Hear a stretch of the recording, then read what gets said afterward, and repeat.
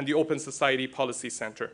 I would also like to extend my gratitude to my team at IPD, who have put together this program for us today. Special thanks to my friend and colleague, IPD Deputy Director Yunus Zangiabadi, who also serves as a lead organizer for the Middle East Strategy Forum. We gather at a pivotal moment of transformation in the Middle East. While the United States remains a paramount security player with an unparalleled military presence, the dominance of the US-led regional order has undoubtedly waned in recent years. This evolution away from unipolarity presents both risks and opportunities that are actively shaping the Middle East's current geopolitical reality. As the United States shifts its strategic focus towards the Indo-Pacific, largely to counter China, and as Eastern Europe understandably demands America's attention and resources due to Russian aggression against Ukraine, traditional US allies in the Middle East are increasingly concerned about the durability of Washington's commitment to the region. This concern about America's role, combined with the steep toll of regional tensions and conflicts in the past 2 decades, has galvanized regional actors into action. This has led them to increasingly take matters into their own hands to address shared threats and tackle regional challenges. The Abraham Accords, the potential for Israeli-Saudi normalization, the Iran-Saudi rapprochement, the restoration of ambassadorial ties between Egypt and Turkey, and the newly announced India-Middle East-Europe corridor all serve as compelling examples of this trend.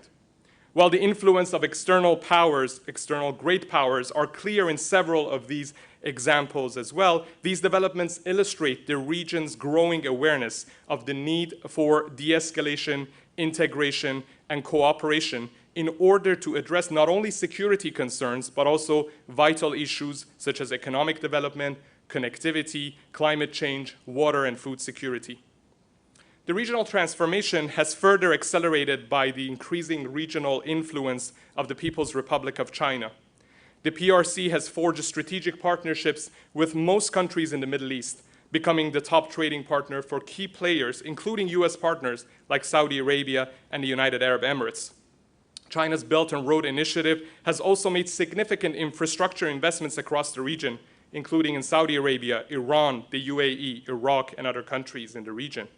China's growing presence in the region offers, on one hand, new economic and development opportunities, as well as new avenues for diplomacy, such as the role that PRC played in brokering the deal between Iran and Saudi Arabia.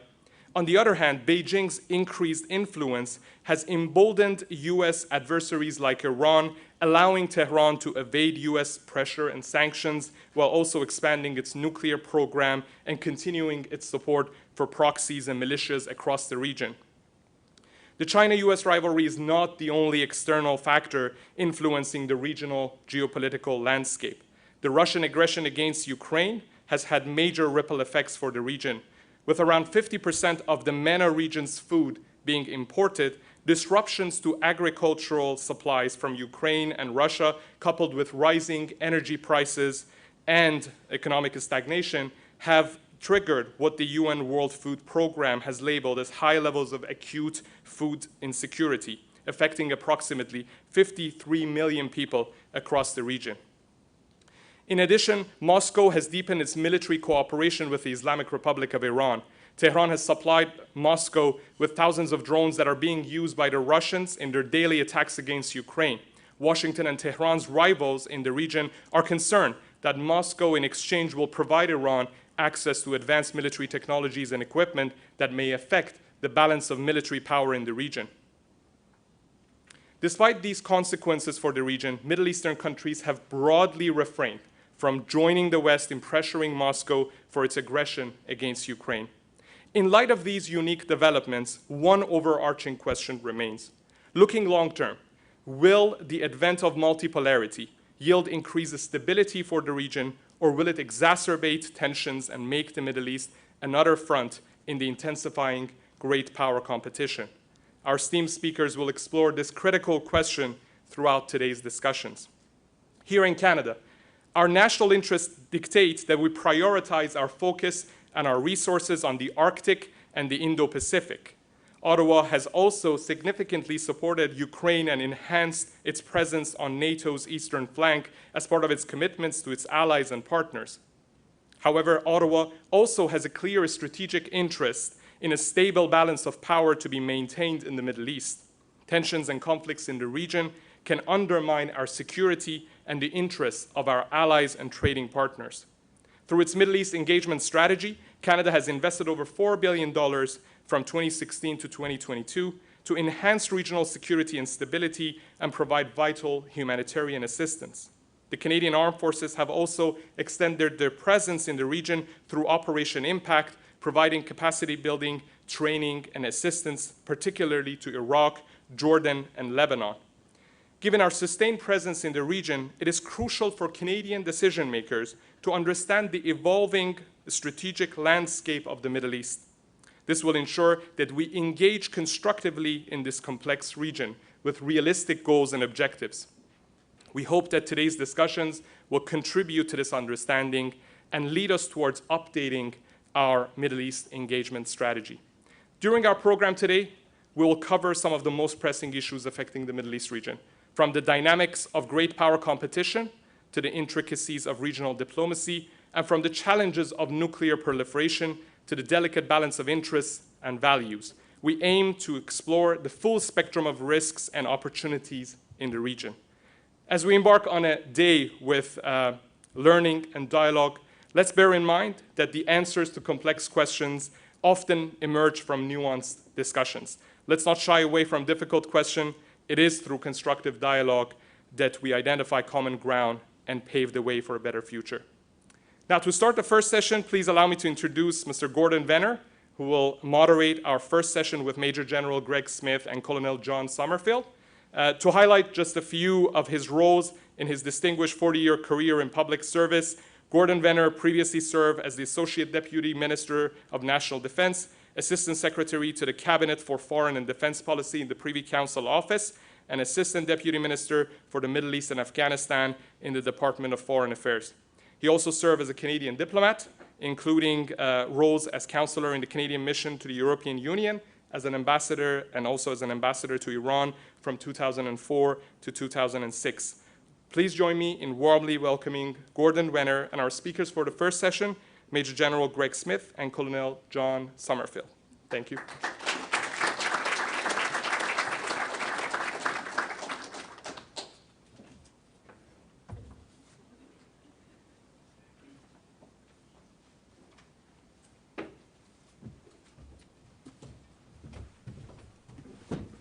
Well, that was a pretty thorough overview of the whole agenda. So we can all probably just go home now, I guess. All done. I just have to be a little bit afraid of everything that we're expected to discuss in the next 50 minutes. I'm not sure how we're going to fit all this in, so I'm going to keep things going as quickly as I can. We'll have a short address from General Smith, followed by another set of remarks from Colonel Summerfield, and then we'll have a moderated conversation that hopefully will take us about 25 to 30 minutes. I get to start by introducing General Smith, and given the time constraints, I'll keep this very short. Major General Smith is the Director General for International Security Policy at the Department of National Defense.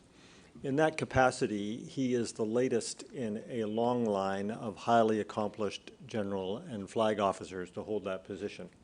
This is a job to which the Canadian forces assign their top performers. In that position, he is also ideally situated to speak to us today about the challenges in the Middle East, and just as importantly, about the broader consequences of events in the Middle East for the rest of the world. So with that, I'm going to ask him to start us off, and I'm looking very much forward to what he has to tell us.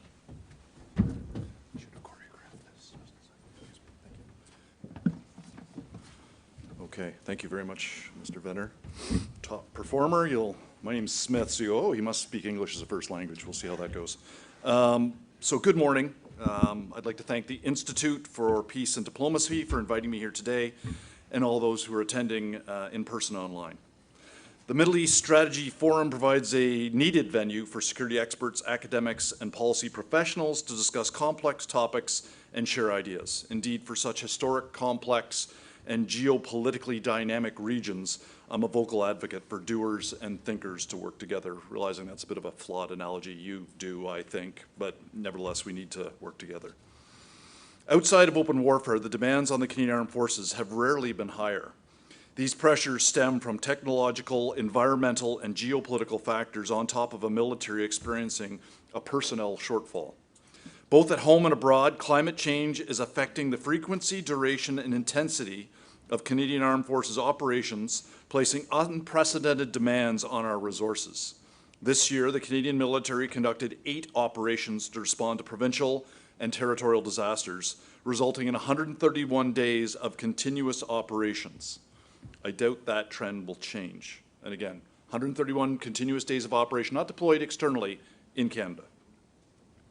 Domestic emergency operations have negatively impacted the human capital of the Canadian Armed Forces, as more frequent and severe natural disasters often coincide with training schedules, drawing personnel and resources away. This adversely affects our readiness and the ability of our forces to deploy.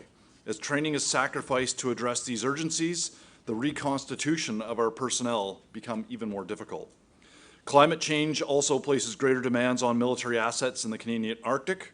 As climate change drives greater interest and activity in the North, the Canadian Armed Forces will be increasingly called upon to assert Canadian sovereignty. You'll regularly see me taking these pauses. This is a rhetorical flourish to go, oh, he's shifting his theme now, which is first of many here. Due to strategic competition and the rapid advancements in technology, such as advanced cruise missiles, hypersonic weapons, and diffuse threats in space and the cyber domain, North America no longer enjoys the same degree of protection from threats by virtue of our geography. These threats have forced us to rethink our approach to deterrence at home, including investing over $38.6 billion over 20 years to the North American Aerospace Defense Command, or NORAD, alongside our American allies. In this global security environment, safeguarding Canada and North America from emerging threats will support our ability to be engaged politically, or globally, and to come to the aid of partners and allies overseas without being held at risk at home. Moreover, the proliferation of commercial uncrewed aerial systems threatens both Canadian Armed Forces members and the deployed forces of our allies, partners, and commercial shipping companies more than ever before. On February 24th, 2022, Russia launched a full-scale invasion of Ukraine. In the year and a half following the full-scale invasion, Russia has committed atrocities against Ukrainians and attacked civilian targets, violating international humanitarian law. Canada remains committed to supporting Ukraine for as long as it takes, continuing to provide Ukraine with the necessary military assistance, training, and support to defend its sovereignty, territorial integrity, and democratic future. But in Europe, Canada does more than support Ukraine. The Canadian Armed Forces' largest mission is currently deployed in support of NATO's assurance and deterrence measures. Canada has committed $2.6 billion and to increase the 1,100 strong existing battle group, and we're increasing it to a brigade, 4 times as big, and will deploy up to 2,200 Canadian military personnel in Latvia until 2026. This is in addition to the nearly 400 Canadian Armed Forces personnel posted in Europe and North America in the NATO command structure and its force structure. In November 2022, Canada launched its Indo-Pacific strategy, laying out a whole-of-government approach to the Indo-Pacific and showcasing Canada as a consistent and reliable partner in the region. The Indo-Pacific strategy sets clear defense objectives, calling upon the Canadian Armed Forces to increase and diversify its regional presence, allowing for greater engagement in support of the rules-based international order and upholding peace and stability. Thus, in this era of emerging technology, climate change, and multipolarity, the demands placed on the Canadian Armed Forces are significant. The Government of Canada over the past 2 years has announced major defense initiatives for continental defense, European security, and increased presence in the Indo-Pacific, all while responding to disasters at home. Considering all these tasks, what about support to Middle East regional security? The region is going through a dynamic shift, and indeed that was described, but I'll go through my version of this. Daesh's so-called caliphate has been militarily destroyed, and the diplomatic success of the Abraham Accords has opened the door to new cooperation that, until then, seemed impossible.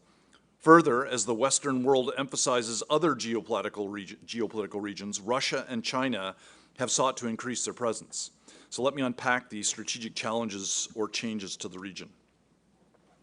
In 2014, Canada joined the Global Coalition Against Daesh as the terrorist organization established its so-called caliphate across Iraq and Syria.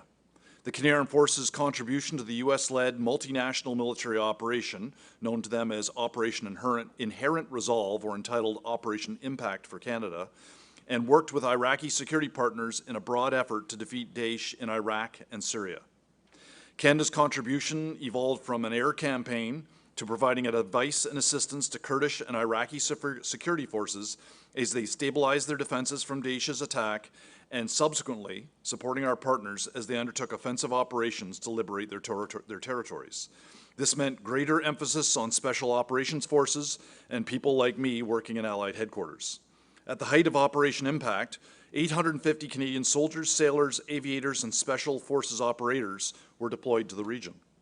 With Daesh's so-called caliphate declared defeated in 2019 and no longer holding terrain, our allies and partners shifted from a more active role to capacity building and institutional development, and Canada has followed militarily suit. The Abraham Accords, talk about the Abraham Accords. In 2020, Israel, through the United States, achieved a master stroke that few dared to predict. The Abraham Accords normalized Israel's relations with 4 partners, namely Bahrain, Morocco, Sudan, and UAE. These agreements, following other peace accords with Israel's neighbors in the past decades, opened the door to new cooperation. Hopefully other countries in the region will take steps to join this accord. Now, of course, I'm not the Middle East expert. I think you are, actually. But this regional detente has changed the geopolitical mood music in the region. The result of decades of political evolution, one could not imagine the contemporary military situation to be like the events of, well, look at the military history of the 40s, 50s, 60s, etc. The security situation in the region has fundamentally changed.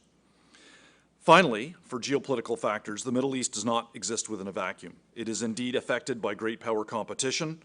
Russia and China seek to deepen their ties with countries in the Middle East as Russia tries to extricate itself from isolation caused by its invasion of Ukraine, and as China seeks to establish regional influence and energy security. So, what for Canada's strategic military operations? Canadian activities in the Middle East region are based on a whole-of-government Middle East strategy launched in 2016. This strategy and its resourcing have evolved in line with the regional security situation. Like allies and regional partners, Canada has shifted its efforts towards capacity building and technical advisory while consolidating our footprint, reducing the number of personnel deployed on Operation Impact, coherent with the strategic picture and the long evolution of the mission. To do this, first, Canada continues to deploy military personnel on Operation Inherent Resolve and NATO Mission Iraq. The later, Canada led as a non-combat advisory and capacity building mission for the first 2 years of its operation, from 2018 to 2020. And we also support the Alliance's decision to expand NATO Mission Iraq, including involving the mission's role to advise the Iraqi Ministry of Interior. Canada also maintains its capacity building programs in Jordan and Lebanon, but I will let Colonel Summerfield get to that with more detail. But Canada's engagement with our Middle East partners is much broader than Operation Impact. Since 2002, Canada has deployed assets to the 38-member naval partnership known as Combined Maritime Forces, or CMF, headquartered in Bahrain under Op Artemis. The Canadian Armed Forces also have personnel deployed with the United States Security Coordinator, or USSC, quietly doing important work supporting the Palestinian Authority under Operation Proteus. Further, there are forces in Sinai, Qatar, Golan Heights, and the Israeli-Lebanon border. Further, Canada's military is improving interoperability and regional relationships. Both matter, especially during times of crisis. Canada has deepened engagement with partners, and indeed the Department of National Defence has signed defence cooperation agreements and memorandums of understanding with Israel, Jordan, Kuwait, Qatar, and the UAE. Most notably, after 5 years of diplomatic freeze, Canada and the Kingdom of Saudi Arabia have reappointed ambassadors to each other's capitals, and indeed, I was at the Saudi reception last night. Very nice. In a multipolar world, Canada strives to nourish and deepen relationship with its partners in the Middle East. Like other allies, Canada retains the ability to surge resources to the region in time of crisis. Canadian military maintains the Operational Support Hub, or OSH, in Kuwait, which provides Canada additional flexibility. The importance of this organizational flexibility and the importance of relationships was evident during the evacuation of Canadian citizens from Sudan earlier this year. Canada worked with its traditional allies, such as the United States, United Kingdom, and other NATO members, to evacuate our citizens. But we also relied on regional partners for access, basing, overflight, and indeed evacuating our citizens. Okay, coming to the big finish here. But what about Iran?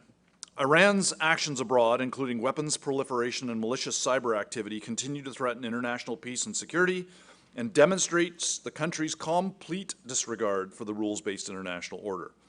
Iran's actions extend beyond the Middle East theater. Iranian entities and personnel have sold weapons to the Russian Federation and provided Iranian military personnel to train and assist Russian forces on the use of these weapons. Moreover, the indicators that Iran is smuggling ballistic missiles and weapons into Yemen abound. The United Kingdom has presented evidence to the UN linking the Islamic Revolutionary Guard Corps to the smuggling of weapon systems in violation of a UN Security Council resolution. All these actions directly threaten international security. At home, Canada condemns Iran's ongoing human rights abuses against its own population, the use of violence against citizens, and the systemic and continued harassment and repression of women by Iran. Recently, the Government of Canada announced further sanctions against Iranian entities. However, as evidenced by recent regional détentes, Iran and regional partners understand that open hostilities would be catastrophic to their interests, with which we fully agree. We await tangible results from these diplomatic initiatives, hopefully that Iran will use diplomacy and dialogue to solve issues, rather than resorting to measures that undermine international security. So as a conclusion, the geopolitical map of the Middle East has evolved significantly in recent years. The defeat of the Caliphate, the signing of the Abraham Accords, re-engagement with Saudi Arabia, increasing multipolarity, they're all indications of a changing region. As the Middle East changes, Department of National Defense, Canadian Armed Forces will work with its Global Affairs Canada and allied partners to review our defense policy. Canada has adjusted its commitment to this important region, just like our allies and partners, to remain a reliable partner in the Middle East through partnership and continuing presence and engagement.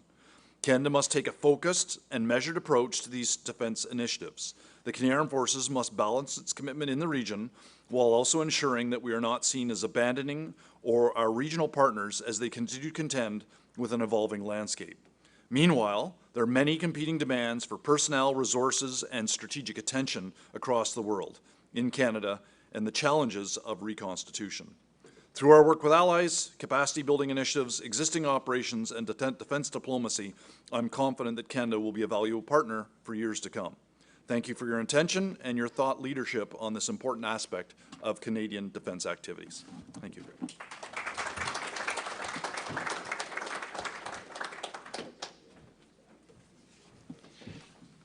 Well, thank you very much, General. I hope during our discussion shortly we'll be able to get into a little more detail about the question of how we situate the importance of events in the Middle East in the context of other global challenges, which seem to be exploding all around us. It's now my pleasure to introduce Colonel John Summerfield, who is the commander of Task Force Impact. I thought I might just start by sharing with you a secret. You may have often wondered where the names come from for military operations.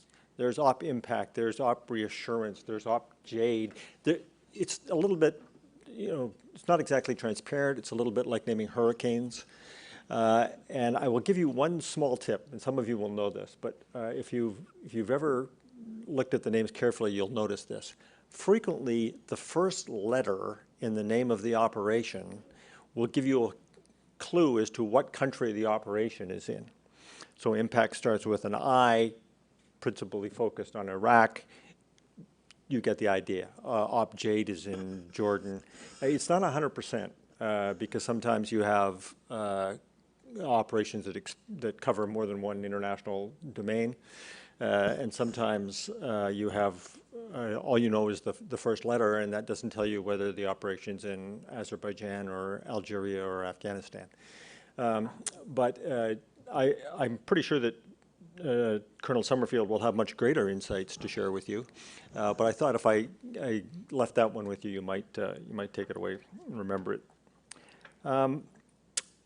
Colonel flew in from Iran at 3 o'clock this morning.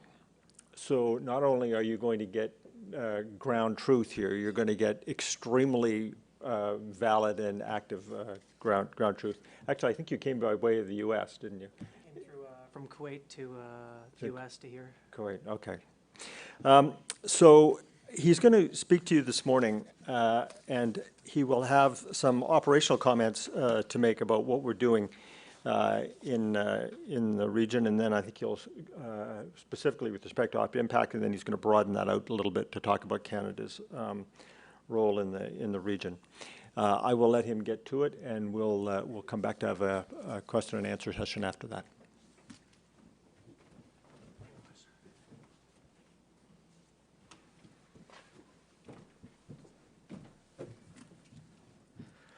Good morning. I would like to thank the Institute for inviting me to speak today. It's quite an opportunity to come back to Ottawa and to do this in person, and the timing was right, and I'm just happy to be here to address everyone here in the crowd and those online.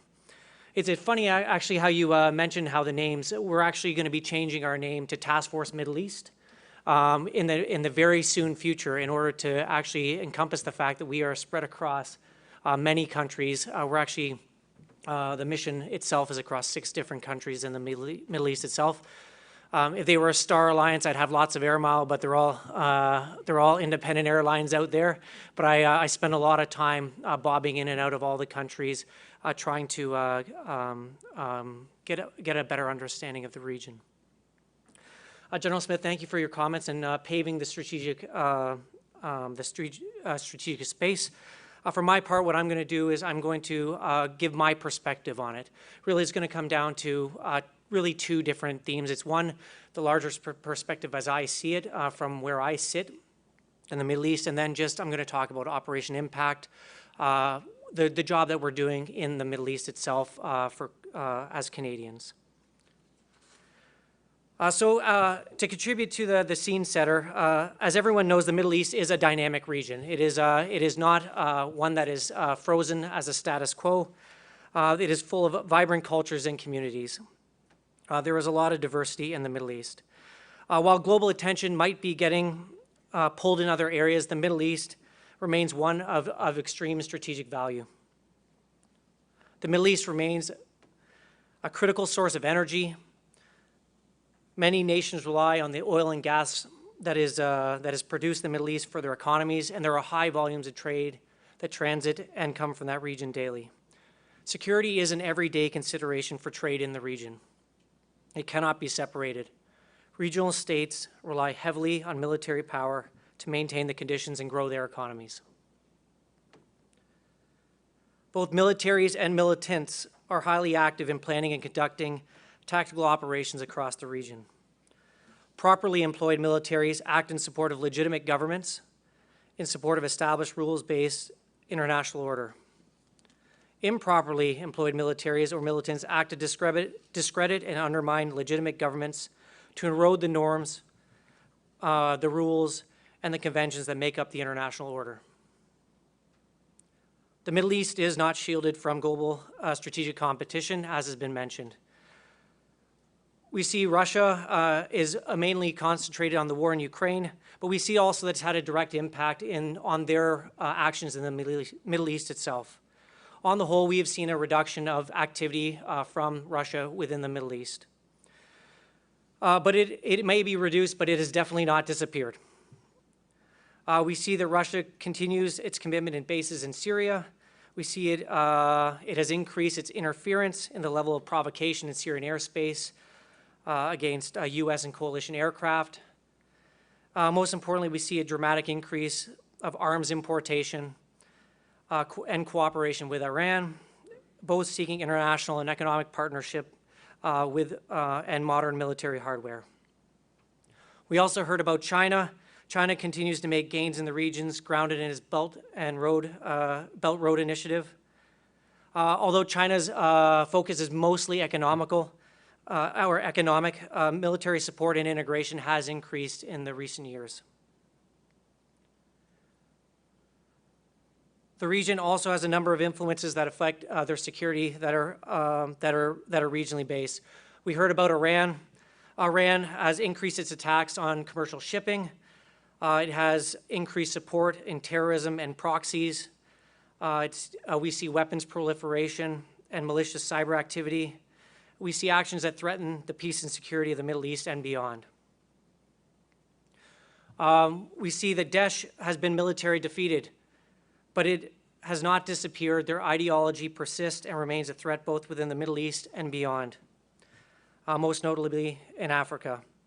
There are other violent extremist organizations that continue to pose a threat to stability and security in the region.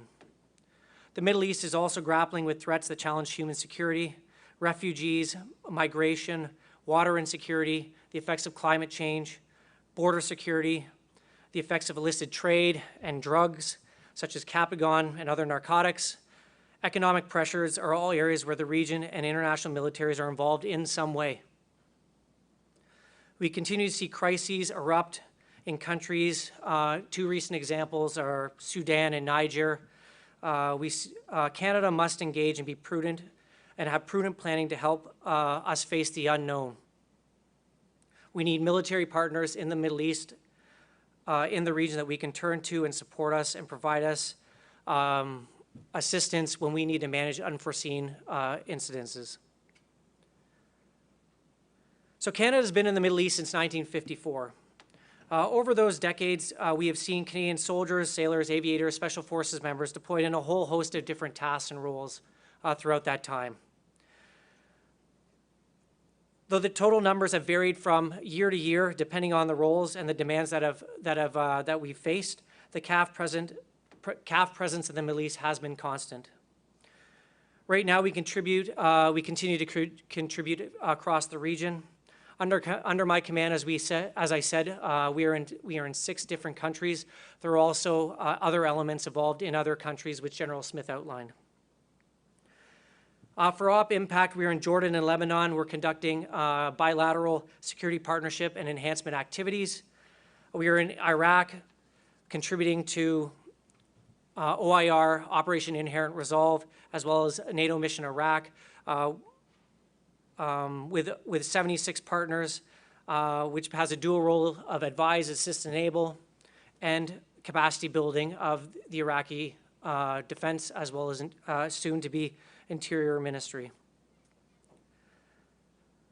We also have OP Foundation. OP Foundation is centered in Qatar, which is embedded in the U.S. Central Command's Combined Air Operations Center, known as the KAOC. It's not very often that I say the whole name out. We call it the KAOC.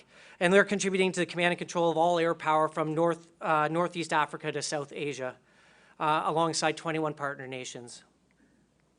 We're also contributing in OP Artemis, which is down in Bahrain, supporting combined maritime forces, which is focused on countering illicit non-state activity and upholding international laws of the sea in the Gulfs and the Indian Ocean. We also have CAF members embedded in the U.S. Naval Central Command. So that's a snapshot of where we are today. But Canada's military role in the Middle East is one that has been in constant change. Our focus has shifted from peacekeeping to combat operations, to kinetic counter-terrorist activities, to indirect activities like building partnership capacity and contributing to maintaining regional security. Operation Impact illustrates the most recent evolution of CAF's role in the Middle East. As a commander, I'm just going to take a couple minutes to just go through a bit of what we do and provide you a little bit of my perspective. So Operation Impact has been focused principally on the coalition to defeat Daesh since 2014. At its height, as a general outline, we had up to 850 people contributing to that mission. We commanded the mission from 2018 to 2020, where we had 250 CAF members deployed as a command team, as a force protection company, advisors, trainers, mission headquarters staff, and a helicopter detachment. Earlier this year, the government announced the extension of impact until 2025. We are also going to be consolidating our footprint in the Middle East and in the region. Our long-term interest is to reinforce the capacities of our regional partners. Today, Canada needs to balance multiple priorities. As the General had mentioned, there is an increased demand for the CAF in the world, whether it's contribution to NATO, whether it's Indo-Pacific, or whether it's at home responding to the increase in natural disasters at home. So our footprint in the Middle East is changing to reflect this. As the task force commander, I'm responsible for developing a plan to use our resources more efficiently and more effectively, all the while continuing to deliver on the Government of Canada's intent and direction. Our focus is on maintaining the operational outputs and upholding the commitments to our allies and partners in the region. So we're posturing ourselves to remain committed and consistent, ready to react and to readjust if future needs require different or additional resources. So right now, we're focused on continuing our current level of commitment to Operation Inherent Resolve and NATO Mission Iraq. We're going to continue filling a key number of staff roles in both of those missions centered on building capacity within Iraq itself. We have our two bilateral missions in Jordan and Lebanon, which are Canadian Train and Assist Teams, otherwise known as our CTATs. We're going to continue working to build capacity and enhance our security partnership in those regions. A couple of examples of what we do is we conduct workshops, we train, we mentor, we coach in the laws of armed conflict. We are enhancing women, peace, and security with the Jordanian Armed Forces, attempting to assist them to build and integrate a female company within their quick reaction force brigade. We're introducing new skills and building new capabilities as we coach and mentor and provide infrastructure to the Lebanese Armed Forces. We are focused with the Logistics Brigade to try to establish a technical school, teaching, maintenance, and support skills to its personnel. But we still have work to do. We can improve ourselves. We could take a more deliberate, forward-looking approach to capacity building. We can streamline our processes. We can become more efficient and consistent so our partners can predict our support a little bit better. We can also continue to provide key leaders and staff to regions across the region, whether it's in the CAOC or it's in the CMF in Qatar and Bahrain within coalitions. We are going to maintain our operational support hub in Kuwait, which is a critical enabler for CAF activities across the region. We are currently in the process of consolidating our infrastructure at Camp Canada in Kuwait. We're looking at installing new and efficient more infrastructure that can better withstand the extreme elements that is the desert of Kuwait, and which actually takes fewer people to maintain. So by investing a little bit into a better infrastructure, we can reduce the purse demands and contribute to CAF reconstitution. Within my headquarters itself, we're going to rely more on digital technology, reach back, which we all learned how to do during the pandemic. We're going to do what was impossible 3 years ago and rely on the lessons learned to make things possible now with fewer people and become more efficient. Virtual presence and information sharing will reduce the requirements for in-theater personnel, but it will not impact the overall mission itself. To conclude, the CAF is posturing itself to be able to remain committed and consistent, ready to respond and readjust should the future needs require it. Our military contributions to the coalitions contribute to Canada's foreign policy goals and ensure reciprocity with our peers and allies. Our presence, our investments in training, capacity building, our collective contribution with allies prevents a vacuum in the region that can be exploited by others. Our contribution to enhancing regional partnership is developing independent capacity for self-sufficient military capabilities, albeit slowly in some areas and more quickly in others. The Government of Canada remains committed to its allies, to its partners in the Middle East, to contributing to regional security and to upholding international order and laws. Thank you.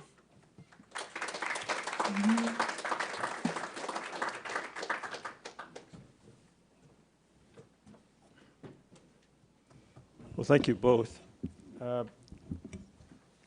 You've given us a great many places where we could dive into the deep end and context of the Middle East today.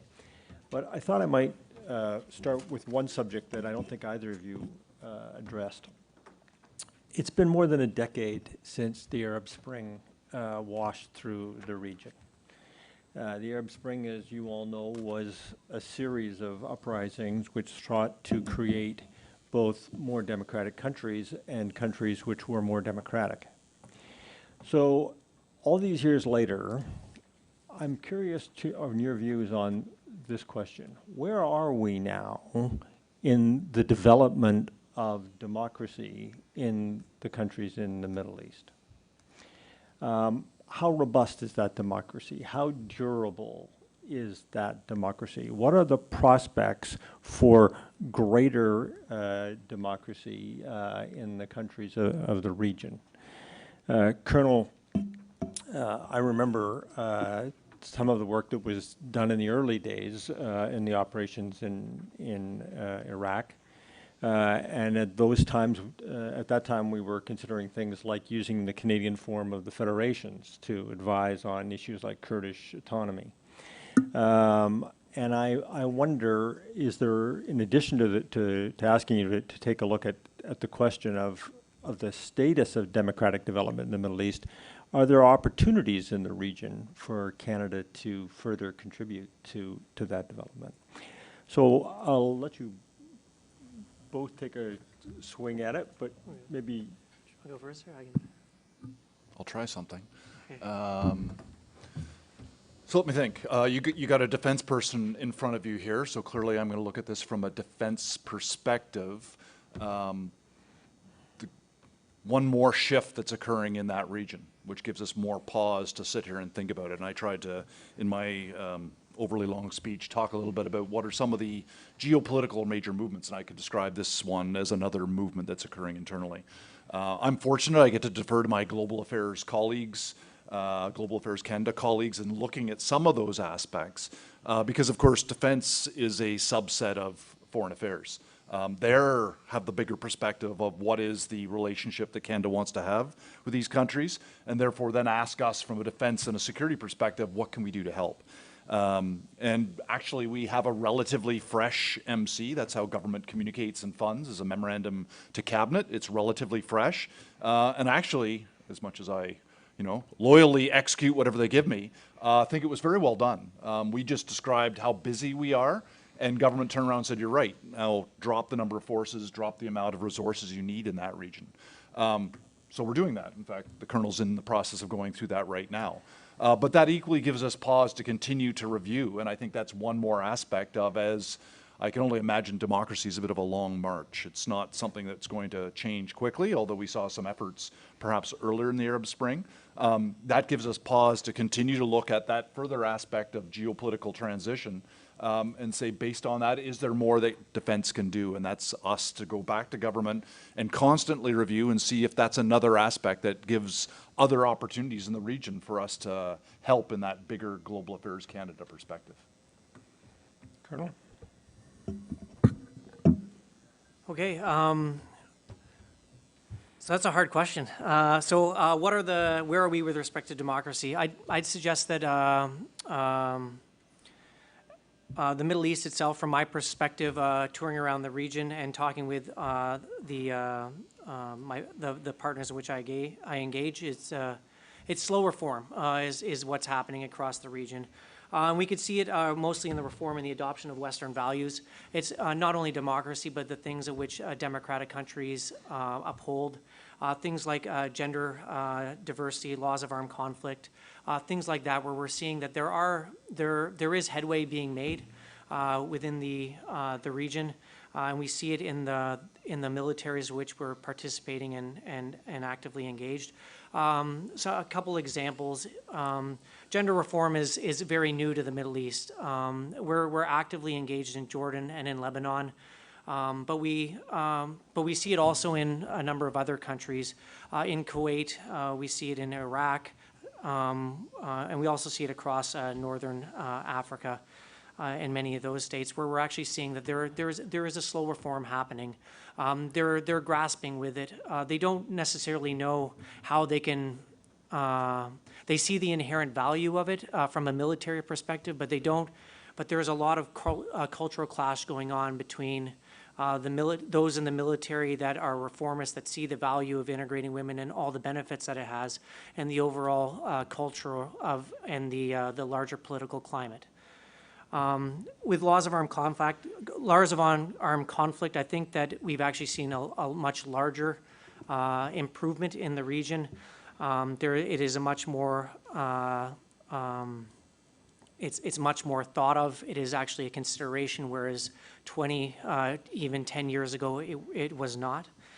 So we see that democratic values are starting to bleed in to the experience. However, I will say that it is not universal. It is in some region it is much more successful than others. And I think that it's based that the fact that the Middle East is not one culture, it's not one country. There are many diverse backgrounds in there. There are many different states that have monarchy right to a democracy in Lebanon. But the democracy in Lebanon is one that's fragile, that we've seen, and it's affected the work that we've seen as well with the Lebanese armed forces. Political instability is ripe in the Middle East right now, so the march towards democracy, I think, is going to take a back seat to solidifying against all the human security issues that are so strong across the region, which I had talked about during my address. I think that's. Thank you. Back in the days when we were in Afghanistan, we talked a lot about the 3Ds, defense, diplomacy, and development, and how all three pillars had to be pursued at the same time. Point was frequently made that if there was no security, then there really wasn't a path forward to democracy or even to economic development. So I'd be curious, from your perspective right now, is the degree of security, is the degree of stability that you've been able to achieve sufficient to allow for democratic and economic development? Or are we caught in a catch-22 where we can't get democracy without security and we can't get security without democracy? I'm going to start with this one, and then the regional guy can get into that a little bit more. Looking at it, and I think it's reflected in our Middle East strategy, the world has changed. I mean, I'm not that old, but if you go back to the 40s, 50s, 60s, 70s, et cetera, militarily, it's a very different area. We don't see open warfare. Conflict is not what it used to be. And indeed, the Abraham Accords, I have not traveled that much in the region, but has changed the temperature, whatever the best analogy is. It has changed the region. Economic opportunities are widespread. We see accelerating trade. And so is there a continued geopolitical friction? Yes. I was very fortunate last year to go to the Manama Dialogue in Bahrain. And so we Westerners sitting here, we look to the West and go, oh, Ukraine, yep, and that's a threat, and we have NATO, and that's something we focus on. But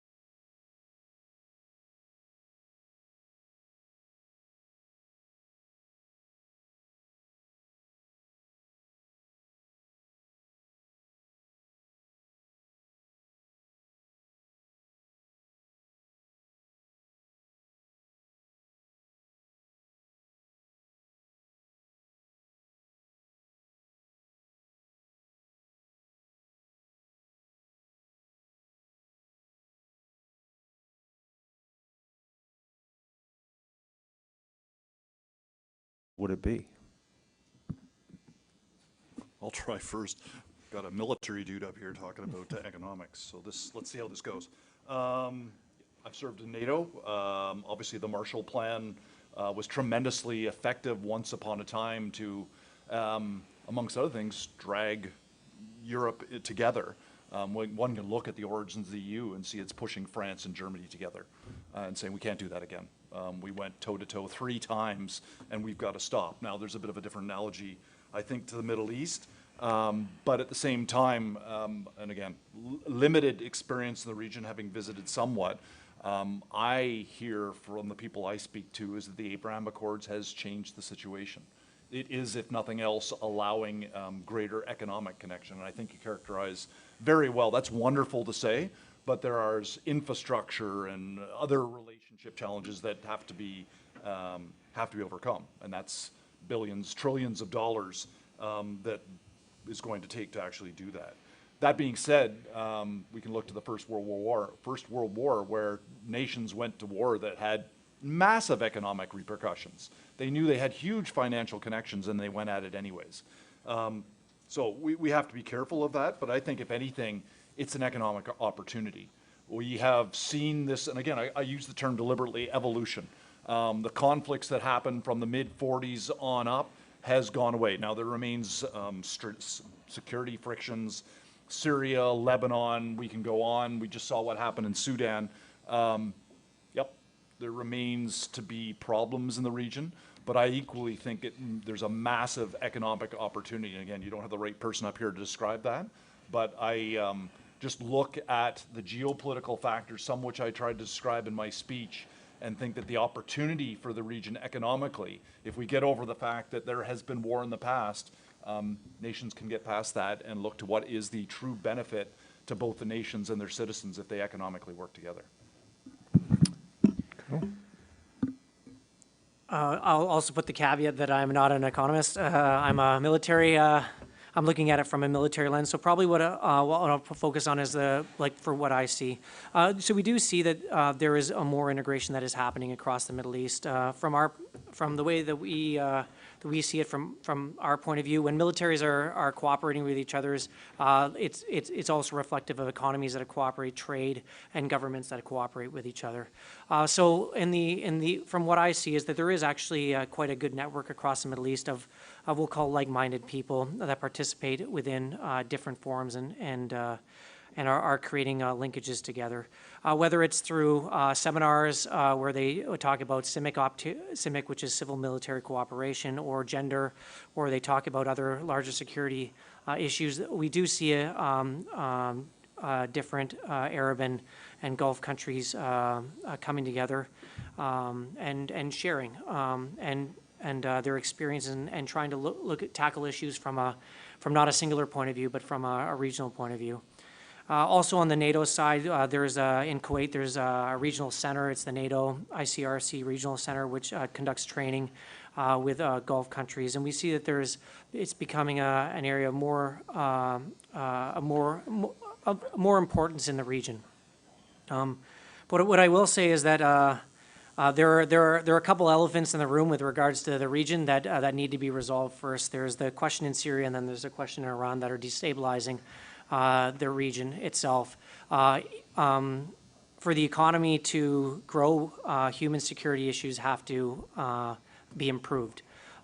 So I think that's why there is a congruence, or at least from a military point of view, there's a need and there's a desire for cooperation, because the problem is larger than any one state within the region itself, and without cooperation, there can be no future.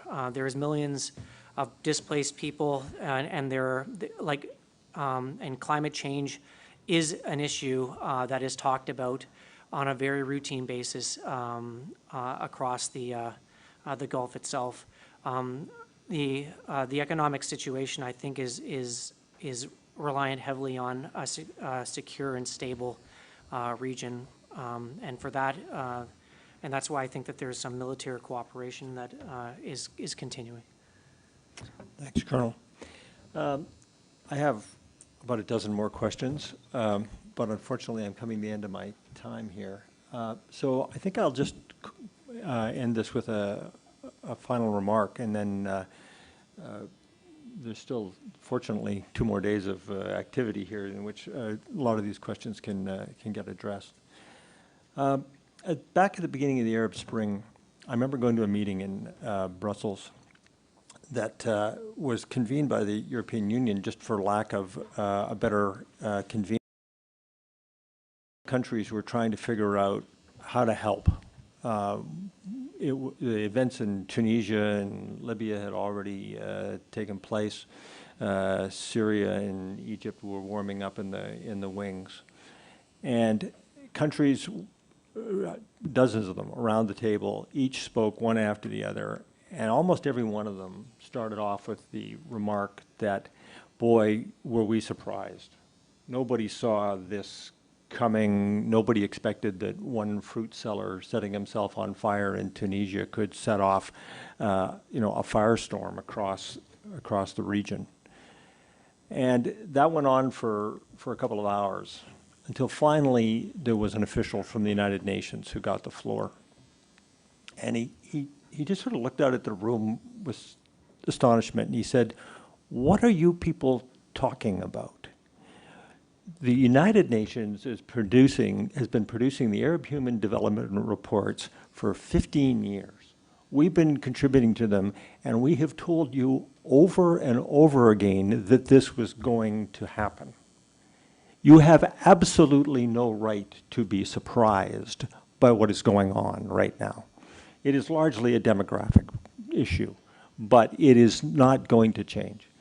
And listening to the two of you, provide your insights this morning has made me think that we have at least come a long way in that sense. I think we're better educated, we're better informed, and we're paying more attention every day to what's going on in the Middle East. And I don't think anyone will ever make the mistake again of saying, well, we were just totally surprised and shocked. So thank you for your efforts. Thank you for your service in the region, which is of tremendous importance to all of us. And thank you for your contribution this morning.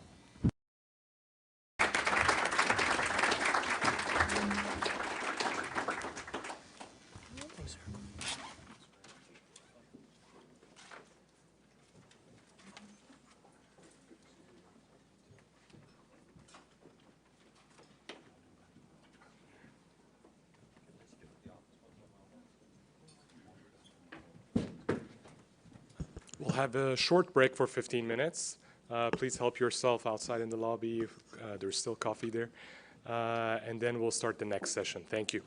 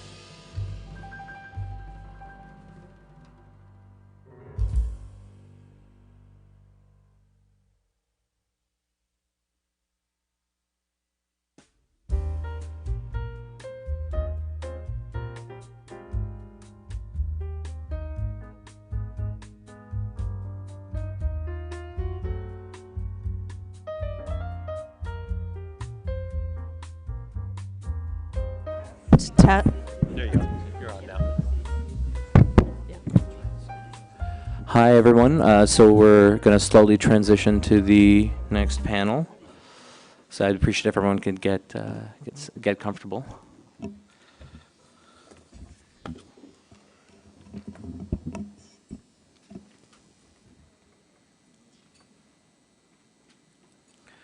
All right. Well, welcome to the first panel and second event of this conference on Great Power Triangle, Competing Visions and Strategies for Influence in the Middle East.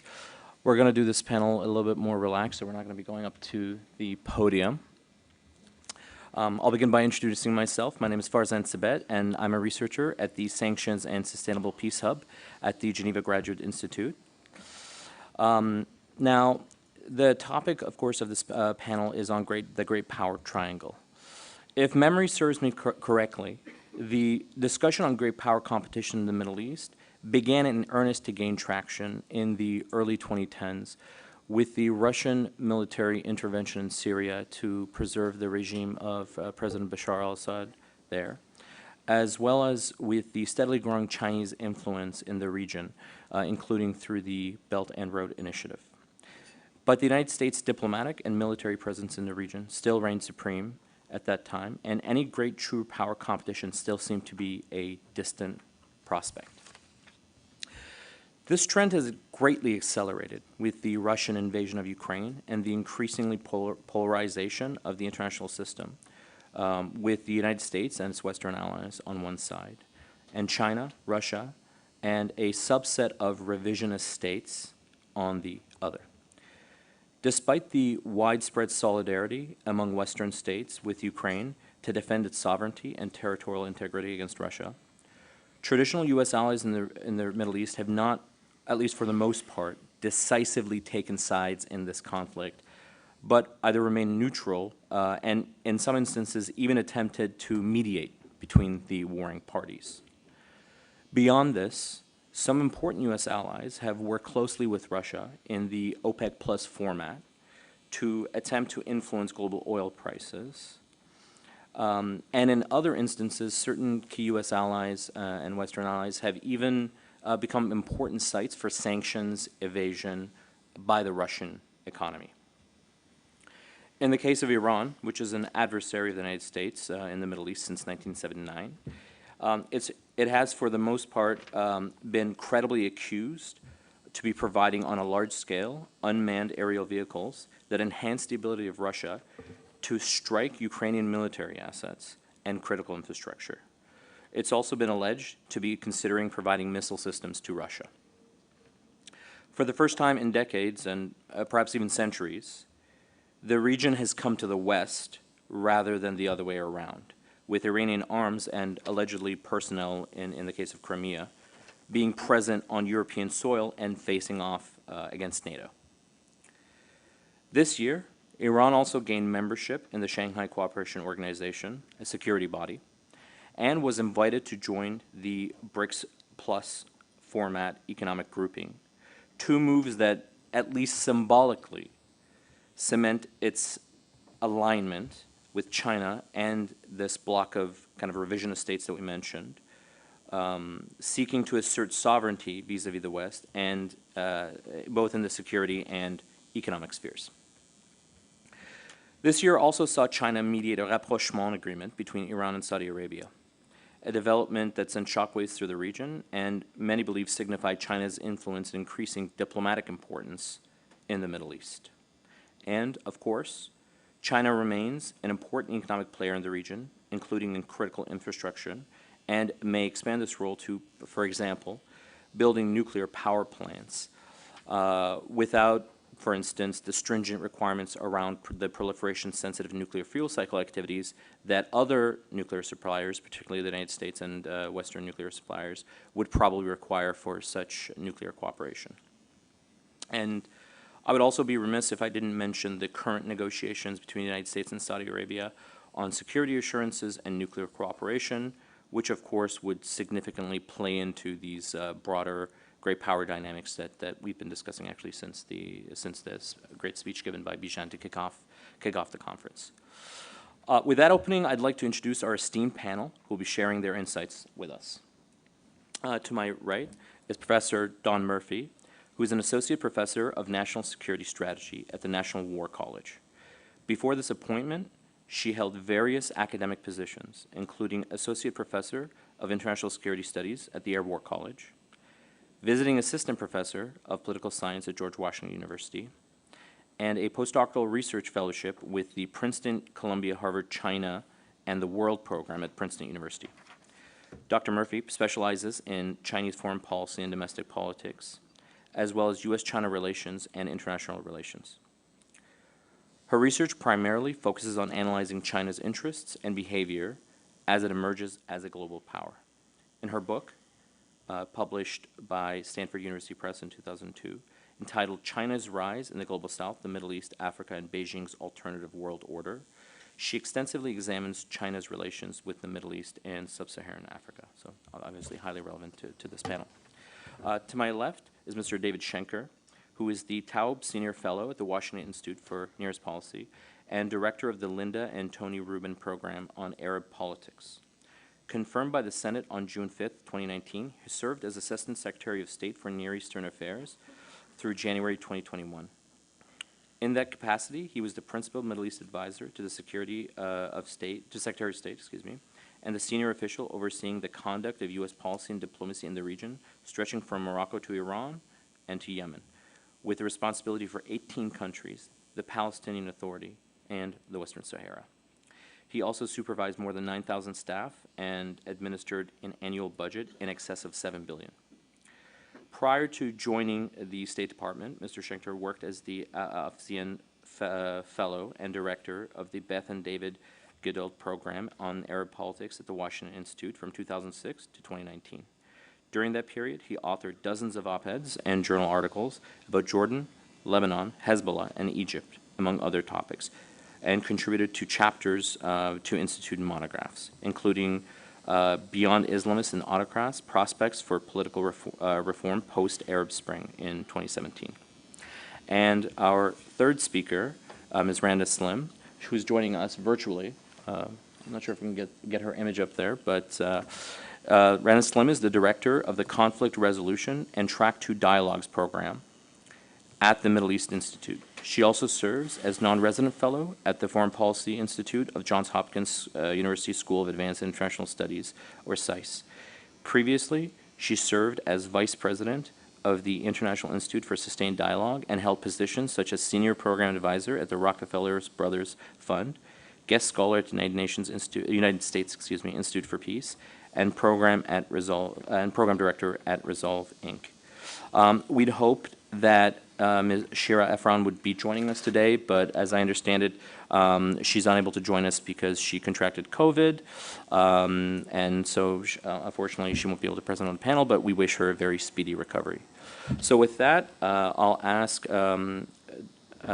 Murphy to kick off the panel with her remarks. Thank you. Good morning. Okay, one more. Excellent, great. So first of all, thank you so much for inviting me to be here today. And I need to start out with the disclaimer that the views that I express today are my own. They do not represent the National War College, the United States Department of Defense, or the U.S. government more broadly.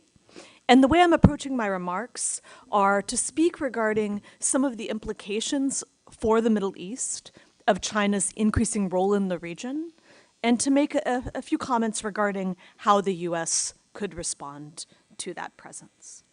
So first, I think it's important to think about what are China's interests in the region. I would say the most important interest is acquiring resources and markets to fuel China's own economic growth. And I do think it's very important to stress that from my perspective, the markets in the Middle East for Chinese goods and services across a broad range of sectors is just as important to them as energy or resources from the region. And that in many ways they see, especially in the Arab Gulf, but in the Middle East more broadly, I think they see these economies as very key markets for those goods and services going forward. The next most important interest is fostering support for China in the international system in an emerging era of multipolarity or bipolarity. So in the Middle East, having all of the League of Arab States, plus Iran, Israel, Turkey, right, the region much more broadly, supporting China in international forums, whether that's the United Nations, the G20, the World Trade Organization, the BRICS, other informal groupings. But they very much want support from countries in this region. The next most important interest is ensuring China's own domestic stability by having countries in these regions not criticize China for its behavior in Xinjiang and its treatment of the Uyghurs. So ideally, silence, but the degree to which they're able to get more proactive statements that are supportive of China's behavior, that also is an objective.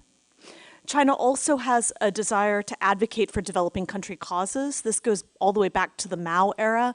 Very much China in the past saw itself as a leader of the third world, a leader of the developing world, today as a leader of the global south. China also has a desire to safeguard its citizens and businesses. I think you're all familiar. In Libya in 2011, they had to evacuate out 35,000 citizens. You had similar dynamics in Yemen, in Syria. Increasingly, Chinese citizens are targeted by terrorist activities, by kidnappings, by other potential threats to their safety. And finally, China wants to protect its territorial integrity and sovereignty from the US by having support from countries in the Middle East for its objectives in other regions. So before 2010, you didn't see this behavior as much. China had a very siloed approach of really separating its behavior in Asia from Latin America, from Africa, from the Middle East. But increasingly, China wants support from countries in the Middle East for its stance in the South China Sea, for its behavior in Hong Kong, for its interests in relation to Taiwan. That's a longer standing, that goes all the way back to the Mao era, obviously, but increasingly definitely wants support in relation to Taiwan and to non-intervention and non-interference more broadly. I will come back to these interests at the end of my presentation because I think it's important to think about those interests relative to US and broader Western interests in the region, to think about how they overlap or how they possibly are in tension. So that's from an interest standpoint. The way I would really describe China's interactions with the Middle East at this point would be that there's been a linear progression over decades of China's expanding interests and behavior in the region, and that China's been building many institutions and utilizing a wide range of foreign policy tools across its instruments of power, economic, political, security, et cetera, to pursue its interests. Some prominent examples that have already been mentioned by some of the speakers this morning: it's established cooperation forums in order to coordinate its very broad multilateral relations with these countries across a broad range of functional areas. The ones that are relevant for the Middle East, broadly defined: the Forum on China-Africa Cooperation, established in 2000, includes North Africa. The China-Arab States Cooperation Forum, established in 2004, includes all of the League of Arab States. And increasingly, the Shanghai Cooperation Organization, that's already been mentioned, it was established in 2001, originally with China, Russia, and Central Asian states. Over time, India and Pakistan joined. Most recently, Iran has become a formal member, and then there's been discussion that Turkey may pursue formal membership.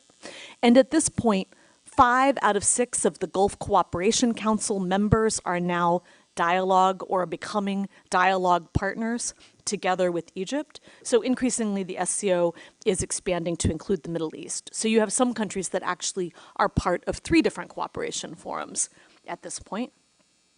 Another important foreign policy tool would be special envoys that China has been establishing to attempt to contribute to peace and stability in the Middle East and address what it sees as hotspot issues. The first one that was established was the Middle East Special Envoy for Middle East Issues that focused on the Middle East peace process starting in 2002. So at this point, you have multiple decades of that special envoy operating. In 2016, they established a special envoy for Syria to attempt to contribute to resolution of the Syrian civil war. Most recently, as has already been mentioned, earlier this year, there was the brokering of a deal between the Kingdom of Saudi Arabia and Iran that China helped to facilitate. We can talk in Q&A the degree to which China was actually involved, but that is not a special envoy, but I would say it squarely falls within this type of behavior, this desire to bring parties together and to mediate, and it is the very first example that we have of China successfully brokering a deal between two regional rivals in any part of the world. And most recently, as I know you are all familiar with, although the special envoy for Middle East issues has been operating for a long time, after the Saudi-Iran deal, China has expressed a reinvigorated or re-emphasized its desire to contribute to negotiations between the Palestinians and Israel. So that's the special envoys. They've also pursued free trade agreements with the Gulf Cooperation Council, with Israel, as well as with Palestine, as an example. They're establishing special economic zones across the region. They're heavily involved with strategic partnerships. They have established strategic partnerships with the League of Arab States, with the African Union, with the Gulf Cooperation Council, as well as bilateral strategic partnerships with every major country in the Middle East minus Israel. And so they have strategic partnerships with Saudi Arabia, with Iran, with the Emirates, with Egypt, with Turkey, with Morocco, et cetera, et cetera. The most recent strategic partnership that they are pursuing is actually with the Palestinians that they announced earlier this year. In the military domain, they've been heavily involved in United Nations peacekeeping operations, in multilateral efforts to combat piracy in the Gulf of Aden, and they established their first overseas military base in Djibouti in 2017. As has already been mentioned, Belt and Road is something that tends to be emphasized. The way that I look at Belt and Road is it's an umbrella initiative that all of these other foreign policy tools that I just described are part of Belt and Road. And that I would also note that Belt and Road and many of these other activities very closely align with the vision that many countries in the Middle East have for themselves. So whether it's Saudi's Vision 2030 or the other kind of vision plans, especially in the Arab Gulf, China's behavior very much complements a lot of those aspirations. So at this point, China is the top economic partner of almost all countries in the Middle East. And you have to look at a number of different metrics. You know, in some cases you're looking at flows, and that's where, as far as current trade or current flows of foreign direct investment, that's where China ends up normally being number one. When you start looking at investment stocks, foreign direct investment stocks, there are still a number of metrics where the US or Western Europe or other actors continue to be predominant. But increasingly, China is the top economic partner of many countries in the Middle East. On the political front, it is an increasingly important political actor using the foreign policy tools that I've already described. And I would also note that as a political actor, China portrays itself in, I'd say, a special way, trying to differentiate itself from the US and from Western powers more broadly. So it portrays itself in the political space as a defender of sovereignty, as a champion of development and South-South cooperation, as a promoter of connectivity, as an advocate for international institutions. It also highlights that it's a balanced actor compared to the US and to Western powers. What it means by that is that it has positive relations with every single country in the Middle East. And it also tends to stress its lack of a colonial history in this region compared to others. So it is very much a rising economic and political actor. In contrast, in the security realm, China at this point does not want to provide the security guarantees that the US provides, and there's very little indication that it wants to play the same type of security role that the US does in the region. So you have this dynamic where at this point China is increasingly the top economic and political partner, but the US and Western actors tend to continue to be the primary security players in the region. And it is important to note that all of this is occurring at a time when, within the Middle East, there are growing concerns regarding the perception of a US withdrawal from the region for a number of reasons, right? Whether that's the perception of the US shifting its focus to Asia and to China, if it's perceptions associated with the US withdrawal from Iraq and Afghanistan, whether it's perceptions associated with the US response to the 2019 attacks on Saudi facilities, as well as the 2022 attack by Iranian proxies on Abu Dhabi, right? There's a lot of different dynamics that we have a room full and an audience full in online world of Middle East specialists. I'm much more of a China specialist, but Middle East specialists that you think about all these dynamics. But that very much is an important context to consider China's rise within. So as a result of those dynamics, you have this reflection by countries in the region regarding what does the relationship with the US look like? What does the relationship with China look like? So that's one dynamic. Another important, and I would say fluid dynamic right now, is that we're operating at a time where Sino-American relations are deteriorating, they are souring, and you have this narrative or dynamic of strategic competition or great competition playing out globally, and obviously the Middle East is an important region in that, right? So increasingly countries are feeling the need to pick sides, are perceiving that they're being asked to pick sides between the US and China. And arguably, as we move towards a point where you potentially could actually have a rupture in relations between the US and China, or between China and Western Europe, or between China and Canada, or between, right, kind of more broadly, as we get closer to a point where you potentially have a rupture in those economic or political relations, or a further rupture, I should potentially say, in those relations, the Middle East is increasingly important to China for markets, for political support, for its broader aspirations as a country. I also should note that as China's economy slows, and this is something that's been happening all the way back to the 2010s, it potentially could have two different effects on this region, right?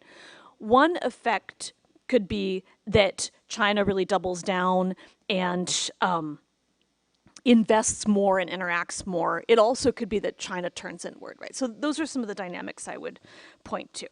And so the implications for the Middle East is that increasingly countries in the region now have more choices, and they can leverage great powers against each other to pursue their interests. And so what are the implications for the US? So US interests, and I'm going to go through this quickly because I think it's important just to think about this in context. So US interests, access to energy and stable energy prices, preventing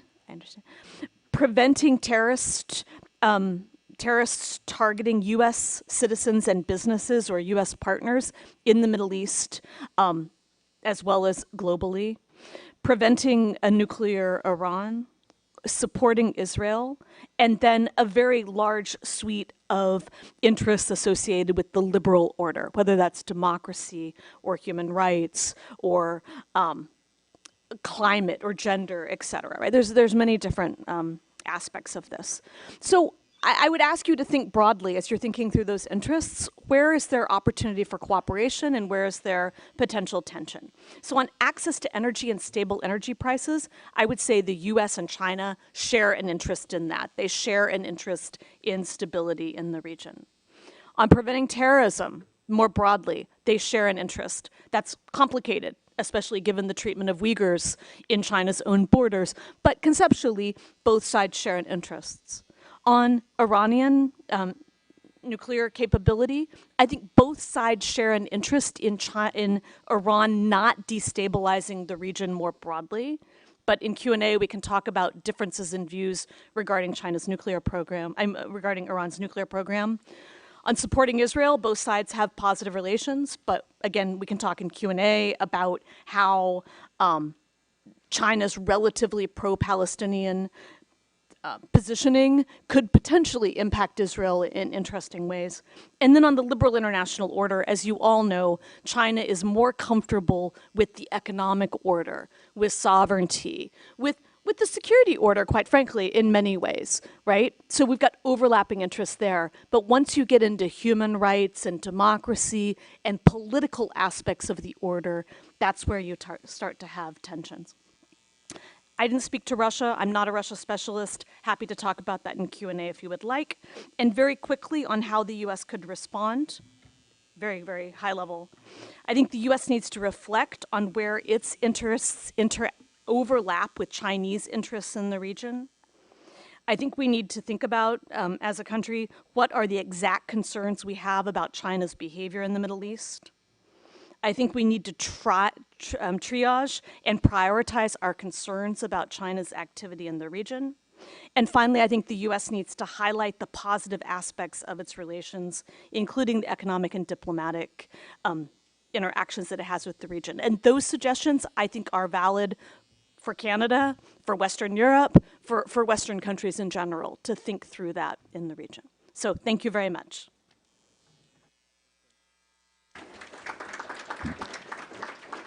Thank you very much, Professor Murphy. Both comprehensive but also concise. I have lots of questions, but I'll save them for towards the end.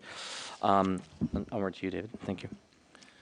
Well, thank you, and thank you to the Institute. It's great to be with you here today.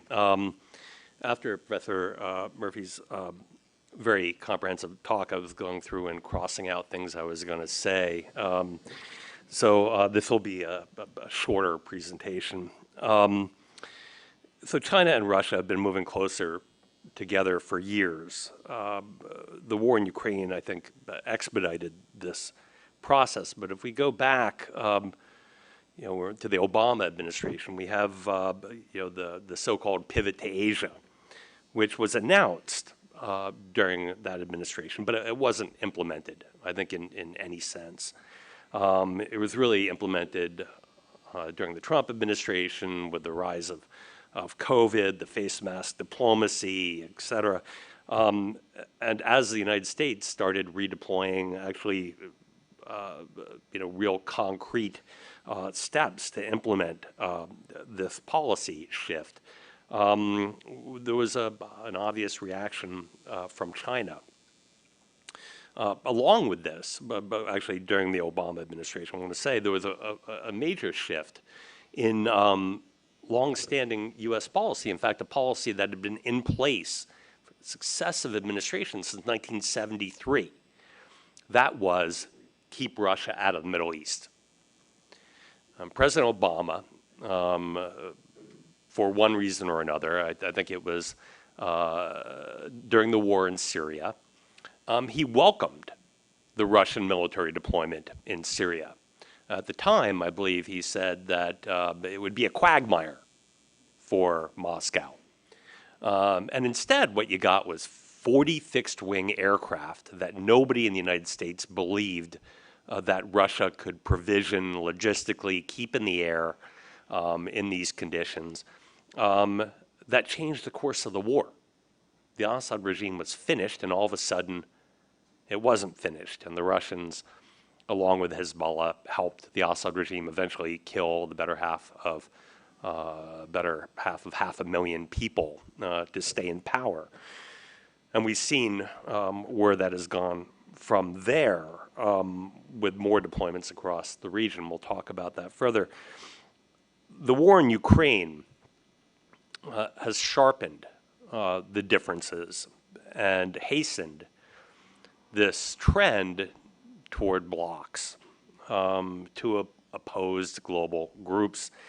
that it just makes and has made enormous amount of sense for China and Russia, and to a lesser extent, but certainly an extent, Iran, in getting together and opposing what is the longstanding U.S.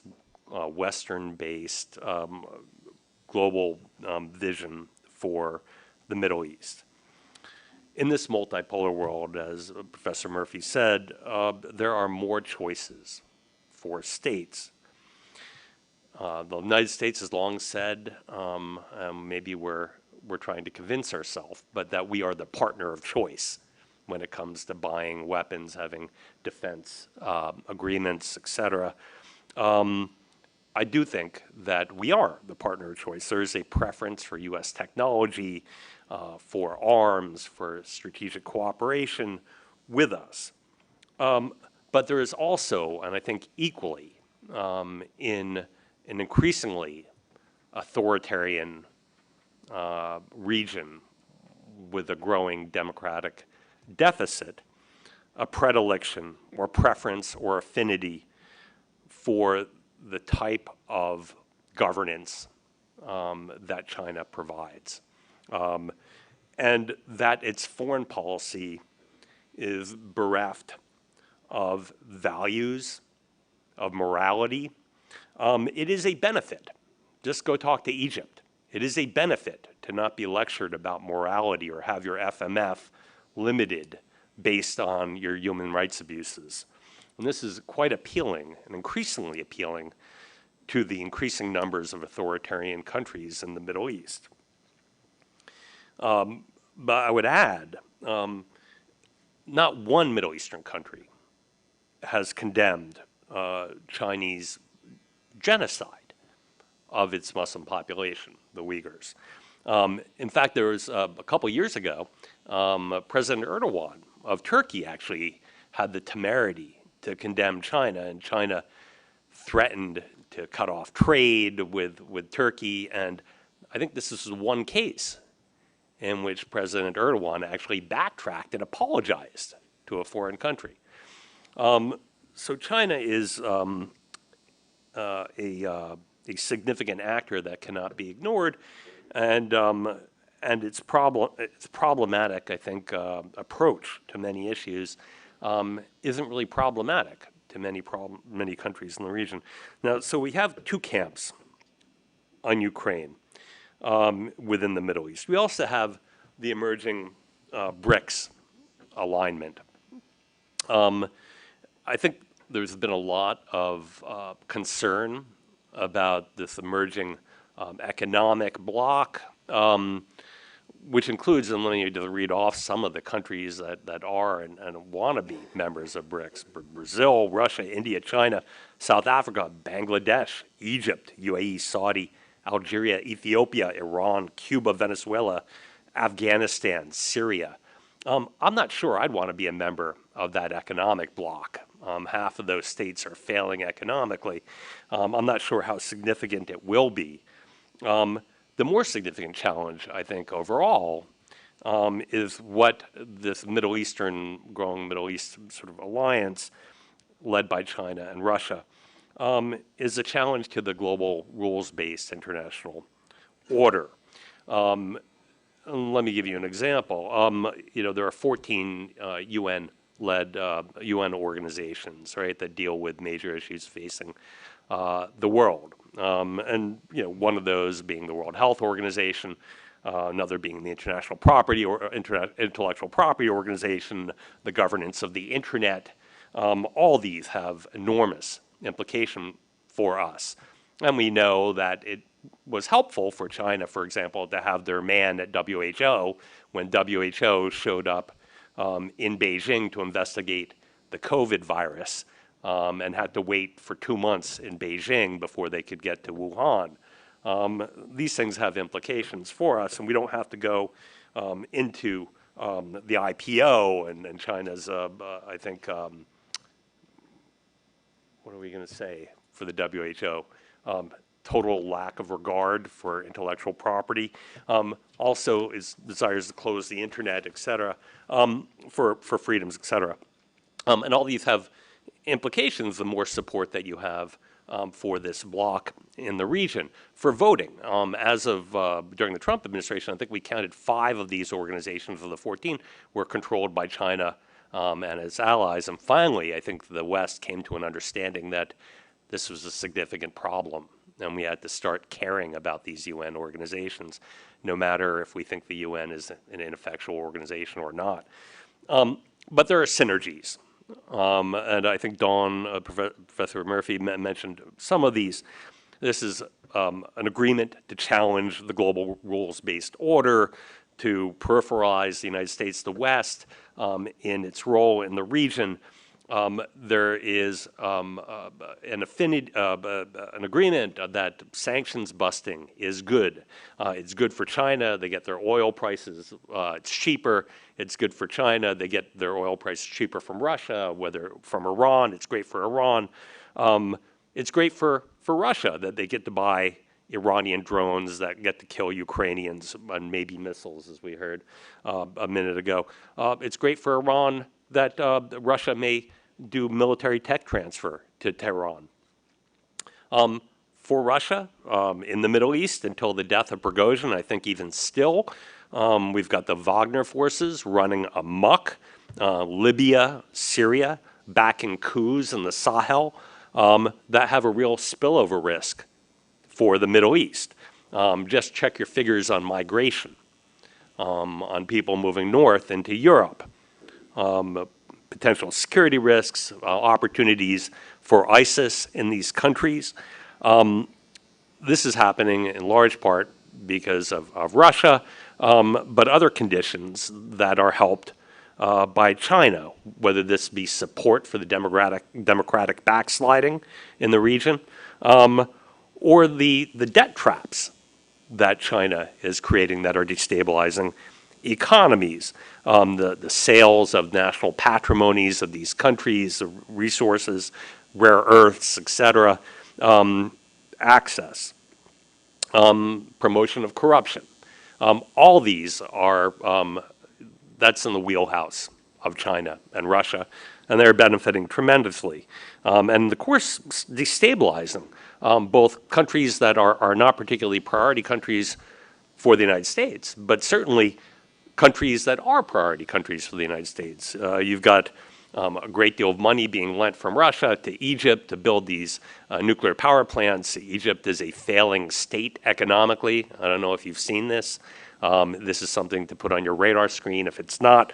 But even Jordan, United States' best Arab ally, has a debt trap in Atarat. It's a power plant that the Chinese lent $1.6 billion and are now charging extortionary prices to generate electricity.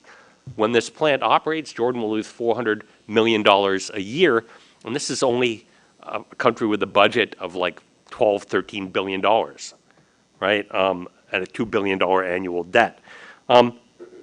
Just ask Djibouti how the debt trap works out. China gets 100-year leases on ports, and these ports turn out to be military ports. There is no division with China between civilian and state PRC ownership. Everything is in the service of the party. Let me just finish up. I've got a couple more quick points. We're seeing an epidemic of strategic hedging because of the opportunities and the choices. China has these economic ties. The United States is still the only country that can provide the security umbrella, but there is, I think, some doubt. I'll talk about this at the next panel that I'm on. But there are questions about whether China will ever be able to project this type of power, whether China can guarantee the diplomatic deals that it reaches. But the trend lines from where I sit aren't reassuring. The United States increasingly in the West lack leverage to compel economic reforms, to promote democracy. There is donor fatigue. There's rising amount of economic failures. There are coups. And there is an increased opportunity, I think, regrettably, for instability in the region because of Chinese and Russia's increased involvement. So thank you. Excellent. Thank you very much for that presentation. Again, lots of themes which I think we'll come back to in not only the end of this panel, but subsequent panels. I'd now like to turn to Randa Slim, who's supposed to join us virtually. Morning, everyone. Joining you from Beirut, from the Middle East. Thank you to the Institute of Peace and Diplomacy for the invitation. It's a pleasure to share the virtual podium with the panelists. I'm going to be making 3 remarks to address 2 questions. One is, what are the implications for the Middle East, the perceived or relative empowerment of an emerging geopolitical bloc led by China, Russia, and to a lesser extent Iran, and also North Korea. And second, what role will the Middle East region play in these global transformations?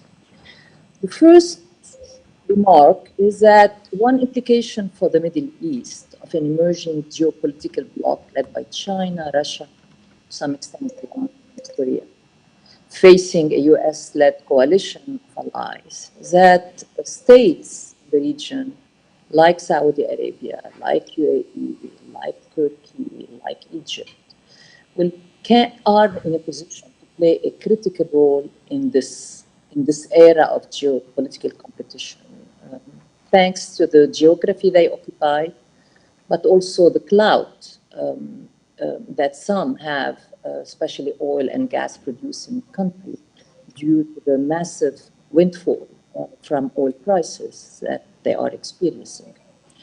These countries, as well as the majority of Arab states, with the exception of Syria, have decided that their interests lay in playing both sides.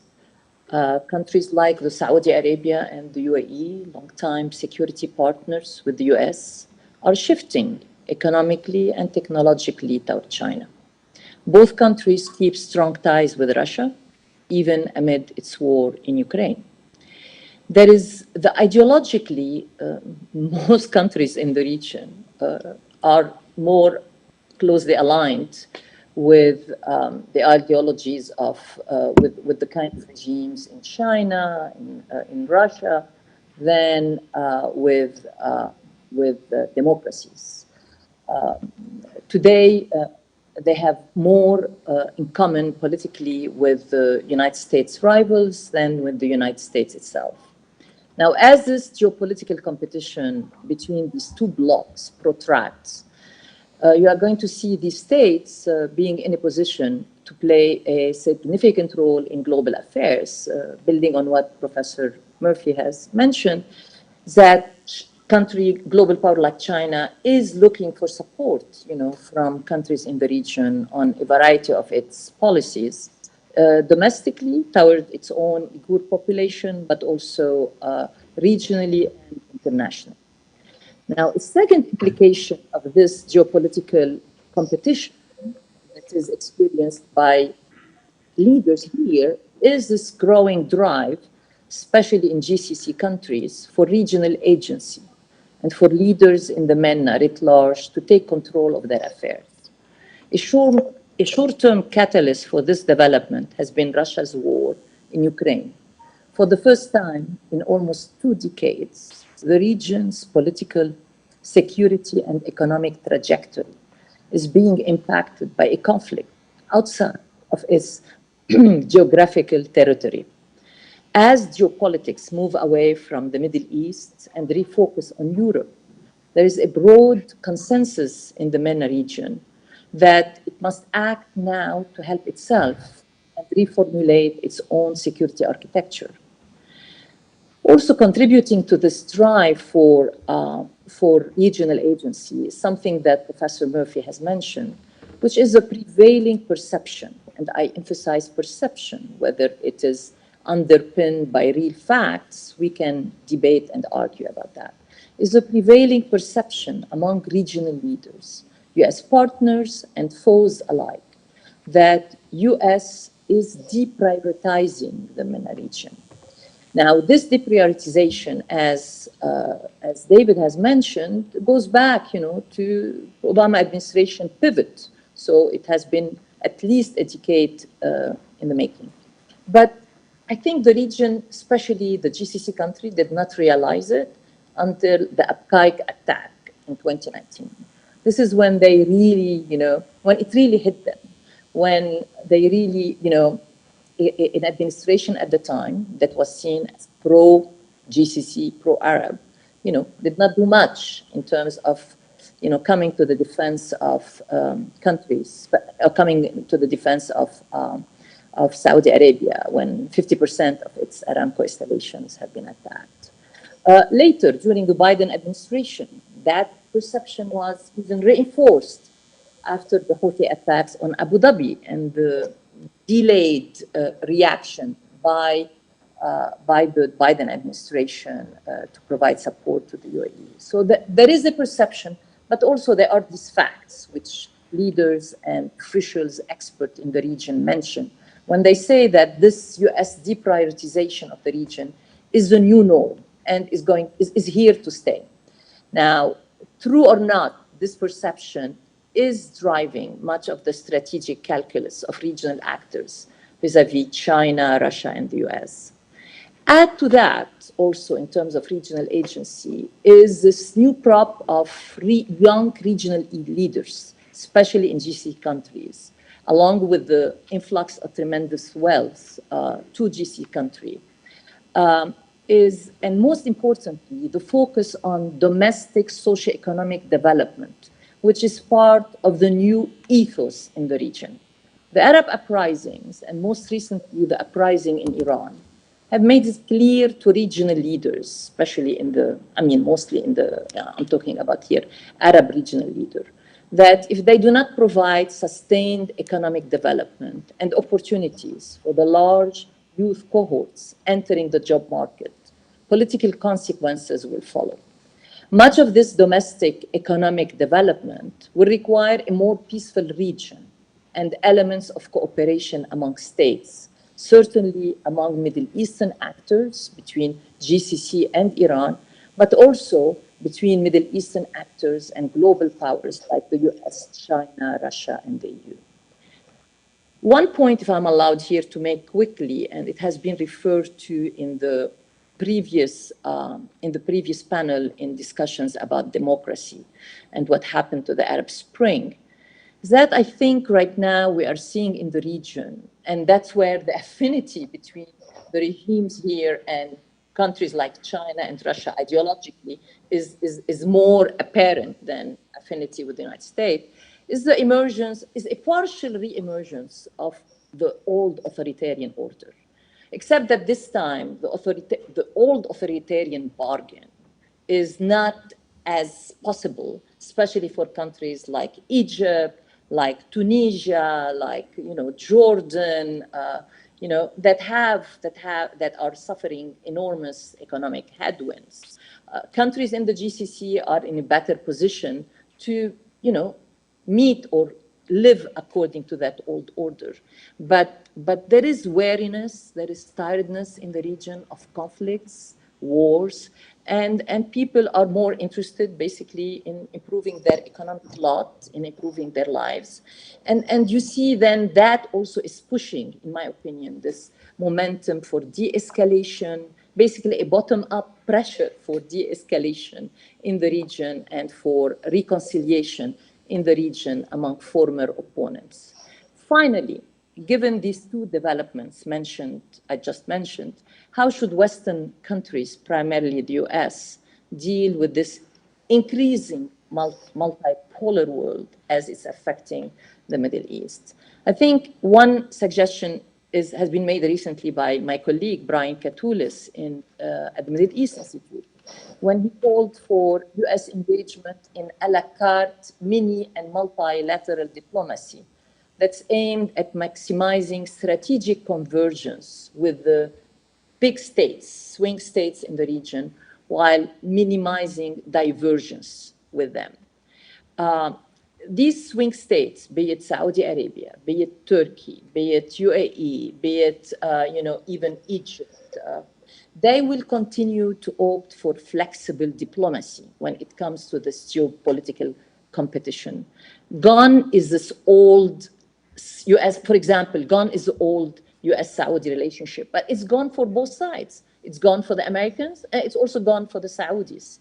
So the U.S. and its allies, in competing with this other geopolitical bloc that is trying to expand its influence in the region and is succeeding to some extent, as both Professor Murphy and my colleague David have indicated.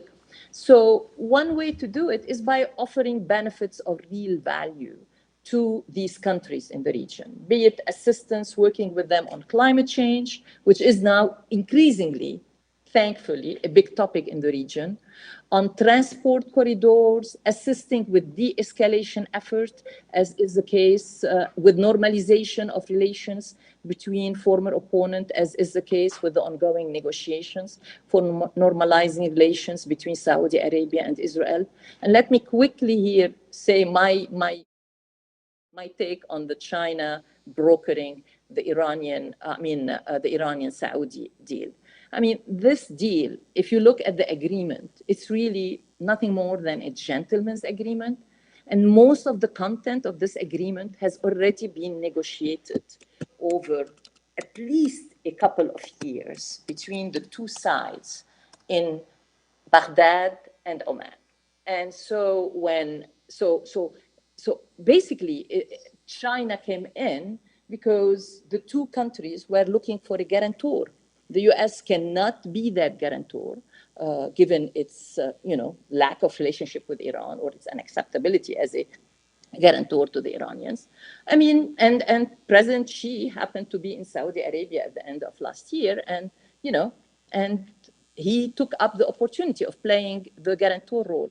But in terms of the specifics of the agreement, the role that China can play is not your typical guarantor role. I mean, it's much less than that. And as I said, it's nothing more than a gentleman agreement between Iran and Saudi Arabia. Another area where the US can play an important role is in mediating maritime borders conflict. They have done so successfully between Lebanon and Israel. There are a lot of maritime borders conflicts coming up: Kuwait, Iraq, Kuwait, Saudi on one side, Iran on the other side, on the offshore Al-Durra gas field, Al-Durra gas field. There is, another area where where the US can play an important role is promoting regional integration in the MENA, but also with other countries, as we have seen recently with the IMEC. And, the IMEC, by encouraging economic ties between Persian Gulf countries and India, you are increasing reliance of these countries on Chinese trade and money, and these are two important regions to do so. So, but this engagement, again, it should not be unconditional. I think engagement of China and Russia with the region is in a way not contingent on any kind of delivery on human rights issues, on political participation. I think this is where the US and the West should come in. I mean, these are the countries that should make this condition in their engagement with the region and keep working with actors in the region to push for that. I will stop at this point. All right. Thank you, Randa, for that excellent presentation, especially coming from the region and from more of a regional perspective. So now I'm going to use my chair's prerogative to ask what I hope will be quick and concise questions to each of the speakers. I'll limit myself to one speaker, and then we'll open it up to hopefully at least one round of questions from the floor. So beginning with Professor Murphy, there's this narrative about polarization of the international system as it's playing out in the Middle East. And in this narrative, obviously, Iran is being polarized on the side of this China-Russia bloc.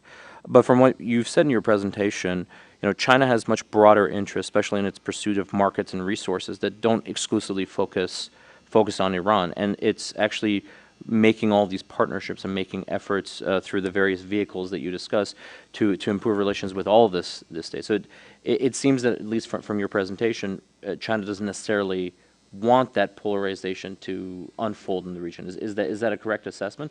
I'll ask everyone questions and then we'll begin. So first question for you. Second question for Mr. Schenker. I'm wondering what insight you might be able to provide us on a prospective U.S.-Saudi agreement and how such an agreement would play into these dynamics that we've been discussing. Would it actually perhaps accelerate polarization because at this point China has less of an incentive or room to play off, let's say, U.S. against China? And then for Randa Slim joining us from Beirut, I'm curious what, if any, implications potential great power competition in the region could have for the Israel-Palestine conflict. Thanks, and looking forward to your answers. I guess we'll begin with you. Thank you. Great. So to be brief, I actually would push back on the narrative that there is a China, Russia, Iran bloc. I think China and Russia have some overlapping interests, and it's been mentioned, as far as cooperation in the Shanghai Cooperation Organization. And I think over the years, China has had a level of comfort with Russia's operations and behavior in the Middle East. But I would push back on the whole bloc concept.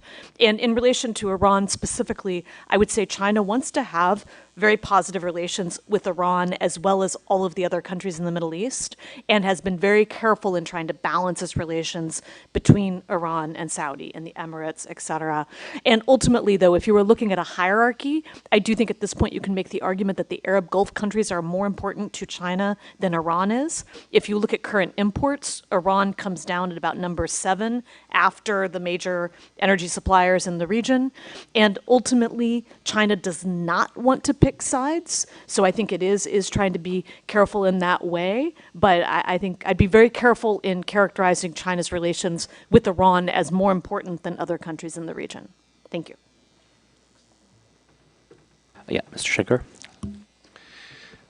So at the risk of saying what I'm going to say later this afternoon in the next panel, the agreement that the United States is going to broker, or that may broker, and if it does so, it will be within the next 5-6 months, because then we get into silly season and elections in the United States, and it's not going to be able to move anything through Congress at that point, and it's going to be a major component of the deal, which was a security sort of guarantees or treaty between the United States and Saudi Arabia. I don't think in the region, once again, the United States is and will remain the security guarantor, the umbrella. China very much so appreciates that role. A decade and a half ago, I was in China and talked to Chinese about this, and they basically said, we are freeloaders on the U.S. security role, and we're very happy to eat your lunch. Basically have you invade Iraq, topple Saddam, and then go take all the oil contracts there, as long as we provide security. I don't see this in changing, nor do I see, even an agreement with Israel changing somehow the balance. This is, at the end of the day, an insurance policy for Saudi Arabia that is increasingly concerned about U.S. commitment, Western commitment to security in the region. It's one of a number of things it's doing, including this de-escalation with Tehran. They can do these things simultaneously, and they all play to Saudi interest. So I'm going to talk more about that later this afternoon. Thank you very much. And Randa Slim? Well, the Palestinians have so far been absent from many of these fora of de-escalation fora, starting with the Abraham Accords, moving to the Negev Forum. Now it looks like the Saudis, at least Saudi leadership, has been making all, the right remarks that a deal with Israel or normalization with Israel will be contingent on progress on the Palestinian front and on providing a set of incentives that will benefit both Israel and the Palestinians. And we have seen on the UNGA sideline, there was a peace day, which was, meeting convened by Saudi Arabia, Jordan, Egypt, Arab League states, and EU, in which there was some kind of an incentive package offered that's going to be offered as part of final status agreement. But still, there is this emphasis on the two-state solution, which, according to all the dynamics on the ground in Palestine and Israel, it's no longer viable. And so the question is, what kind of incentives will be offered, and then especially to a right-wing Israeli government to give anything to the Palestinians, and what kind of concessions do the Palestinians have to live with as part of that agreement, while accepting, I think, some minor rewards. I'm not privy to the kind of discussion or that are taking place, for example, between the Saudi leadership and the American mediator on what do the former mean by progress for Palestinians. It can mean many things. But at least the Saudis in their negotiations with the Americans are making, the right noise in terms of making sure that any deal will be contingent on some acceptance by the Palestinians. I know in the lead up to the Abraham Accords, the UAE very much trumpeted the narrative that this was putting a stop, or convincing the Israeli government at the time to put a stop on settlement expansion was part of the Abraham Accords package. But it's at the same time, you're going to continue to have countries like Iran working through its proxies, the Palestinian Jihad in Islamic Jihad in Palestine, as well as Hezbollah here in Lebanon, to make sure that that deal maybe does not come forward, or does not progress as it's expected as far as Palestinians are concerned, because it's going to rob them of one important narrative or one important raison d'etre for their resistance. So, and then you have to also talk about the disarray in the Palestinian leadership, the lack of trust and legitimacy that the average Palestinian has in the PA, and the conflicts inside Israel, the divergences that are increasing between a majority of Israelis and the Netanyahu government.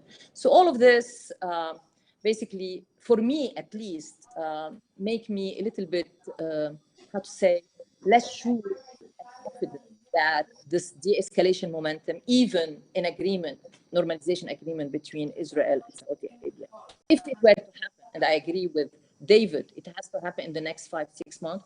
I don't know how the Biden administration can pull it off, given the hyper-partisanship that exists in the United States, including on foreign policy. But if they were to pull it off in the next 5 to 6 months, I don't know really how much of an impact it's going to have on making major progress on the Israeli-Palestinian front. All right, thank you very much. I think we have a hard stop in 4 minutes or so I think we have time for 2 quick questions from the floor. If anyone has a question, please raise your hands. Yes? So maybe we can take a microphone there, or if you want to go up to the... All right, so since you're already there, we can maybe begin with your question if you have one, and then we'll... Thank you. Is this working? Is it? Okay. So thank you for being here. I'm Tristan Price. My question is in regards to the United Nations Convention on the Law of the Sea and how it applies to the Middle Eastern situation. We know that China has had the situation in the South China Sea and has been eroding the law of the sea over there with their 9-dash line. And there are many issues with the law of the sea in the Middle East, especially around Turkey, who has its own recognition of how the law of the sea should work. And with so many countries in such a spot where there are lots of deposits in these areas, do we foresee that there are going to be issues regarding water rights coming in the future in regards to the Middle East? Thank you. And the second question, and please introduce yourself before asking the question. Yes, very good morning. Guillaume Decaux, I'm the new political counselor, European Union delegation. Thanks a million for your insight and the presentation. Very, very instructive. I'm just back from Baghdad, where I was in our delegation three weeks ago. So what you said echoed to what I think. My question to Professor Murphy is on China influence on its diplomatic power. You mentioned the deal brokered between Saudi Arabia and Iran and the resumption of diplomatic ties. And we know that the deal more or less was brokered by Baghdad. There was six previous meetings, and the seventh happened to be in Beijing, mainly linked to the infighting and the civil war episode in Baghdad in August. And my question is, what is the real power, real diplomatic power of China in the region? Because it was a kind of easy win, a diplomatic success for sure on the international stage, but we know that all the practicalities, all the details, which is the utmost importance to broker a deal, was done by other third states. So the question is, what is the real power of China in terms of diplomacy? What was given also behind? Maybe some economics power, if you have more insight on that. And the second question is... Sorry, we'll have to limit ourselves to... We have a hard stop, so we have to limit ourselves to... What is the impact with the other special representative and the Western, US and EU, with China in this diplomatic influence? Thank you very much. All right. So if we can, because we do have a hard stop, let's limit ourselves to a 30-second round of answers if possible. Thank you.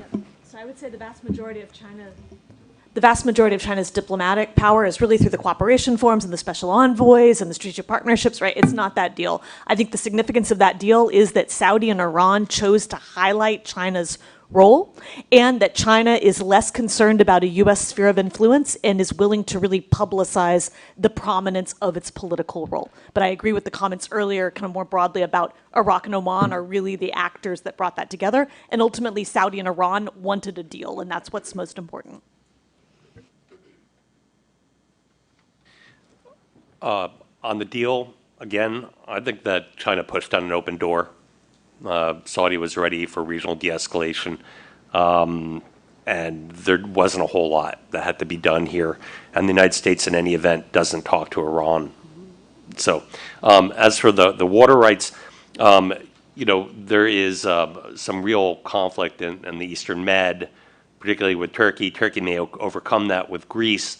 They've got some issues, with what has been done with Libya, but nobody has recognized this so far.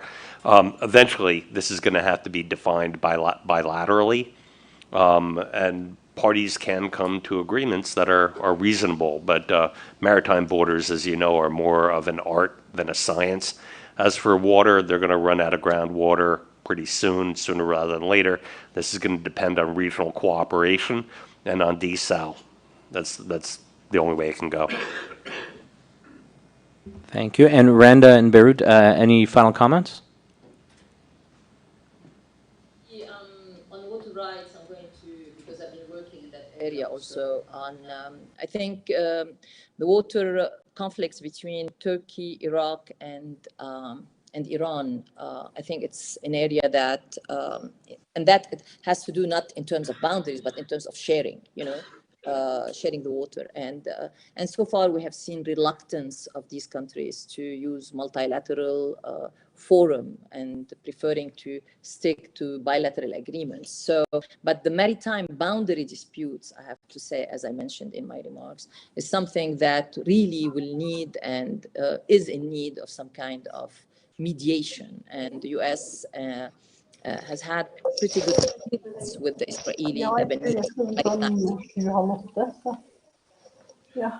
All right, thank you very much. Please join me in a round of applause for our speakers.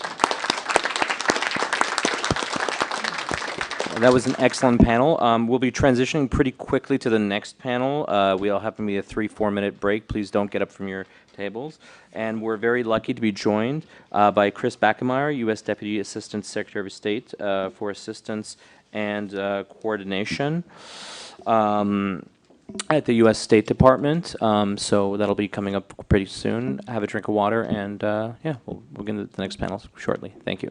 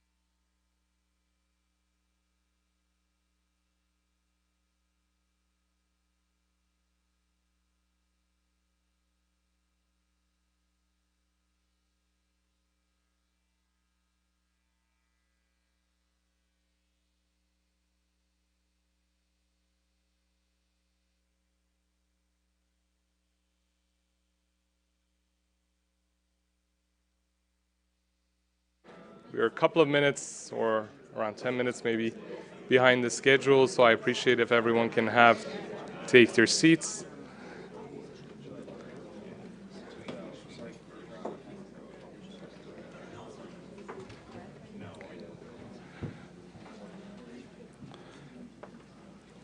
I hope that you've enjoyed the discussion so far. For those of you who may have joined recently, my name is Bijan Ahmadi. I'm the Executive Director of the Institute for Peace and Diplomacy. It is my honor and absolute pleasure to introduce Chris Backemeyer from the U.S. State Department. Chris Backemeyer currently serves as Deputy Assistant Secretary for Assistance, Coordination, and Regional and Multilateral Affairs in the State Department's Bureau of Near Eastern Affairs, where he oversees cross-cutting regional issues, regional policy issues, and coordinates over $7 billion in foreign assistance for the Middle East and North Africa. Previously, Mr. Backemeyer served as Special Advisor to Vice President Harris on national security and foreign policy issues related to the Middle East, international economics, and climate change. In the State Department, he also served in various roles, including the Deputy Assistant Secretary for Press and Public Diplomacy and Assistance Coordination in the Bureau of Near Eastern Affairs, the Deputy Assistant Secretary for Iranian Affairs, and Deputy Coordinator for Sanctions Policy. From 2012 to 2014, Chris also served as the Director for Iran on the National Security Council staff at the White House, where he was responsible for advising the President, National Security Advisor, and other White House officials on strategic priorities for Iran. So we have someone from the US State Department with extensive experience and deep knowledge to talk to us about US priorities in the region, especially President Biden's approach and policies in the Middle East. To start the session, I invite Chris to deliver his opening remarks, and then we'll sit together here and have a conversation and I'll ask him some questions. Thank you. Please join me in welcoming Chris Backemeyer.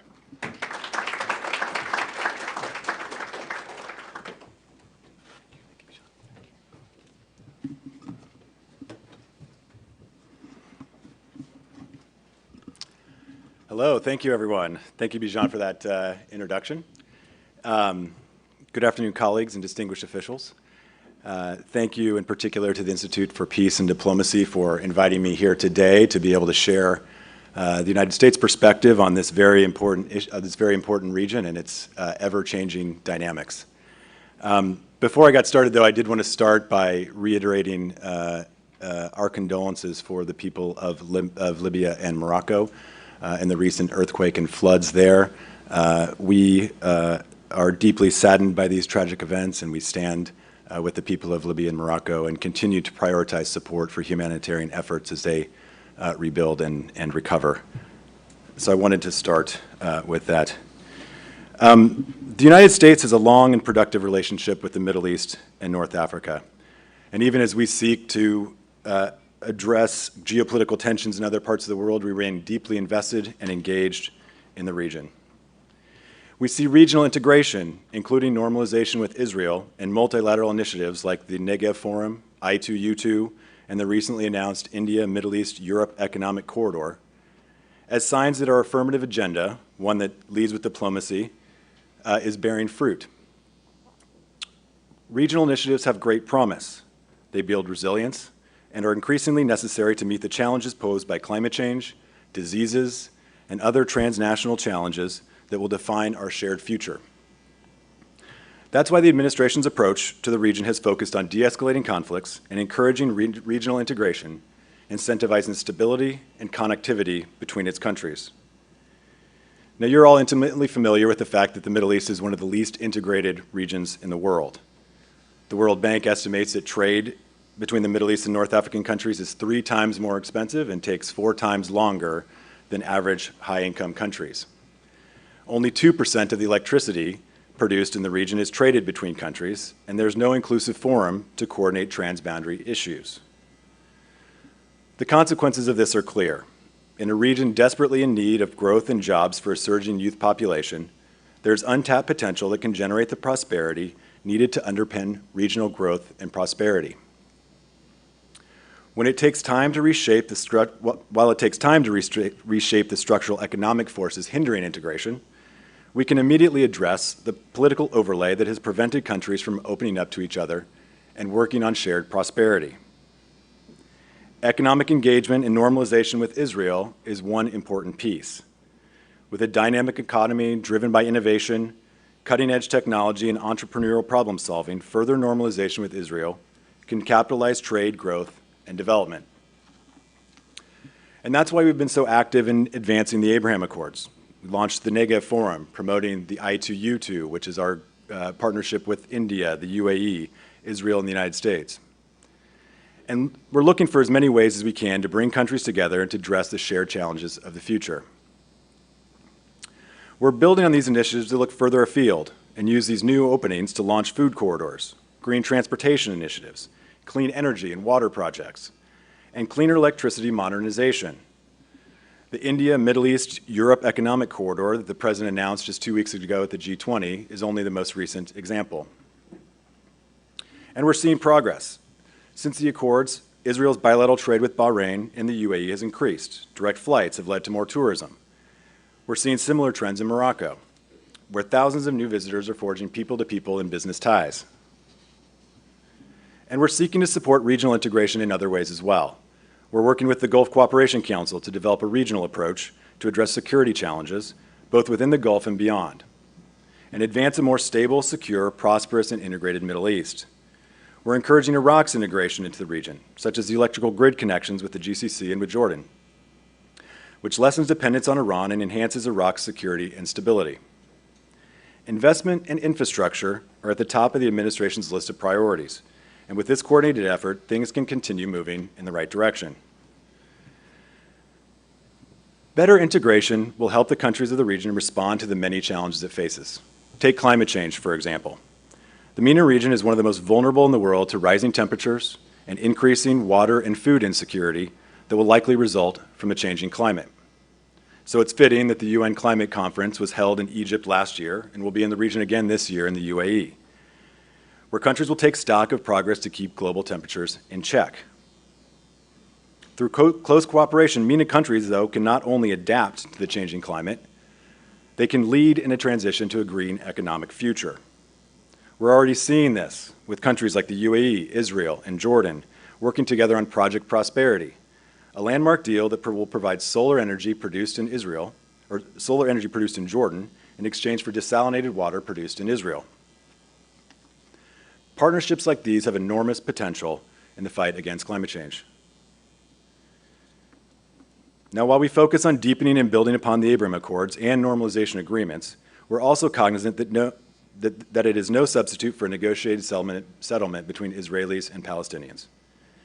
As Secretary Blinken has said, we all must build on these relationships and growing normalization to make tangible improvements in the lives of Palestinians, and to make progress toward the long-standing goal of advancing a negotiated peace between Israelis and Palestinians. Palestinians and Israelis deserve equal measures of freedom, security, opportunity, and dignity. A two-state solution is the best way to ensure Israel's future as a Jewish democratic state, living in peace alongside a viable, sovereign, and democratic Palestinian state. We also remain committed to gender equality as a cornerstone of our foreign policy. Sustainable regional growth and prosperity requires inclusion of women and marginalized communities to best tackle economic challenges that the region will face over the next few decades. As Secretary Blinken has said, advancing women's economic security isn't just the right thing to do, it's the smart and necessary thing to do. And as the only country to adopt a comprehensive law on women, peace, and security, we know the importance of ensuring women and girls' inclusion in all peace and security processes. Region-wide, we are moving away from a military-focused solutions to a focus on more affirmative, diplomatic responses. Our diplomacy will take the lead to build coalitions that stabilize regional conflicts and reduce regional tensions. For example, the Biden administration is fully committed to the United Nations and its efforts in support of peace. We support UN-facilitated peace processes in Yemen, Syria, Libya, and Western Sahara. Our efforts in Yemen helped lead to a truce last year, the key elements of which continue to hold despite its formal expiration. While negotiations continue on a durable ceasefire and the situation is fragile, the truce continues to provide Yemen with the longest period of calm since the war began more than 8 years ago. The United States strongly supports an inclusive Yemeni political process under UN auspices as the only means to bring an end to the conflict. In Syria, our engagement is vital to continue promoting accountability for the ongoing atrocities committed by all parties to the conflict, particularly the Assad regime. We will also continue to call for a nationwide ceasefire, unhindered humanitarian access to all Syrians in need, the humane release of those arbitrarily detained, and clarification of the whereabouts and the fates of those who remain missing. We're focused on our efforts to defeat ISIS in partnership with local forces in northeast Syria, including stabilization assistance and diplomatic engagement, encouraging countries to repatriate their foreign terrorist fighters and other nationals remaining in the region. In Libya, our regional partnerships have played a central role in helping to secure a ceasefire that has now held for over 2 years. Maintaining international support for the UN-facilitated political process is crucial in realizing the Libyan people's demand to choose their leaders through free and fair elections. Now this brings us to Iran, where we see the Iranian government sowing instability across the region, and as the world has seen, forcefully suppressing the rights of the Iranian people at the same time. Together with partners, we're moving urgently through unilateral actions, multilateral measures, and UN mechanisms to hold Iran accountable for employing violence against its own population, particularly women and girls. Iran continues to exploit regional conflict and weak societies. The sustainable way to counter Iran's enduring threat is to strengthen our partners by building institutions, rule of law, inclusive political participation, and human rights. This closes off the space in the grievance politics that Iran and others exploit to sow divisions and cultivate terrorist proxies. We are also committed to ensuring that Iran never acquires a nuclear weapon, and we continue to believe diplomacy is the best way to address Iran's nuclear program in a sustainable and effective way. But Iran must first take de-escalatory steps if it wants to reduce tensions and create space for diplomacy. We also know that the Middle East and North Africa are a critical venue for strategic competition. When we talk about infrastructure, connectivity, diplomacy, we must now contend with competition from Russia and China. We've already seen the disastrous results of Russia's actions in Syria, the deleterious effects of Russian-sponsored Wagner forces in Libya, and we've seen the extreme inflation and increase in food insecurity caused by Russia's war of aggression against Ukraine. When Russia invaded Ukraine, we moved quickly to mobilize support, and some of our partners in the region have provided support as well. We've also worked hard to help the MENA region address the food security challenges caused by this war, providing over $2 billion in food security support to the region. We've, of course, also seen China increase its presence in the region as well. Globally, we see the PRC as the only country with the intent to reshape the international order and increasingly the capacity to do so. In the region, we're intent on building and maintaining our close historical partnerships. Our approach is to invest at home, along with our close partners, like Canada, and compete with the PRC to defend our interests and to build our vision for the future. To be clear, we aren't asking countries to choose. We understand that all can and should have a relationship with the PRC, just like we do. We're offering a choice to join the United States in building regional and multilateral solutions geared at stability, security, strong infrastructure, and innovative technology. The United States has a long history of partnership in the Middle East, and we have a comparative advantage in building coalitions, partnerships, and integrating defense networks. But we can't take this advantage for granted, and we must continue to strengthen our relationships and present a compelling alternative to our partners. Secretary Blinken said it best when he outlined his vision of diplomacy earlier this month. We're leading with diplomacy in this new era, humble about the scale and scope of our challenges at home and abroad, but confident about the resonance of our affirmative vision, our enduring and unique capacity to do big, hard things and build broad, inclusive, and effective coalitions. And most of all, we are confident in the power and purpose of American diplomacy. The United States will continue to work with our partners in the region and beyond to implement this vision. Thank you for your indulgence, and I'll look forward to further discussion.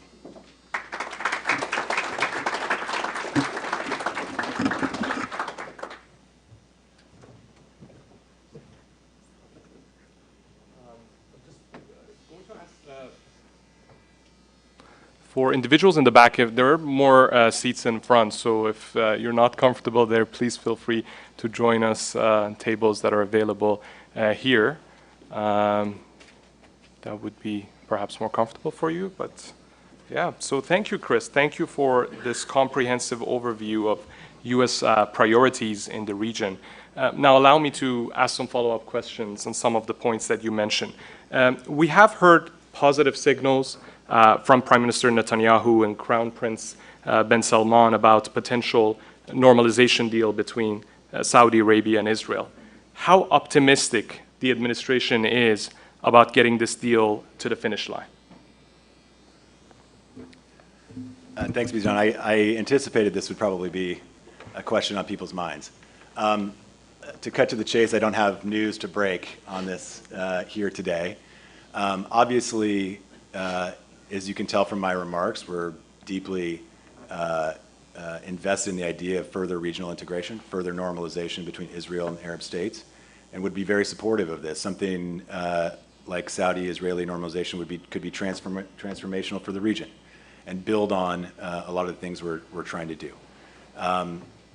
Certainly, people or all the people involved are working hard towards that end, and we're obviously would be hopeful. We know too the Saudis are also have made clear that there would need to be some sort of resolution to the Israeli-Palestinian issues as part of this, and so we'll have to see how all of that plays out. Unfortunately, I don't have anything with respect to a timeline, or wouldn't want to handicap the potential for that to come to conclusion anytime soon.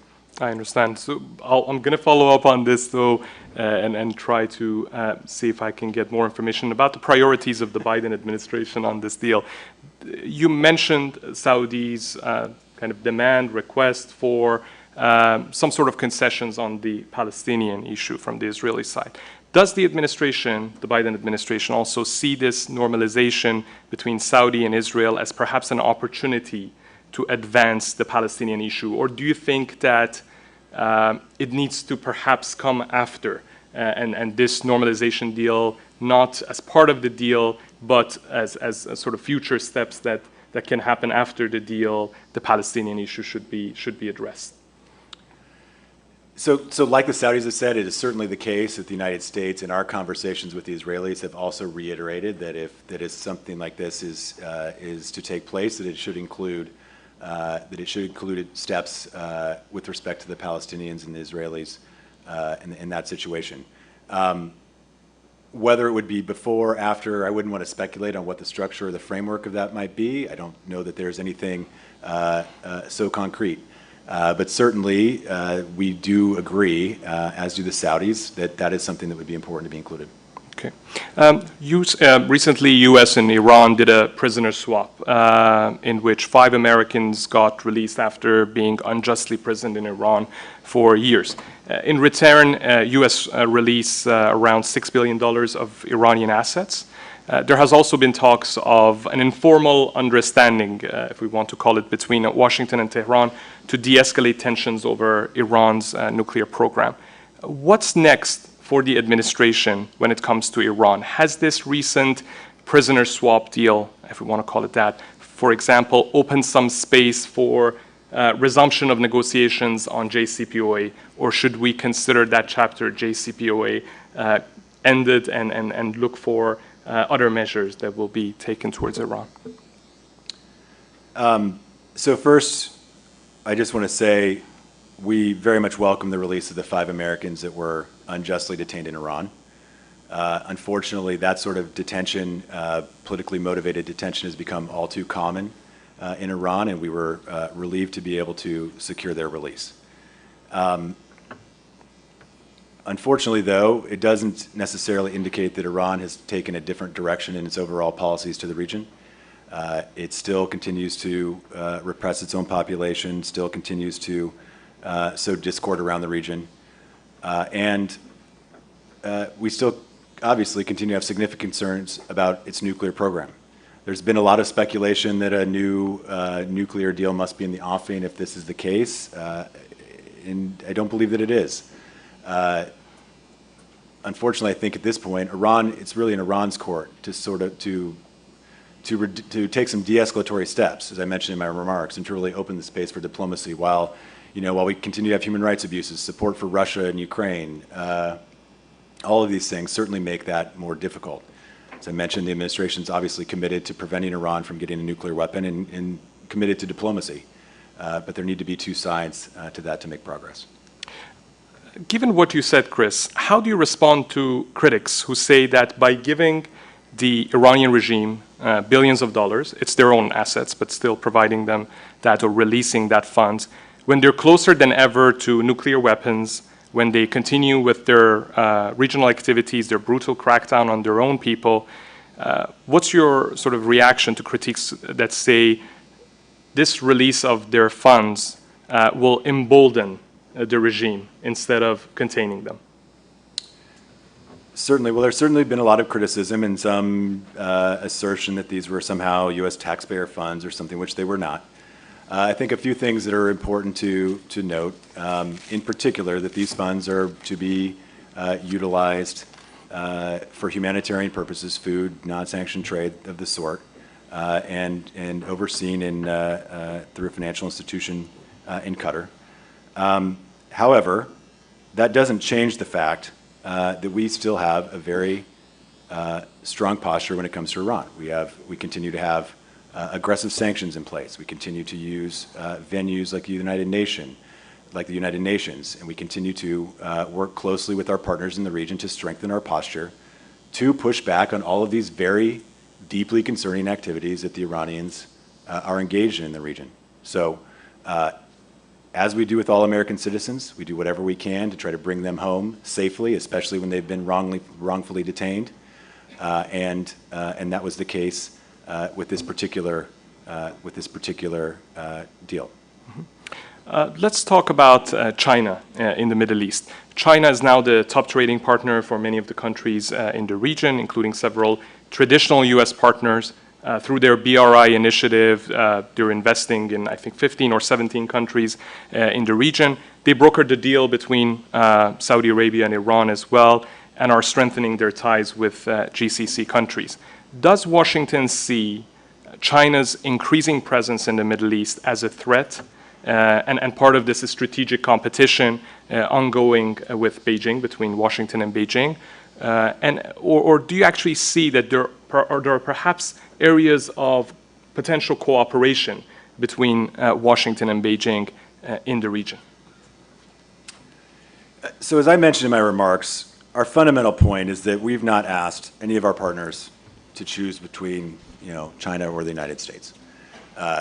It would be silly to do so when we have such an extensive economic and commercial relationship of our own. And we recognize that all of our partners are going to have extensive commercial relationships with China as a major economic power.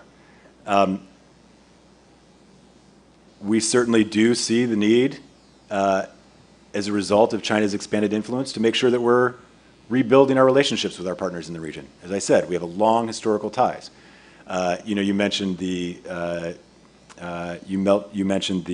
increased economic activity by China, but if you actually look at the statistics, U.S. investment in the region is still far higher than that by the PRC.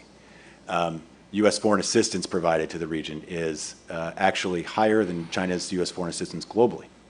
And so we've demonstrated a long-standing commitment to the region, but in the spirit of, what have you done for me lately, we need to continue to reiterate that and show our partners that we're there.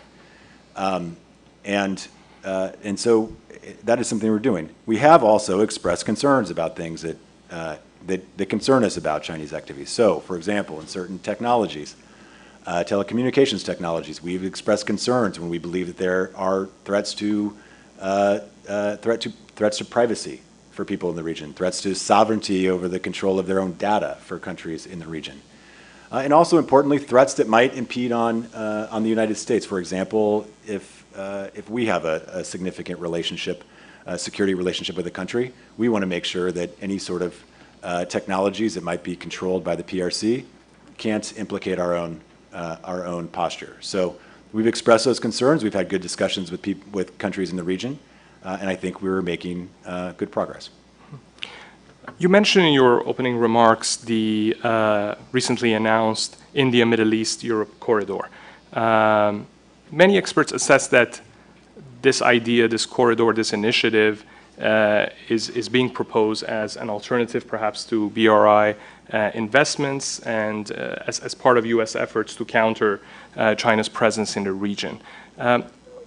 What I want to ask you to both to basically hear your take, but also to tell us more on how you think this initiative, this new corridor, I believe it's called IMEC or IMEC, how it can contribute to further integration and cooperation in the region, and that resilience piece that you mentioned in your opening remarks as well. Sure. So I'm not going to comment on the acronym because we are historically terrible at acronyms in the U.S. government, and finding awkward ones to use. But I might disagree with the characterization that this is all about China in some way.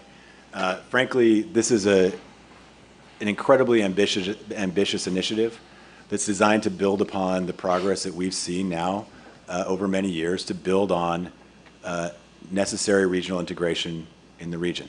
As I mentioned in my remarks, we're trying to move beyond a purely military approach to the region, to be more agile, use diplomacy to lead and build coalitions, and economic engagement is central to that. That is where economic engagement on transnational issues is central to how the region will adapt to the shared challenges of the future, how we will work with the region on those challenges. And I think this corridor provides an incredible opportunity to link countries through trade, help develop, expand trade in clean energy, help these countries transition to a clean energy future, which is obviously something that is going to be necessary as we combat climate change, and help build economic growth, which is also something that as we look in the future is desperately needed in the region in a broad and equitable way. So I would look at this not as a contrast to the activities of any other country, but as really an intention, an ambitious project. It's going to take time. It is, as I mentioned, ambitious in its scale. Now, let's talk about the reaction of countries in the Middle East to Russian aggression against Ukraine. The region has broadly, I think we can say, that refused to join the West in pressuring Moscow. Yes, they have condemned the Russian attacks against Ukraine, especially they join in some of the UN resolutions, but overall, when you look at especially, for example, in terms of imposing any kind of sanctions, they have broadly refused to join in. The region has, so that has been the reaction from the region.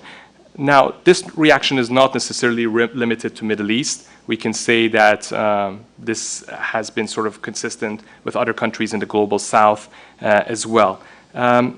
What's the assessment of the administration about this reaction to the Russian aggression from the Middle East?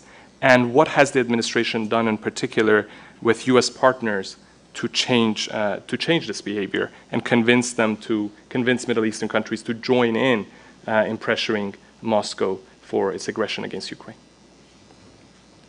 Thanks. It's a good question. We certainly have been very active in our conversations with regional partners on this topic.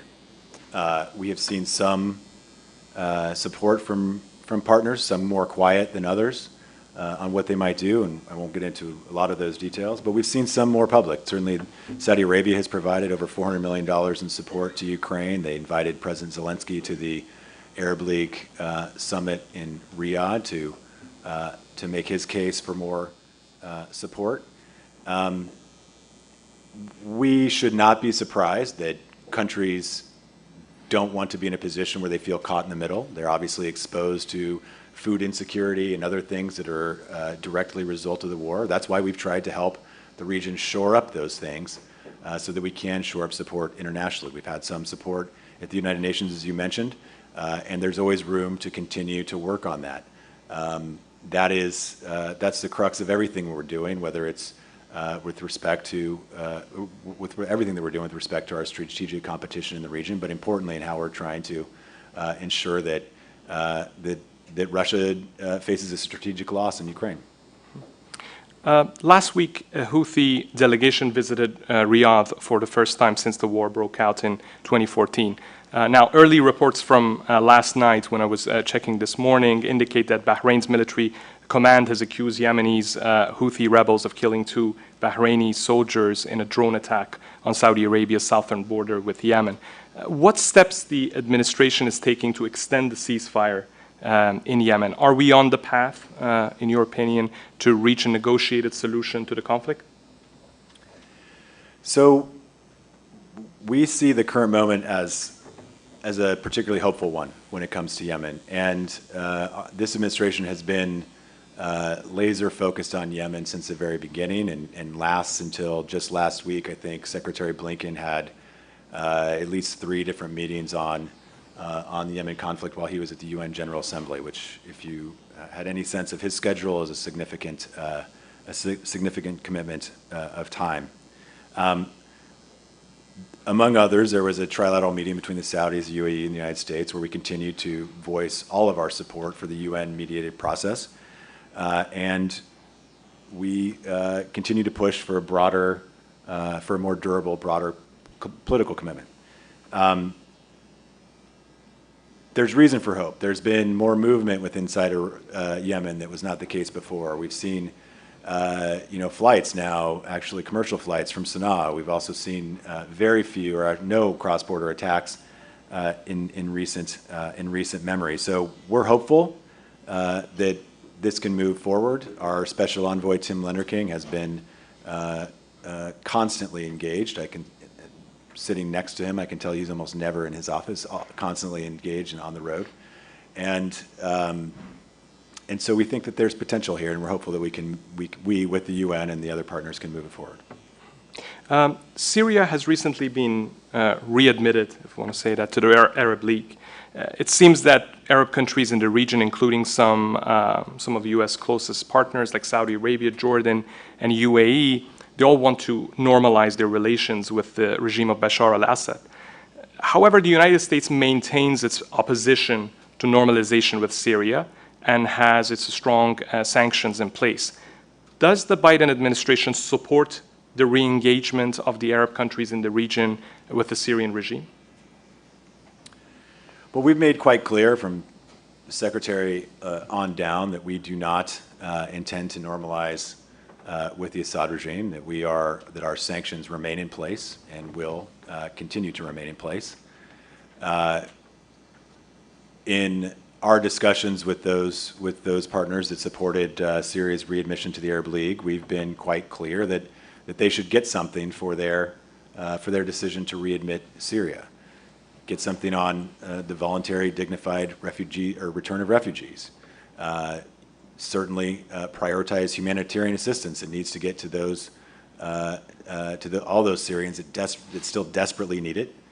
And obviously there are other things that the regional partners are interested in, like Captagon trade, which is continuing to fund Hezbollah and the Assad regime. So we've encouraged them.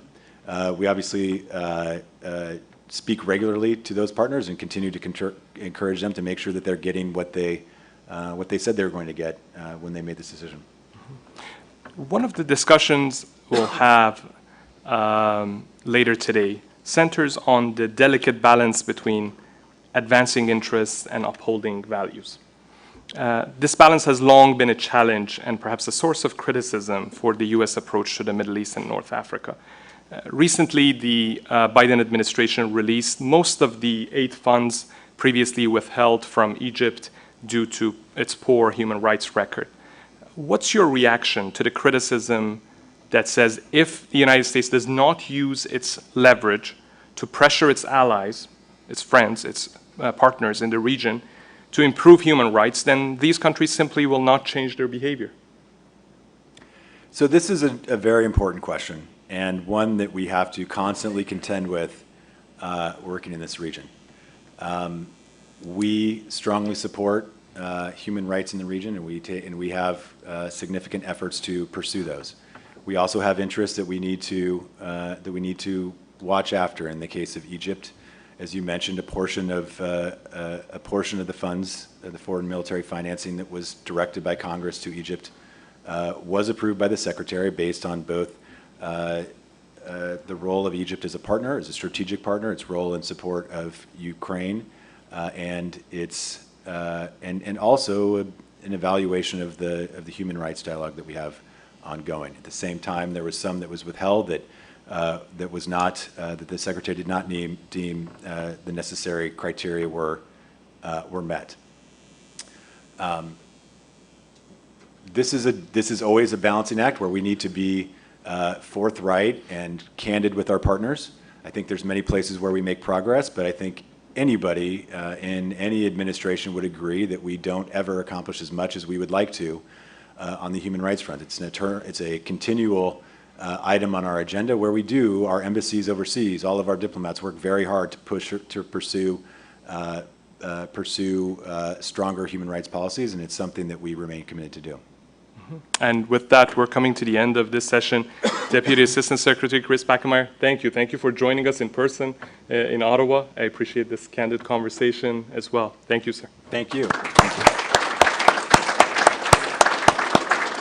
Our next session will start right after lunch at 1 p.m., so please make sure that you'll be in the room before 1. It will be the keynote session with the Deputy Foreign Minister of Turkey, and it will start right at 1 o'clock. Thank you.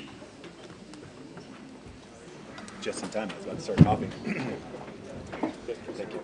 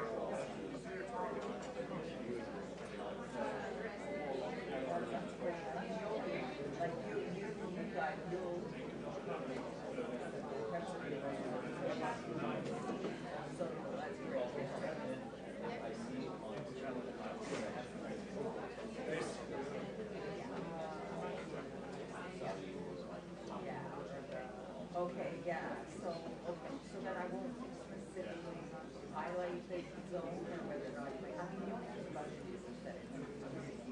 I mean, it's useful to say that, now that's, yeah, you have to, I'd say, they're all having to deal with it. Yeah, and, you know, it's a lot of problematic.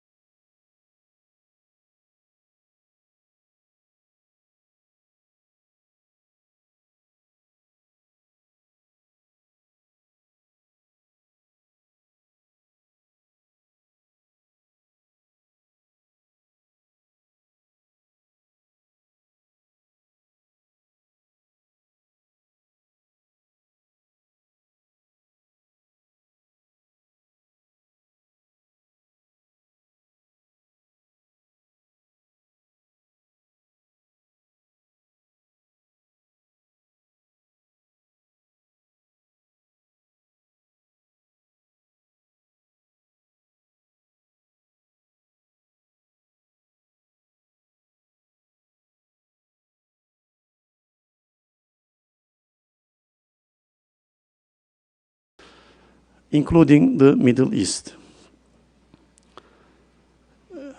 I can shape my remarks according to what happened in the UN General Assembly about Middle East. It may be worth. What we have discussed about Middle East, although let me tell you first, Turkey may be regarded as a Middle Eastern country, but a European country also, a NATO member of the Council of Europe, on security, NATO, on rule of law, human rights, on the Council of Europe, and in all other Western fora. Turkey is busy on one side in the Mediterranean and Middle East, and on the other side, on the Black Sea, Ukraine, Russia. So that's why, in our opinion, that Turkish network, diplomatic network and military strength is helping everybody in the region and in the global order to keep the peace and stability in the region. What we have discussed about Middle East in the UN General Assembly, first of all, is about the Israeli-Palestinian issue. In the presidential, in the leadership level and among the diplomats. And the main theme about where we are now in Israeli-Palestinian issue, which is the core issue for a lasting peace in the region and world. One, unfortunately, the prospect for a two-state solution, which is the real and only solution, indeed, is kind of decreasing. As somebody were concerned, it is about to die because of indifference from international community partly, but mainly due to Israeli intransigence to any settlement. Unclear, Israeli undeclared, unclear ambitions. Still, Israel doesn't say what they want at the end. Turkey recognized Israel in 1949, and since then we have diplomatic relations. Our relations has ups and downs over the centuries, sometimes tensions, rhetoric, but sometimes we had to try to mediate between the two sides. But one thing is clear for the international community, for huge majority of the international community, exception maybe one, two countries, the UN resolutions since 1948, which envisages two-state solution, is a must. And international community should keep eye on this. What does it mean? It means what Israel does now, unfortunately, increasing settlements, illegal settlements, demolition of Palestinian territory, houses, property, and also violation of the sanctity of Islam, Muslim, and Christian holy places. So this is a concern for the international community, and especially EU countries have invited everybody to, again, to emphasize the international position, which is the two-state solution, and Turkey supports this position of the international community. The other issue, of course, also in my portfolio is Syria. It was shocking that nobody declared any position, any interest about Syria in the UN General Assembly. There was no side event, there was no meeting, there was no debate about it. But Syria still remains the key issue in our neighborhood. Still, the danger of migration is there. Still, two superpowers are there. One is cooperating and supporting the brutal regime at the expense of everything, at the expense of the aspiration of the Syrian people for a legitimate and representative government. The other superpower there is supporting the terror organization, which is targeting Turkish territorial integrity and Turkish stability. On the other hand, Iran is there with its proxy powers. Turkey, from the beginning,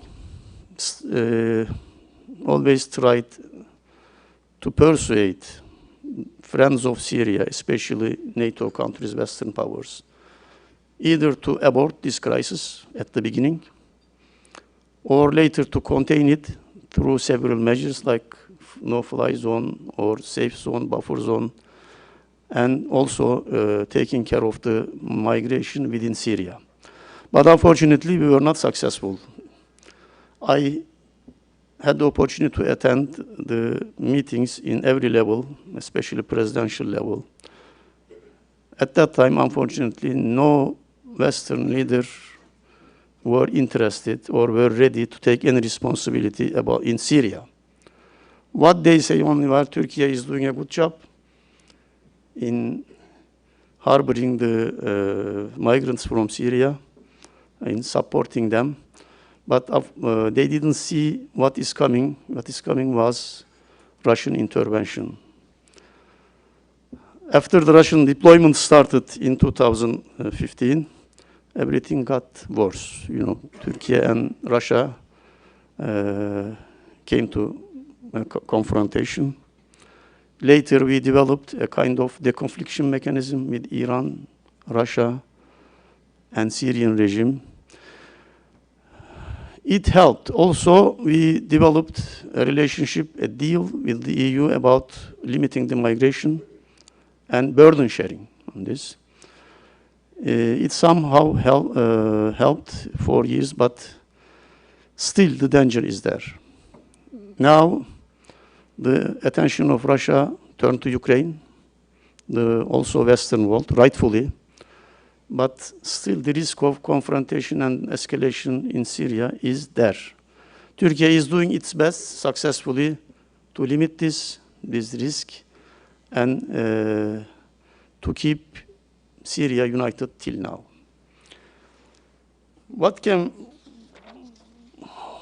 What a solution may be possible, may be accepted to Turkey in the future in Syria? First of all, of course, to keep territorial integrity of Syria and people united.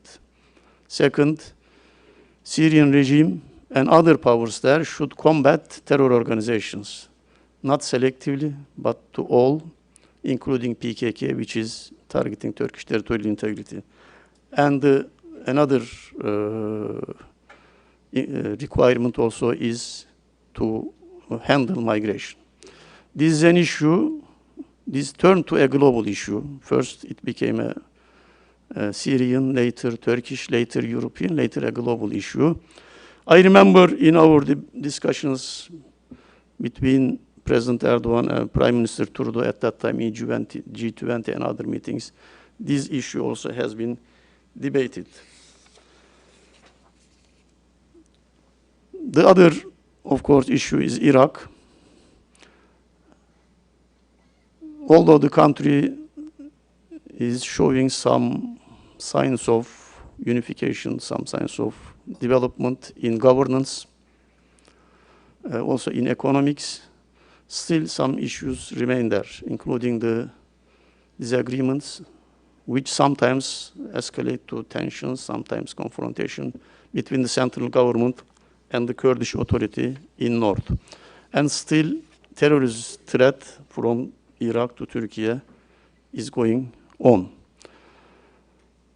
But fortunately, the government in Iraq now and Prime Minister Soudani is willing to cooperate on all these issues with Turkey and other regional powers. What can I say? It is going in the right direction. Also, you know, the Iraqi oil and gas is important not just for Turkey, but for the region and for the global energy security. This is evolving in the right direction. Some good news from the region, of course, the escalation of rhetoric among some countries, including mine. We call it normalization between the countries of the region. And also relative calm now in Yemen is promising. And Turkish-Egyptian rapprochement, normalization is also promising. Although the Israeli policies of escalation in especially Jerusalem is going on, Turkish president and Israeli prime minister lately in New York, they came together. On the other hand, Saudi-Iran rapprochement and their kind of de-escalating rhetoric is going well. These are good news to help the region somehow and peoples of the region somehow to deal with their own issues with the local ownership. About Libya, what can I say to you? Of course, Turkey is playing a very stabilizing role there.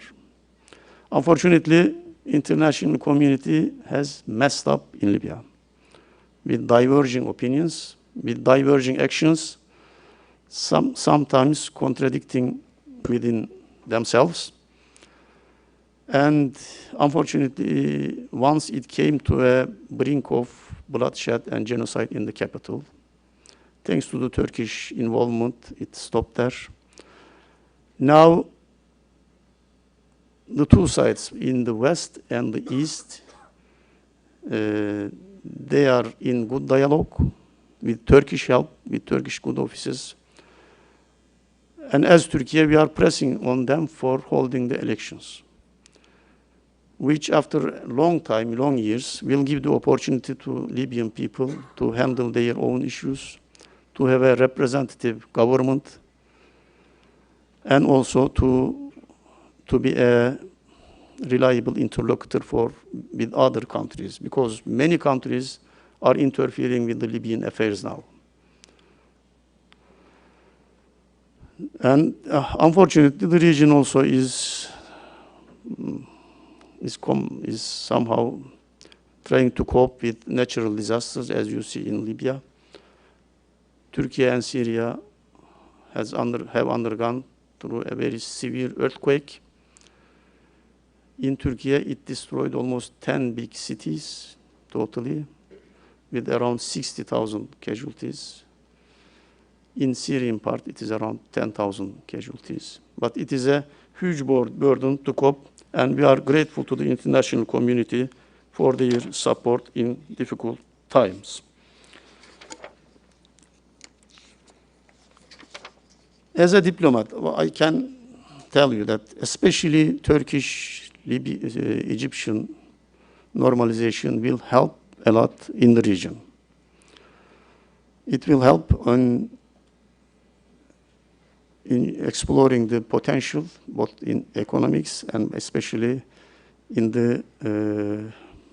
peace, especially in Libya, in other parts of the Middle East.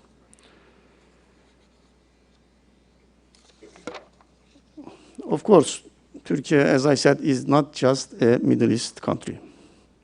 It's a European country bordering to the Middle East or taking place, locating in the Middle East.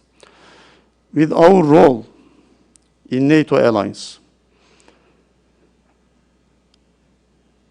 we keep an eye on the Black Sea as guardian of the implementation of the Montreux Convention, which envisages the balance between riparian and non-riparian state in the Middle East. Now it became very important due to the Russian war of aggression on Ukraine. On the other side, also, we are trying to help, especially European countries, to cope with the migration and to determine the root causes of the migration in the region and to deal with it locally.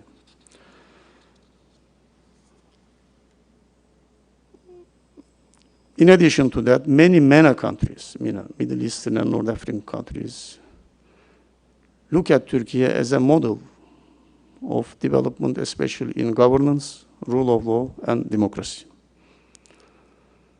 And this role is becoming more and more visible year by year, not just in the Middle East, also in North Africa, but Africa itself.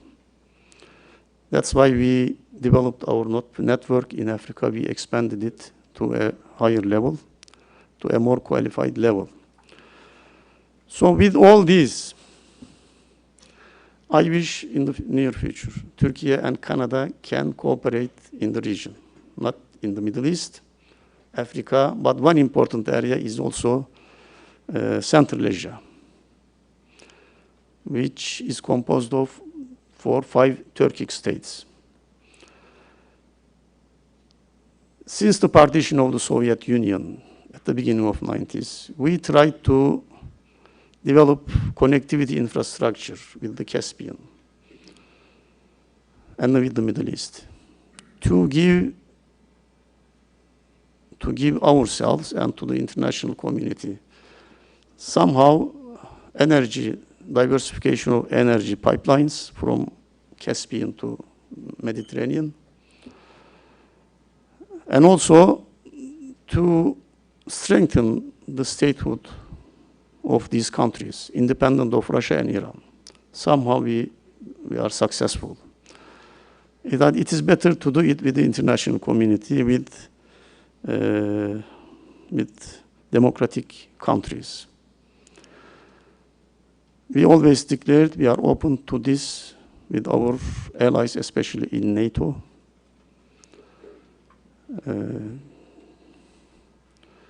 These days, this energy diversification and energy security is getting more and more important. And these connectivity projects help not just Turkey and other countries, including Balkan countries in our west and other countries in our east. Turkish diplomacy and military is always busy, also in the Black Sea. Now it displays this role in grain deal, which was tailored by Turkey's tremendous efforts together with the UN Secretary General. And it gave the opportunity for exporting 33 million of Ukrainian grains to the international markets, especially the African ones, which need it desperately. So this is Turkey. Although it looks far from here, indeed we have a lot to work together, both in multilateral fora and bilaterally. Right after the UN General Assembly, I took the opportunity to visit Vancouver. Then I am here. Later, I will move to St. John's, Newfoundland, for inauguration of the memorial for Dardanelles victims for more than 100 years ago. There are a lot of ways, maybe small steps, helpful in improving everything. But one issue is about, unfortunately, Turkish diplomats are not happy is the restriction of defense equipments. Although we are in the same alliance to defend for collective security, for collective defense, we are, what can I say, we are disappointed that these restrictions continue. We have a lot of responsibilities in the Black Sea, in the Mediterranean, to defend NATO interests, but we are sanctioned. One small issue, one small step, which Turkish community and Canadian friends in Vancouver asked me to raise with the Canadian authorities, that Turkish Airlines want to make more flights to Vancouver, to Toronto, to Montreal. Why not to Ottawa? It is really needed for interaction, for people to, for more exposure to each other. Let me stop here and get the questions from Yunus first, and if possible later from you.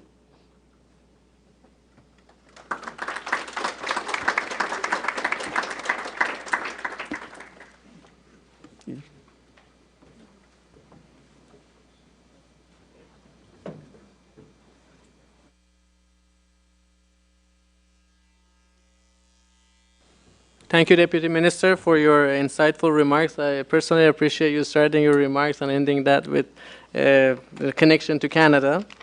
But let me start with what I observed to be very, very clear in your speech, but also very well reflected in Turkish diplomacy in recent months. Since the re-election of President Recep Tayyip Erdogan, Ankara has really accelerated its diplomatic engagement in the Middle East, from boosting trade and defense relations with GCC countries to reducing tensions and improving ties with countries such as Egypt, as you have mentioned in your speech, and even Syria to a lesser extent, with positive signaling that we've been witnessing in recent months. In this context, I have a twofold question for you. First, what has it really changed in Turkish foreign policy calculus that we see such a drastic shift in regional approach and compared to what we witnessed 5 years ago and even after the Arab Spring? And the second part is that should we expect consistency and sustainability in this approach in Turkish regional engagement? It's okay. Indeed, there is no specific reason. With Egypt, of course, the rhetoric at the presidential level was there, but the relations, commercial relations, diplomatic relations continued. I can say sometimes the time shows everybody their limits, and sometimes you see the opportunities during the time, as happens in the wars, you know, that you fight, but sometimes you seek for peace, and you improve it, right, everything after peace. As I said, there is no specific reason, but in the Middle East, most of the tensions, in my opinion, were unnecessary and were avoidable. But it took time to understand this for almost everybody. With Egypt, as I said, the relations indeed continued, the trade improved. What can I say? The relations between Turkey and Egypt are kind of brotherly relations, but in our geography, brothers fight a lot among themselves. With Gulf, of course, indeed, deterioration of Turkish relations with Gulf countries also was mainly due to the coup in Egypt. Not for bilateral or for real reasons. Turkey as a democratic country, and which suffered a lot from the military coups in the past, 4 coups, was harsh on condemning the coup in Egypt. But nobody else did it. Turkey was the only one. Still we keep this position, but it shouldn't mean we stop all relations. We have a lot of differences with Israel, but our relations continue, especially in economy. We have good relations. Culturally, we have. What changed, I can say, time. Nothing else. And frankly speaking, these 10 years, especially the war on Ukraine, showed me personally, and in general Turkish diplomats and international community, we don't have luxury of never-ending rhetoric. We should work on bridging, on building bridges and dialogue. And this development, especially Ukraine, showed that there is worse than worse, and worse than better. Yes, sorry. So in addition to the change in time, that definitely plays a role here. Some experts suggest that the economic situation in Turkey is one of the main factors driving this change in regional engagement that we see, with more interest in boosting ties with Arab-rich Gulf countries such as United Arab Emirates, Saudi Arabia, more investment in drone investment in Saudi Arabia buying Turkish drones. Do you also see that as a factor in changing Turkish regional engagement in recent months and years? I don't think economics is the main motive on this. Economy always is important, helps on everything, but it is not the main dynamics. But what main dynamics is, everybody saw that we need some peace and quiet. Okay. Yeah. Turkish defense industry, you said drones. It is not. Yani, this defense industry relationship and trade of these defense equipments is valid for everybody. We buy a lot from almost all producers. Now we are developing our own one. We are selling to peaceful countries. But it is not the backbone of economy. Well, for us, the main economic item is energy. Because we are an energy-dependent country, our energy import, in my opinion now, maybe I am wrong, but is around, I think, $80 billion. We watch closely the energy prices, oil prices, gas prices. It is very important for us. But of course, nothing is for free. We are not donated any oil and gas. We buy everything from the market according to market conditions. So is defense equipment. But what can I say? The regional dialogue is a must for every region. So is for the Middle East. If you keep distant from each other, from your neighbors, then it invites a lot of foreign interference from far away. And this may be the main motive, not economics. In your speech, you alluded to the unprecedented meeting that took place between Prime Minister Netanyahu and President Erdogan on the sideline of the UN General Assembly last week. And after the meeting, President Erdogan voiced support for the Biden initiative to normalize relations between Israel and Saudi Arabia, and also spoke about the need for cooperation with Israel in energy drilling. But in your speech, you mentioned that Turkey is still not happy with the fact that the efforts to have two-state solution is not really moving, and Turkey is also not happy with this settlements that continue to be built in Palestinian territories. So how do you think that support for a normalization of relations between Israel and Saudi Arabia can address those issues? Do you see a possibility of those issues to be addressed? These are the basics of any solution on Palestine. These are not invention of Turkey, but as I said, that most of the international community, I believe Saudi Arabia as one of the core defenders of the right Palestinian causes, which was enshrined in UN resolutions, will not make any deal at the expense of these basics, Palestinian people. But there are rooms, there are some rooms between Israel and Palestine, somehow to exchange something. But at the end, it should not be at the expense of the basic two-state solution.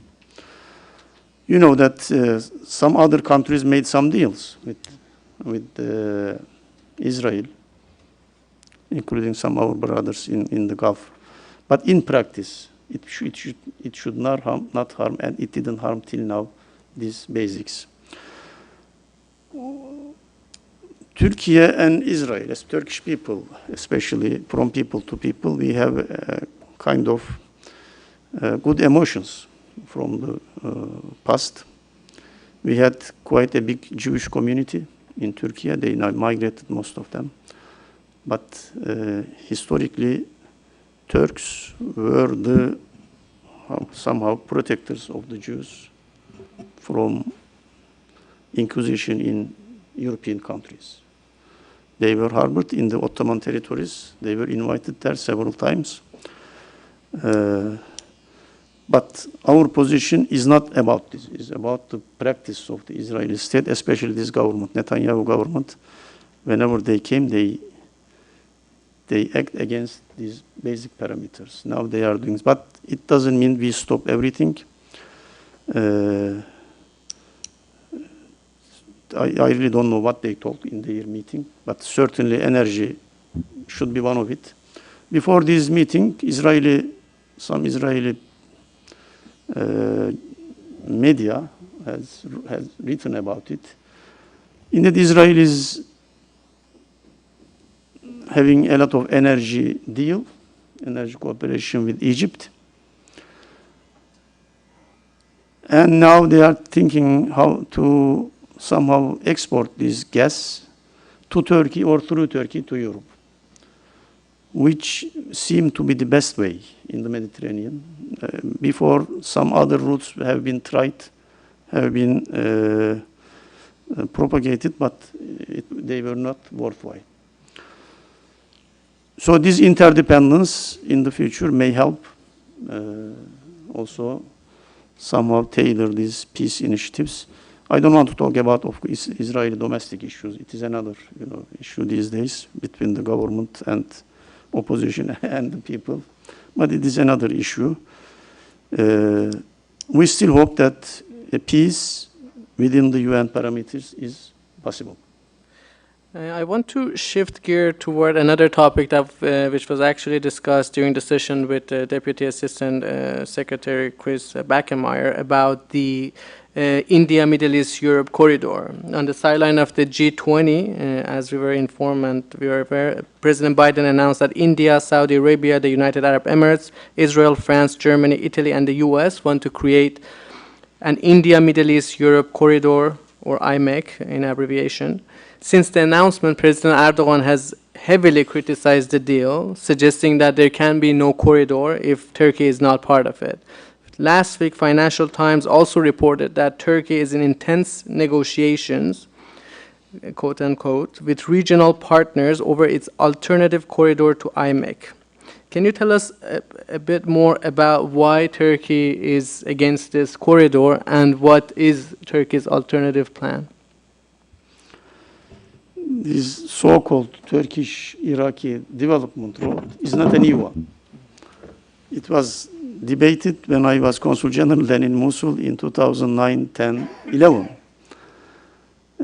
It was part of regional requirements at that time, as still it is. And indeed, as I said, everybody declares some corridors these days, but it should be realistic. What we did to connect Turkey and Europe to Caspian countries and the Central Asia was some railway projects, harbor projects, land routes, and others. And we built this pipeline from Azerbaijan to Mediterranean port, crossing through Georgia.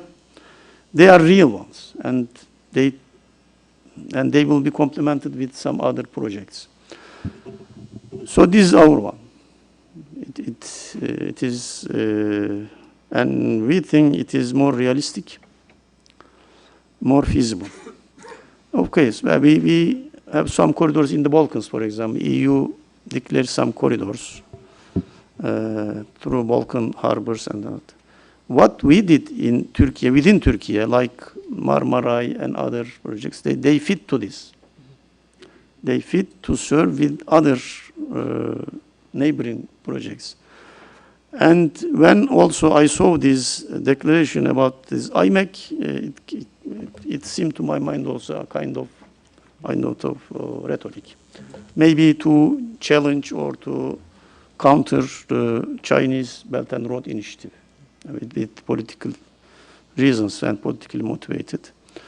But what you said, what President Erdogan said between Turkey and Iraq, it is not a challenge to it. It is not designed to it. It has been there before, and it will be complementary to what we did in Turkey till now, within Turkey, and in the Caspian regions to connect it to Central Asia. So let's hope all will work, but I doubt that. I really doubt that, yeah. Thank you, Deputy Minister, because you kindly suggested that we can take questions from the audience. I'll take two brief questions, and we have a hard stop at 1:45 because we have to start the next panel. And Farzan, so I'll take two. Sorry about the other interested parties. Farzan, go ahead, and then after him, then you can. Thank you very much for the informative presentations on Turkey's positions and interests in the region. Mine slightly focuses more on the South Caucasus to the extent that it influences Middle East dynamics. I'm curious if you see potential steps by the Republic of Azerbaijan in the coming weeks or months to try to actualize the Zangezur corridor between its exclave in Nakhchivan and Azerbaijan territory, and to what extent that could potentially trigger conflict in which Iran has said it would intervene, and on the other hand, might also trigger Turkish military intervention. Thank you. Thank you. Of course, all peace-loving people in the region, we hope a peace treaty between Azerbaijan and Armenia, as in every post-conflict, guaranteeing and recognizing the territorial integrity of each other. And in the meantime, they can talk about how to realize this corridor, Zangezur, as was outlined in the trilateral deal. It will be part of these all connectivity projects. And of course, it will restore high confidence between the two sides and region. Iran has no reason to be concerned about this. If they are, it is kind of paranoia, okay? So because the territorial integrity of countries are there, these corridors are just to help interaction between the territories of Azerbaijan. Vice versa, the Lachin corridor is under discussion now. It can serve as a link between Karabakh and Armenia, but on the fact that it is an Azerbaijani territory. So the foundation of peace is there. And these days we are hearing good news that all sides coming to the realistic and the only way of making the peace treaty. These projects, of course, is important for Turkey also.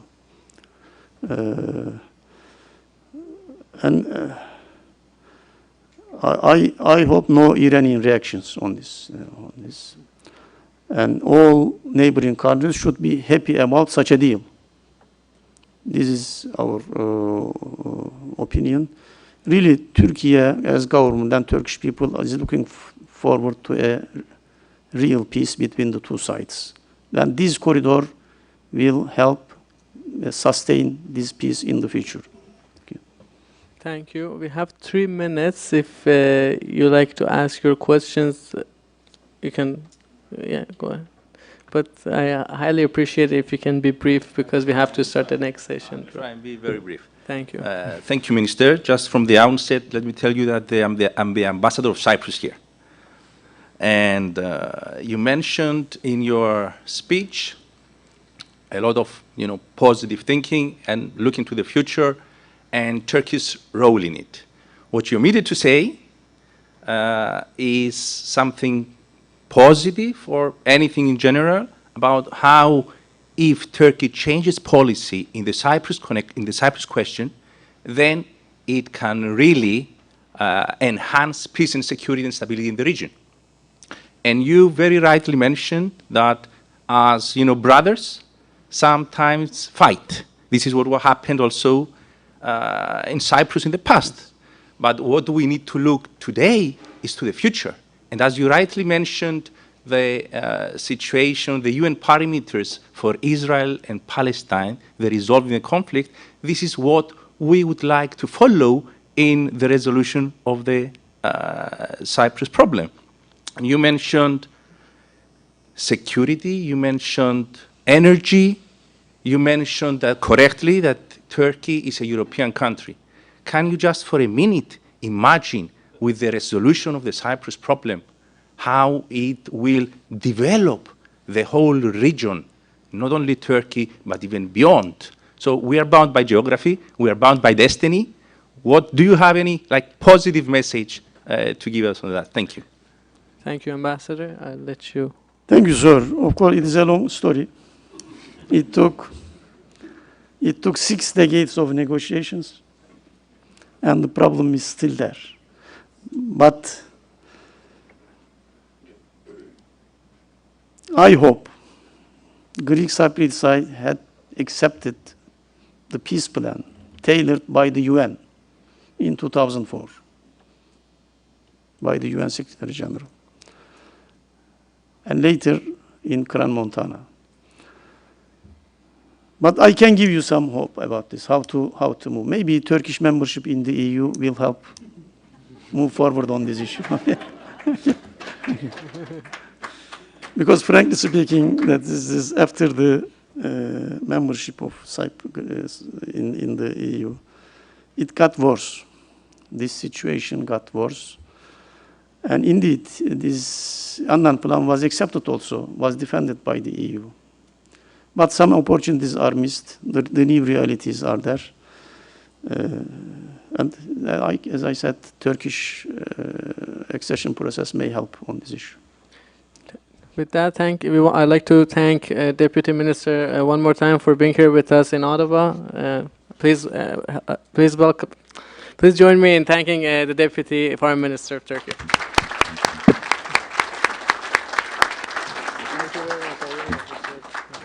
I ask our audience to please still stay in the room. We're going to start the next session right away. The next session will be hosted under the Chatham House rule, which I'll explain more about in the next session. So we're going to start in 5 minutes. So you can drink some water on the table, and then we'll start right away. Thank you.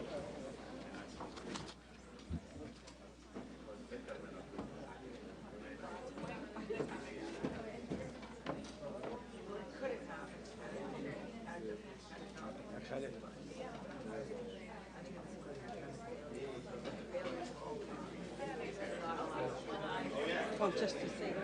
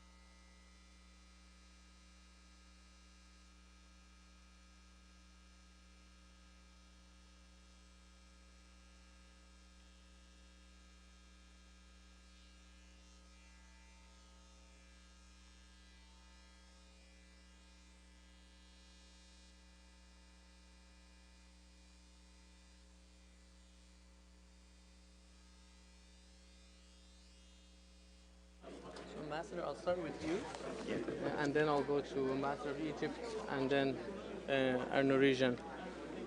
Okay. Yeah, at least come. Well, what do you want me to say? Whatever you want to say. You just tell me. Any question you were asking me? I'm going to ask about the role of Qatar in mediating and exchanging messages between Iran and the U.S. and Qatar's view as a smaller state in the region about what's happening with development. Yeah.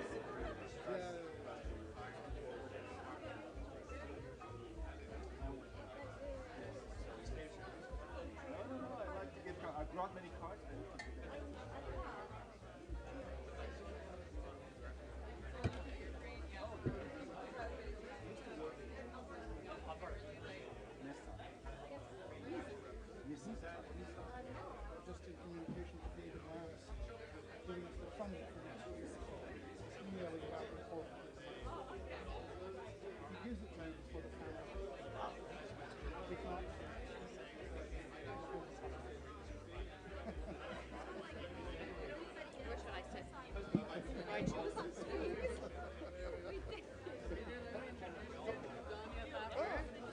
pleasure to meet you. I know we talked over email. Yes, please, come sit down here. Oh, okay. The panel together. Okay. How do you prefer your name? Daniel. Daniel. Okay. Nice to meet you. Are you? You sure? Hello. Hello. How are you? Good. Nice to meet you. Or if you're sitting there, I sit here. Yeah, I'm sitting. Go well. So I'll move. Oh, no, it's okay. I thought you were sitting there. Yeah, the other way. Yes, actually, it was kind of. I'll take this and make some notes to myself.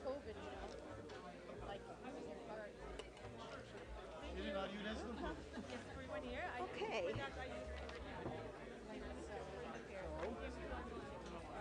Are we ready for the Iranian thaw and the Abraham Accords? Thank you.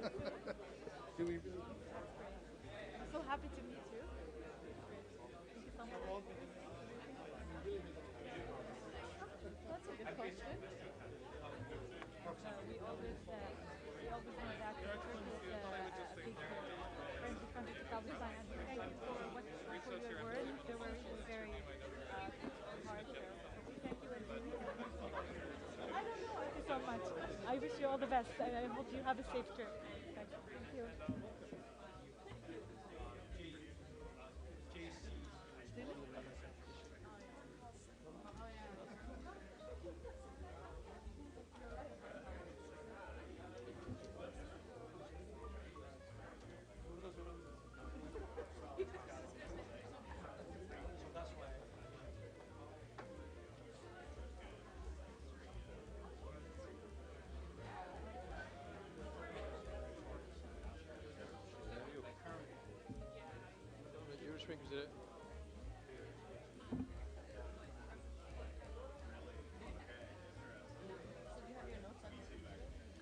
I just wrote yesterday, like 12 points. It's okay, I can use my computer. I have it printed in my computer, but I love my computer.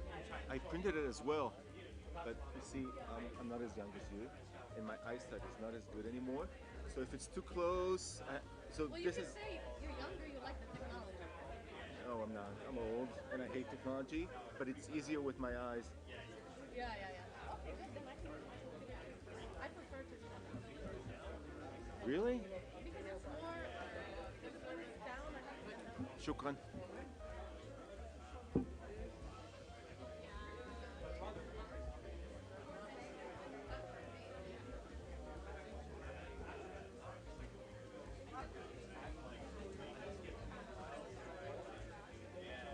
Yeah. I will try, yes.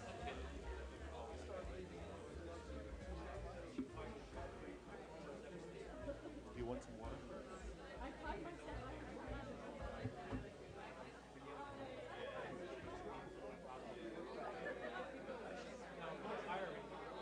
Do you want some water? Yes.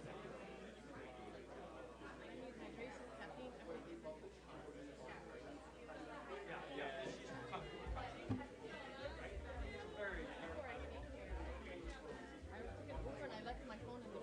Oh. So the whole time I've been just sitting here chatting with people in the back, desperately trying to find my phone before we get on this bed. Oh. My nerves. Where are you looking? Tel Aviv? Tel Aviv? Oh, okay. You in DC?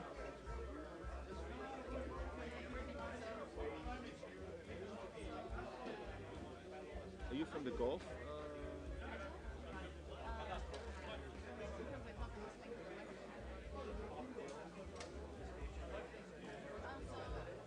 Is on, right? Oh, no.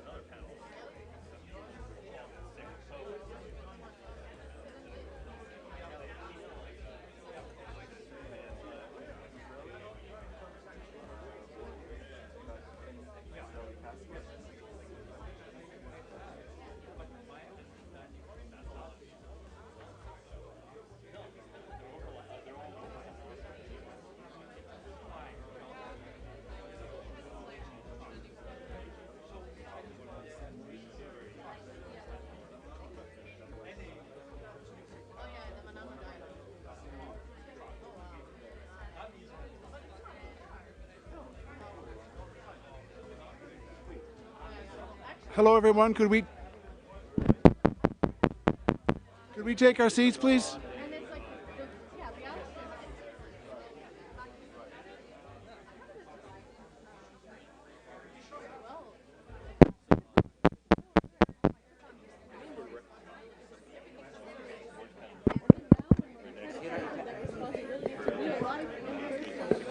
Hello, everyone. Could we take our seats, please? Thank you.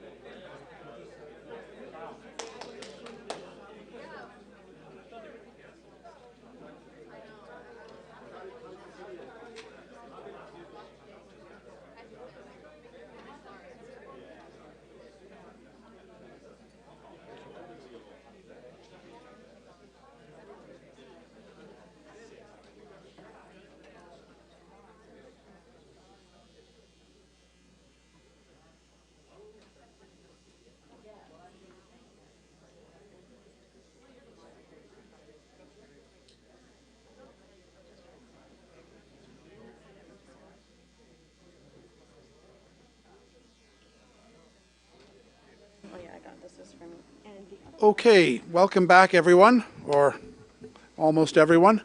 We'll start in about 2 minutes, and I'm going to ask the colleagues from the Institute to begin herding people in so we can get going. Thank you.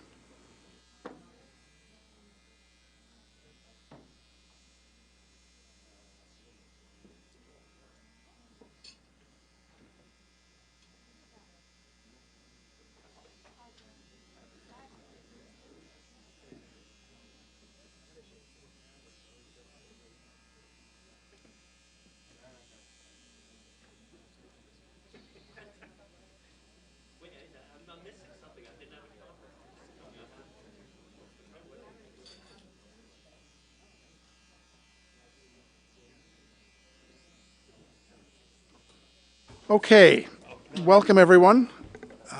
Thank you all for being here. Thanks to the Institute for inviting me to moderate this important panel. It's a great honor. It's also something of a burden because this panel could itself be the subject of a 2-day conference, but we only have an hour, so I'm going to be a benign autocrat and try and keep things moving here. The subject is the Abraham Accords and the Saudi-Iranian thaw. And it's a very interesting subject in that these are two diplomatic trends that should not be happening at the same time, at least not in theory, and yet they are. And so we're going to try to unpack that. Why are they happening at the same time? Are they really happening, or are they just rather superficial? Is there something going on below the surface, or are they not likely to last? These are the questions we're going to explore. We have 4 very, very good panelists. I'm going to ask their indulgence. I'm not going to read their biographies. You have them in front of you. It's more important to hear what they have to say than to hear me read what's in front of you anyway. I've asked each of them to speak for about 10 minutes. That's a tough ask, but I will try to hold to that because what we want to do is to end this and give enough time for a bit of audience engagement at the end. So the first person who'll take the floor is Yoel Gozansky. Yoel, the floor is yours. Thank you. Thank you all. I want to first thank IPD, for inviting me. Oh, I'm sorry. Now you hear me? I want to again thank Eunice and IPD for inviting me. This is my first time in Canada, so I'm excited to be here. I'm going to speak about the Abraham Accords. We now just celebrating 3 years anniversary, and I'll at the end speak of 1 minute that I got left on what is next. So a 3 years anniversary, if I was an historian, I would have said that this is not sufficient time to say, to give evolution or evaluation of things, but I'm not. I'm a political scientist, so I doesn't have any choice. My report is a mixed one. I will start with the glass half empty, and then move to the glass half full. I have 6 points on each, and I'll try to do it as fast as I can, Peter. On the glass half empty, 3 years to the Abraham Accords. Number one bullet, no Palestinians. The Abraham Accords, the process has failed to produce improvement in the Israeli-Palestinian issue. For some, I guess, a blessing. That was the intention, perhaps, in the first place. For others, like myself, a missed opportunity. This is the one that I wanted to start with. The second glass half empty bullet is there's no domino effect yet. So far, the Abraham Accords failed to bring other members, other countries in the region, other neighbors of Israel to join the Accords. In fact, one member, Sudan, de facto left the agreements because of internal circumstances that you all familiar with, the internal instability inside Sudan. Number three, in the glass half empty, there's no tourism. Tourists, so far, it's only a one-way street. Basically, what I'm trying to say, that despite the interest of the parties, the governments, in promoting tourism, the flow of travelers has primarily been one way. What I'm trying to say is there's only mainly Israeli tourists going to Morocco, especially to the UAE, and a little bit to Bahrain. Over 1.5 million Israelis, if I'm correct, went to Dubai so far since the Accords were signed. Only about 2,000 Emiratis, even less, in 3 years, came to Israel. Even less so, Bahrainis, and it's unfortunate. Number four, in the glass half empty, is popular opinions. Sore mood of Arab publics towards normalization with Israel continues in the region. It's not new. And there is even a decline in support for the Accords in the last year or so. If you check, your colleague, David Pollack, is someone who checked this for many, many years. And I'm following what David has been written in the surveys and polls that he's been conducting in the Arab world, and one can trace a decline in support in Arab countries, even in the Gulf, even in the Arab Gulf, even in countries like UAE and Bahrain, for the model of the Abraham Accords to normalization with Israel. I guess one trying to explain that is expectations. Perhaps publics expected more of this peace, of this normalization, enjoying the fruits of peace, and didn't get as they expected. Number five, in the glass half empty, is Iran factor. Tehran is getting stronger, unfortunately, in the region, and is trying to drive a wedge between Israel and some of its new old partners in the region. You all mentioned before the detente, I like to call it a detente in the region. It's underway in the last few years, from the Abraham Accords to the Saudi-Iranian, Saudi-Turkish, UAE-Turkey, Egypt-Turkey. The entire region is talking to one another, trying to diffuse conflict. It's a detente because it's not deep. It's not tackling the root causes. It's only on the surface. And maybe one day we'll again, unfortunately, have to deal with the root causes. So Tehran is getting stronger and trying to drive a wedge between Israel and its partners, while everybody is hedging their bets. It's, I think, much harder for Israel to try to sell the narrative that it used to sell. And if you hear Israeli politicians in the last few years saying, it's us, Israelis, the Arab, against the common enemy, Iran. It's much harder to sell it right now after we see the Saudi-Iranian rapprochement, other Gulf countries getting closer to Iran, out of necessity. There's no much love in the air. We all know that. But out of necessity, out of strategic and defense requirements, they do that, trying to keep their enemy closer to them. I think it's much wiser. I can talk about it later in QA. The sixth and last factor in the glass half empty is the Israeli government. I work in a think tank, so I can speak freely. There's a cooling effect on the normalization. If I can check normalization, when I do regularly, at least in the last 6 months, maybe 8 months since the entering of the new government in Israel, the far-right government in Israel, some of its policies and activities affected negatively this process. I can count canceling of visits, freezing some joint projects, et cetera, et cetera. Even it's got to do with popular opinions. There's also, I think, the bright side, by the way, in this is the accords were proving their durability. Even with this far-right government, the country is never canceled and everything is continued, if not publicly, but under the surface very smoothly. So there's a joint interest in keeping the 6 fast bullets on the glass half full. Now I'll be optimistic a little bit. Normalization between Israel and its partners in the region is the new normal.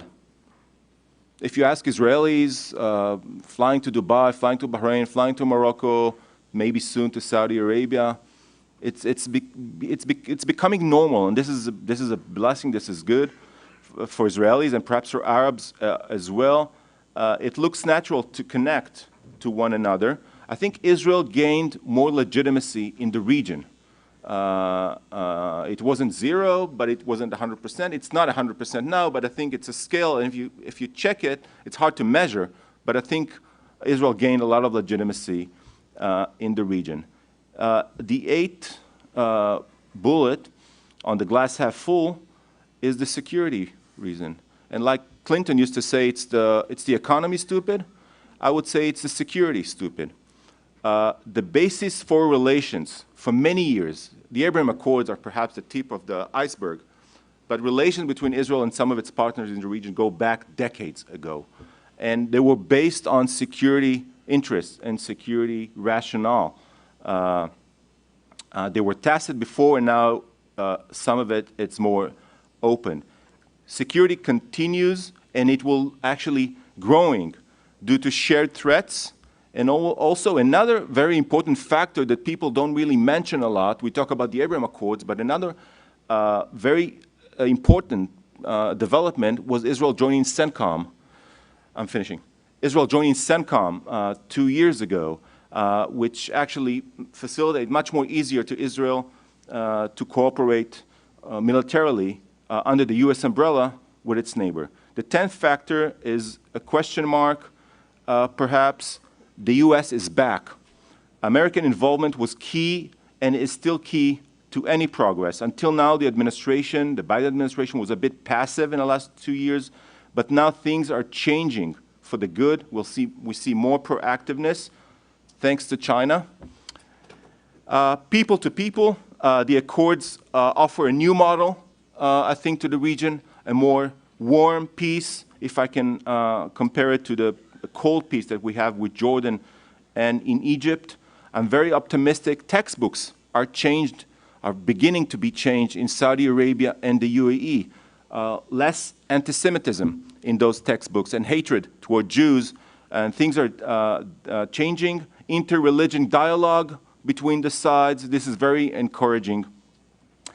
The last point, and I'm finishing, Peter, is the 12th point on the glass half full, is Saudi Arabia. And there's a question mark, is Saudi Arabia joining the Abraham Accord? I personally think that Saudi Arabia signing a peace agreement or normalization agreement with Israel will be in a different model. It will be a Saudi model, not the Abraham Accords model, for different reasons, sensitivities of the kingdom, custodian of two holy places of Islam, different story whatsoever. It has a huge potential, but very high price, both to the US and I think for Israel.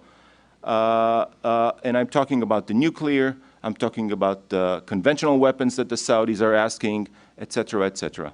Thank you. Thank you, Yoel, for starting us off so substantively and on time. So we appreciate that very much. Our next speaker is Dania. Thank you. Is this working? Yes. Thank you very much, Peter. And thanks for the Institute for Peace and Diplomacy. Special thanks to Bijan and Yunus. In my presentation, I'm going to discuss great power competition and how that affects the calculations of regional players, namely the GCC, vis-a-vis the Iranian Thaw and the Abraham Accords. So after World War II, the US and Russia vied for influence in the Gulf by attempting to reorder the region along the lines of their broader ideological visions of how the international system should be ordered.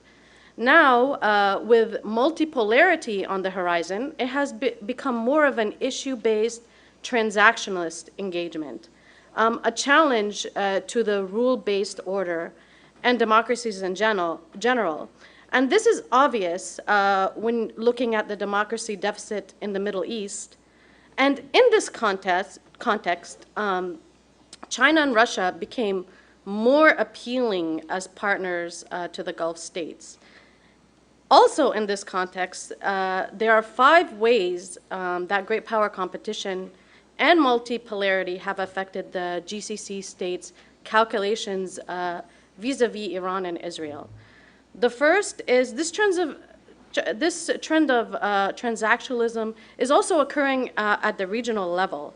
Ideologies such as Arab nationalism or different forms of political Islam are not really driving forces in framing national interests of the Arab Gulf states.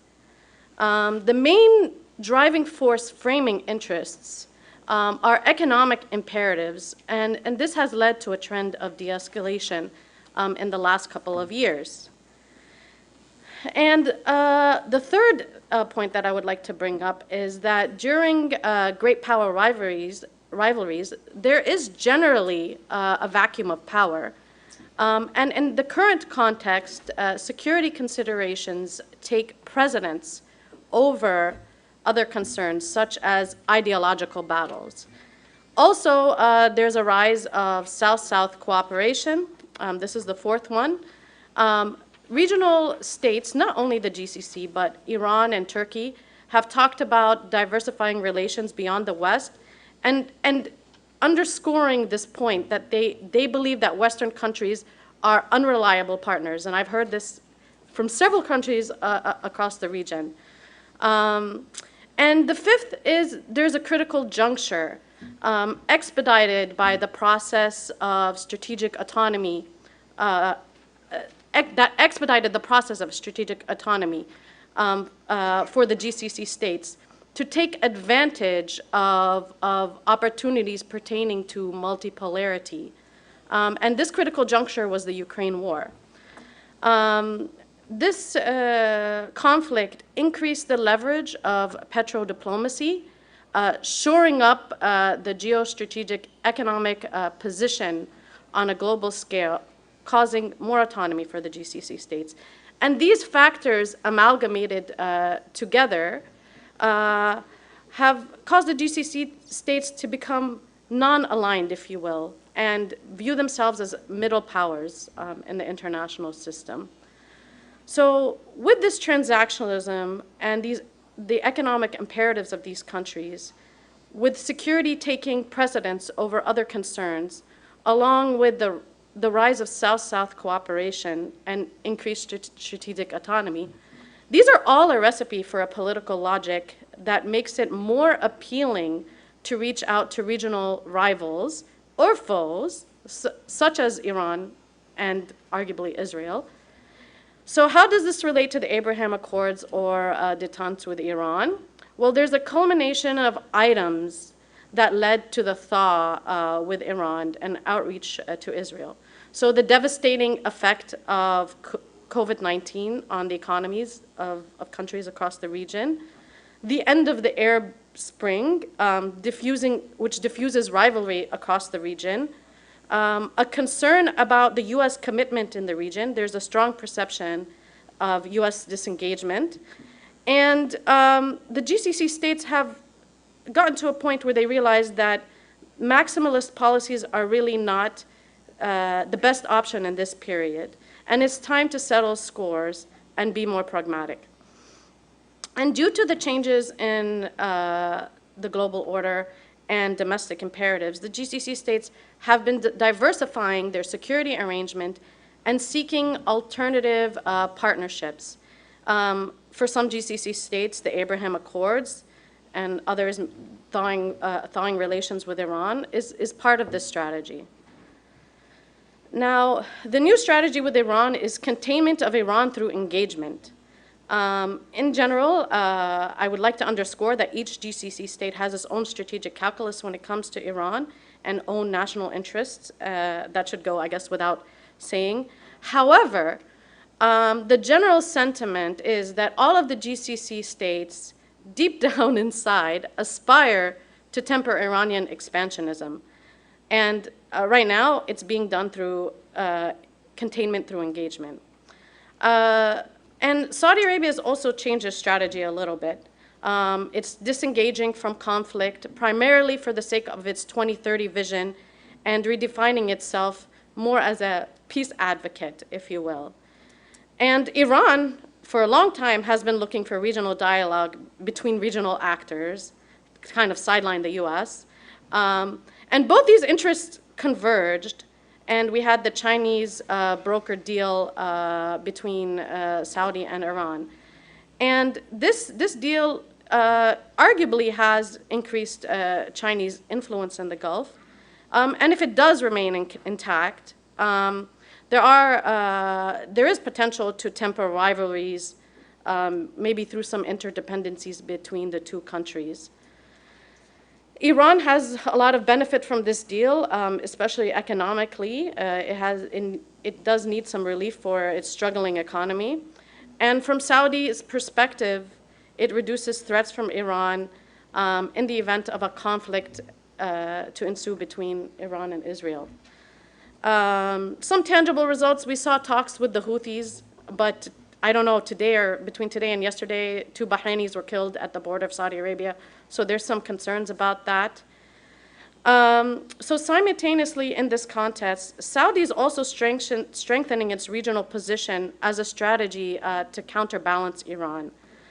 So we saw outreach to Turkey, we saw the Abraham Accords.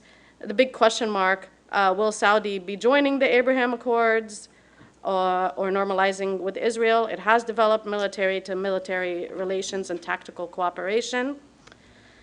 Now, going to the Abraham Accords, in reference to great power competition, normalizing between Saudi Arabia and Israel has potential to impose distance between Saudi Arabia and China in a way that increases U.S.'s influence in the region through offering a nuclear program or some sort of defense pact, which is very questionable and concerning from the national defense strategy of the U.S. right now, but we'll see. It's interesting to note that those states that have tense relations with Iran, or historically tense relations with Iran, have developed more ties with Israel, whether it be all-out Abraham Accords or covert relations. Saudi Arabia, the UAE, and Bahrain view Israel as a country that deeply understands their threat perception regarding Iran. And the Abraham Accord could serve as a partnership between some GCC states and Israelis against the challenge posed by Iran. The Saudis want to deter Iran through the Abraham Accords with a defense pact with the US and the civilian nuclear program. So as you can see, they're thawing relations with Iran, but they're also watching their backs when it comes to Iran. So how does the Abraham Accord deal affect Iran? Iran is worried that greater convergence with the Arab Gulf states, with Israel, could cause compromise in its influence in the region. And in terms of if a deal were to be reached between Saudi and Israel, where the Palestinians have an amenable agreement to them, it would dilute the effect of Iran holding the banner of Palestine to increase its influence in the Arab world, even arguably the Islamic world. If Saudi went forward with the deal with unsuccessfully advancing the Palestinian cause, then that would make Iran stand out more as a supporter of Palestine in the eye of the Arab world.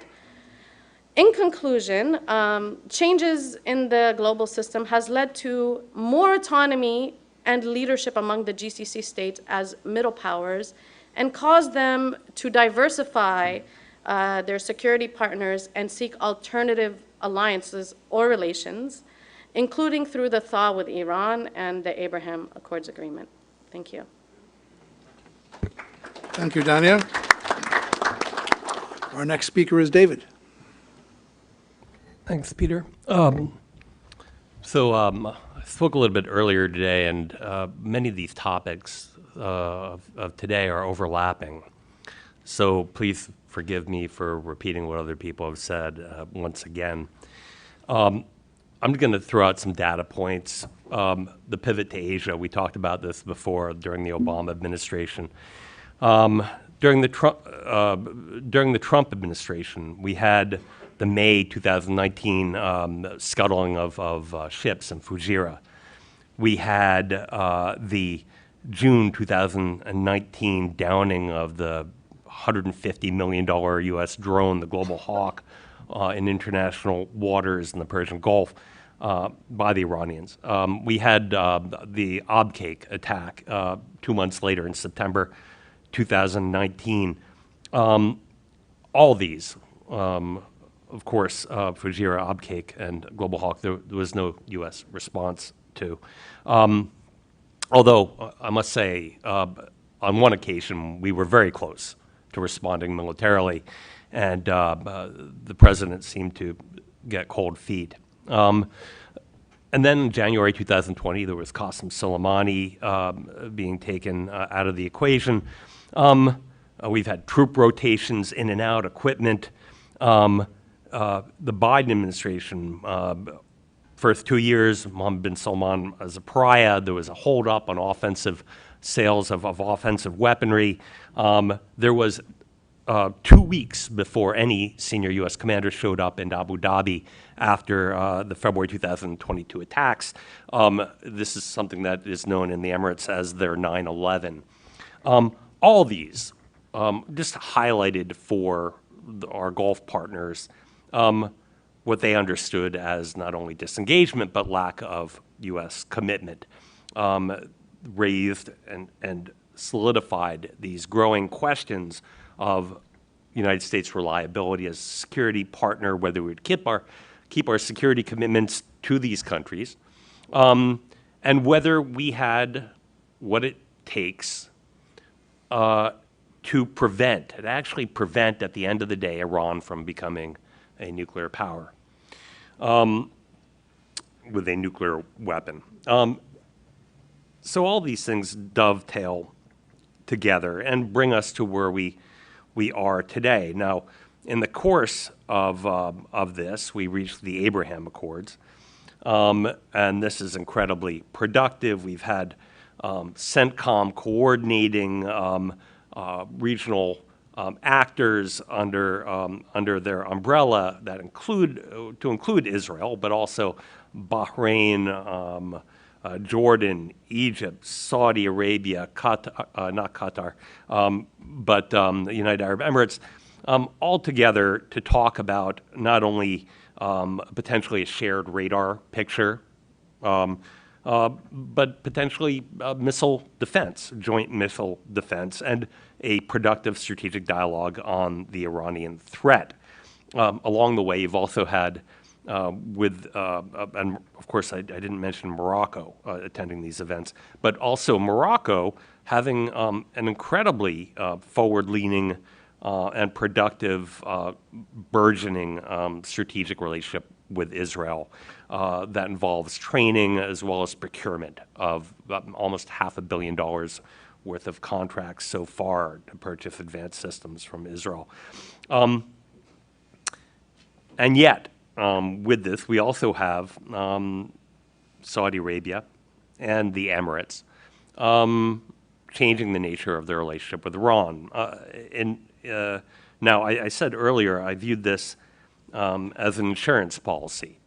This is an insurance policy because notwithstanding the getting closer to Israel in many ways, there's a question about where the United States stands and whether they'll do what it takes. And so they're playing essentially both sides. They're doing a regional de-escalation with Iran, but also Turkey. And even we saw as a goodwill offering the re-embrace of Syria into the Arab League. And I think part of this is related to the overall view of where the United States stands, but also it goes further. I mean, the Biden administration is not at all hostile to Iran, right? The Biden administration isn't enforcing sanctions against Iran. They are really looking very much so to re-enter a deal. There's no more maximum pressure. Why should Saudi and the Emirates be hostile to Iran when the United States is looking to have a de-escalation with Iran? And as we've heard before, the priority for Saudi Arabia is Vision 2030. That is this incredibly deep economic, social, economic diversification, social change, trying to attract tourism. You can't have that when you have Iranian proxies lobbing missiles into Riyadh. This is, an ambitious priority for Saudi, but this is the main goal. And to get there, they can't have the Houthis doing what the Houthis were doing. They needed an end to the war. As a bonus, they might have the Iranian-backed Hashid militia in Iraq stop targeting them. But really, beyond that, it doesn't go much further. With Saudi Arabia, you're not going to get, with Syria, they are a narco state. They are not going to change from being a narco state. The Captagon will continue flowing. And of course, you're going to get nothing on the Lebanon front from Iran as part of this de-escalation either. But this is, I think, a collaborative effort by Iran. It is a policy that makes sense for Saudi Arabia and for the Gulf at this time. And at the same time, they're moving forward with some degree of normalization with Israel. Once again, we've got 5 or 6 months to see if this works. They're asking for, I think, really a remarkable number of things along the way, but they are all, each and one of them separately, doable. They're asking for what Iran got from the Biden administration, that is a blessing on the right to enrich uranium. I think it's going to be very hard for the Biden administration to stand in the way, regardless of where the Israelis are at. I think they will agree to that ultimately. They will get more, will ask for more than what the Emiratis asked for on normalization on the Palestinian front, and the Israelis will be required to do more on that.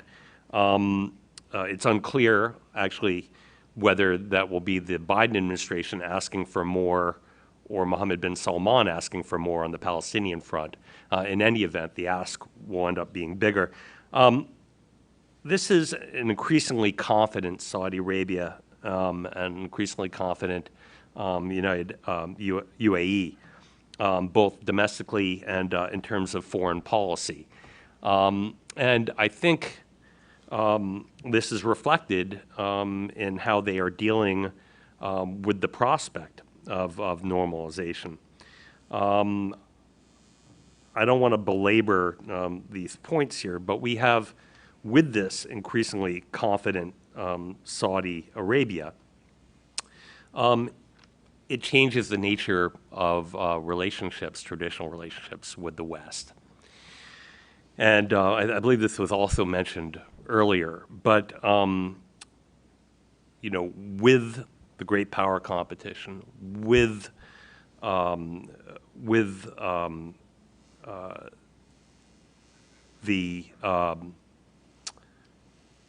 other options available, multipolar world, Washington, the West, is really going to need to modify and recalibrate its approach to Saudi Arabia. This is a middle power with broad regional ambitions and a heightened sense of confidence, and it's operating in a new, dramatically different regional context. You know, Egypt is not a regional player anymore, right? Egypt is going to be lucky not to go bankrupt, and so the focus, global focus, regional focus, is all moved to the Gulf. And so this presents us with opportunities, but also challenges. I'll leave it there. Thank you. Thank you very much. And our last speaker is Masa. Thank you. Thank you very much for having me here. I'm going to second all the thanks so that I won't go through it. I do have to give a disclaimer that what I share with you today are my personal views and based on my personal research and do not represent views of National Defense University or U.S. government. A lot of the issues that I was thinking of share with you have already been brought up, and I'm going to just give a little bit of a different angle and like a quick summary of what we have discussed maybe. When we think about this kind of détente or sort of this evolving pieces, I think what's really important is that this is happening because of a level of uncertainty surrounding several important global issues. The first one that we discussed, I think, extensively today is the issue of, we can call it great power competition, or I would rather say it in the regional perception, a change in global world order. And I would argue that it's not clear how the change will happen, when the change will happen, whether it's going to be to bipolarity, multipolarity. But I would argue that the expectation mainly in the region, from what I see, is not, is gearing towards a global system, which is not necessarily about polarity, but it's a global system where it allows for nation states to basically exert themselves depending on their power, their geopolitics, so more of an anarchical system. And that gets me to the point where has been a very point of grievance and contention, particularly by the countries in the region, about this idea of international rules-based order, and has been particularly aggravated by Russia's war in Ukraine and the way the West has handled it, from their perspective, in which there are good guys and then there are bad guys, and you've got to take a stand and be with us, etc. And so this goes to many different international institutions and systems. I could call many, but the one that I generally work on is MPT. And with how the changes in the world are happening, for instance, and the future of kind of arms control, disarmament between US and Russia taking a grim stance, then there would be other countries rethinking what we have for a very long time thought of as a rules-based order and what it would look like and the implications. And another major element of that is this idea of democracy versus authoritarian, right? And how the countries deal with it. And we heard rightly that they much prefer to have transactional deals that will not be jeopardized by anything related to their domestic politics or other issues that come up. Second uncertainty is the future of Iran's nuclear program. And there are lots of talks about sort of Iran and US and how this is going to go, but the reality is I think everybody expects that, again, it would be a few years of transactional at best. And so we would have levels of high potential for conflict, and then we would have episodes like the prisoners swap, at least until the next US election. And that's kind of what the expectation that I'm hearing from the countries in the region is. And so that requires them to prepare again and gear up and diversify for a situation like that. And the two last factors I mentioned kind of combine in the last point, which is the uncertainty around US role in the region, right? So there are discussions about the pivot, which I would argue actually there was a pivot before the Obama pivot during the Bush administration when the concept started, but Obama introduced the term.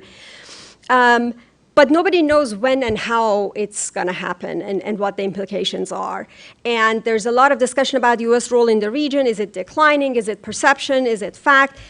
But I want to point out one thing, which is it's not about how much forces US has stationed in the region. It's really about uncertainty around US strategic intent to when to act and when to restrain. And because of that uncertainty and the high possibility of conflict that these countries see for either Iran-US, Iran-Israel, Iran-Israel-US, they need to be kind of, as we talked about, covering their bases, diversifying their strategic portfolio, et cetera. And I add one more point that I think we haven't discussed today, which is there is, I think, strategic competition or great power competition held before the Russia's war in Ukraine. Now, what the countries should prepare for, are kind of thinking about, is a great power conflict. What would that look like? Whether it's Russia or the Taiwan issue has become very on top of everybody's list. And if you're sitting in the Middle East and predicting that there might be rising conflict between US and China, you would think that you're perfectly situated geopolitically, economically, in terms of your relations. So you want to prepare for that scenario because you will become essential to both powers, and that will protect you. So that's another aspect that I need. I think we need to talk, think about and talk about and prepare for it.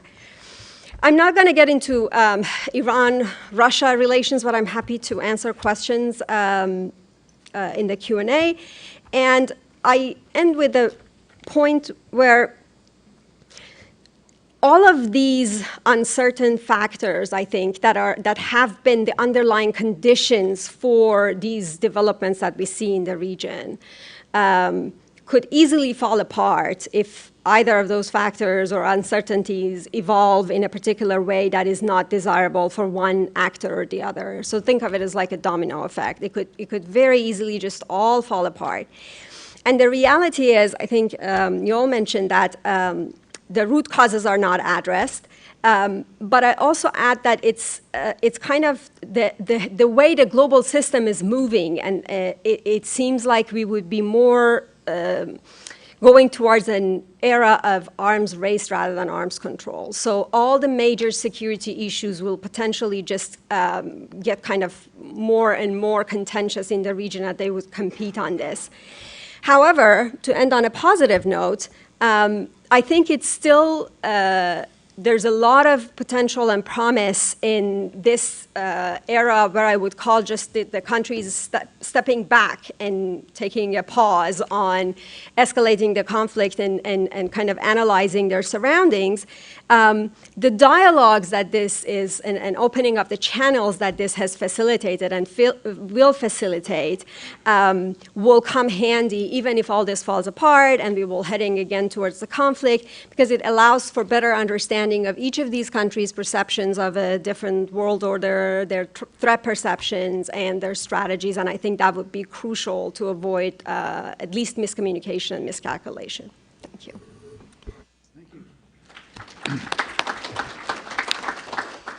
Well, we've had 4 very rich, very diverse presentations. I'd like to open things up. We have about 15 minutes, so we have a bit of time for some engagement.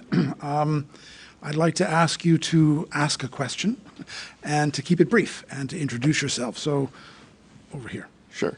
Thanks so much. My name is Timothy Kaldis from the Tahrir Institute for Middle East Policy. We've heard a lot about the rapprochement that's been happening and the de-escalation in the region, and I think Eunice's point about the economic incentives for doing that are quite clear, as well as leveraging and taking advantage of kind of newly independent positions vis-a-vis some of the regional powers. But I wonder also to what extent has the last decade of kind of failed military adventurism on the part of really everybody in the region also contributed to that. I mean, the effort in Yemen didn't achieve the objectives that were set out. The blockade on Qatar also didn't really deliver to the extent that they were hoping.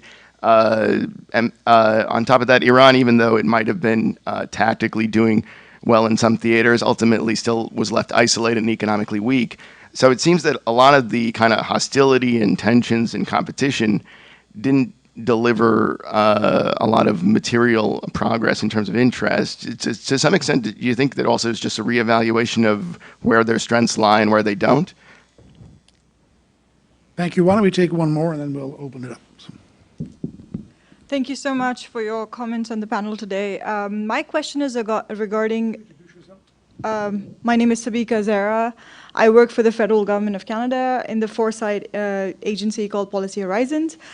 So we're looking at the role of technology in shaping the world order that's you know, where we're standing from.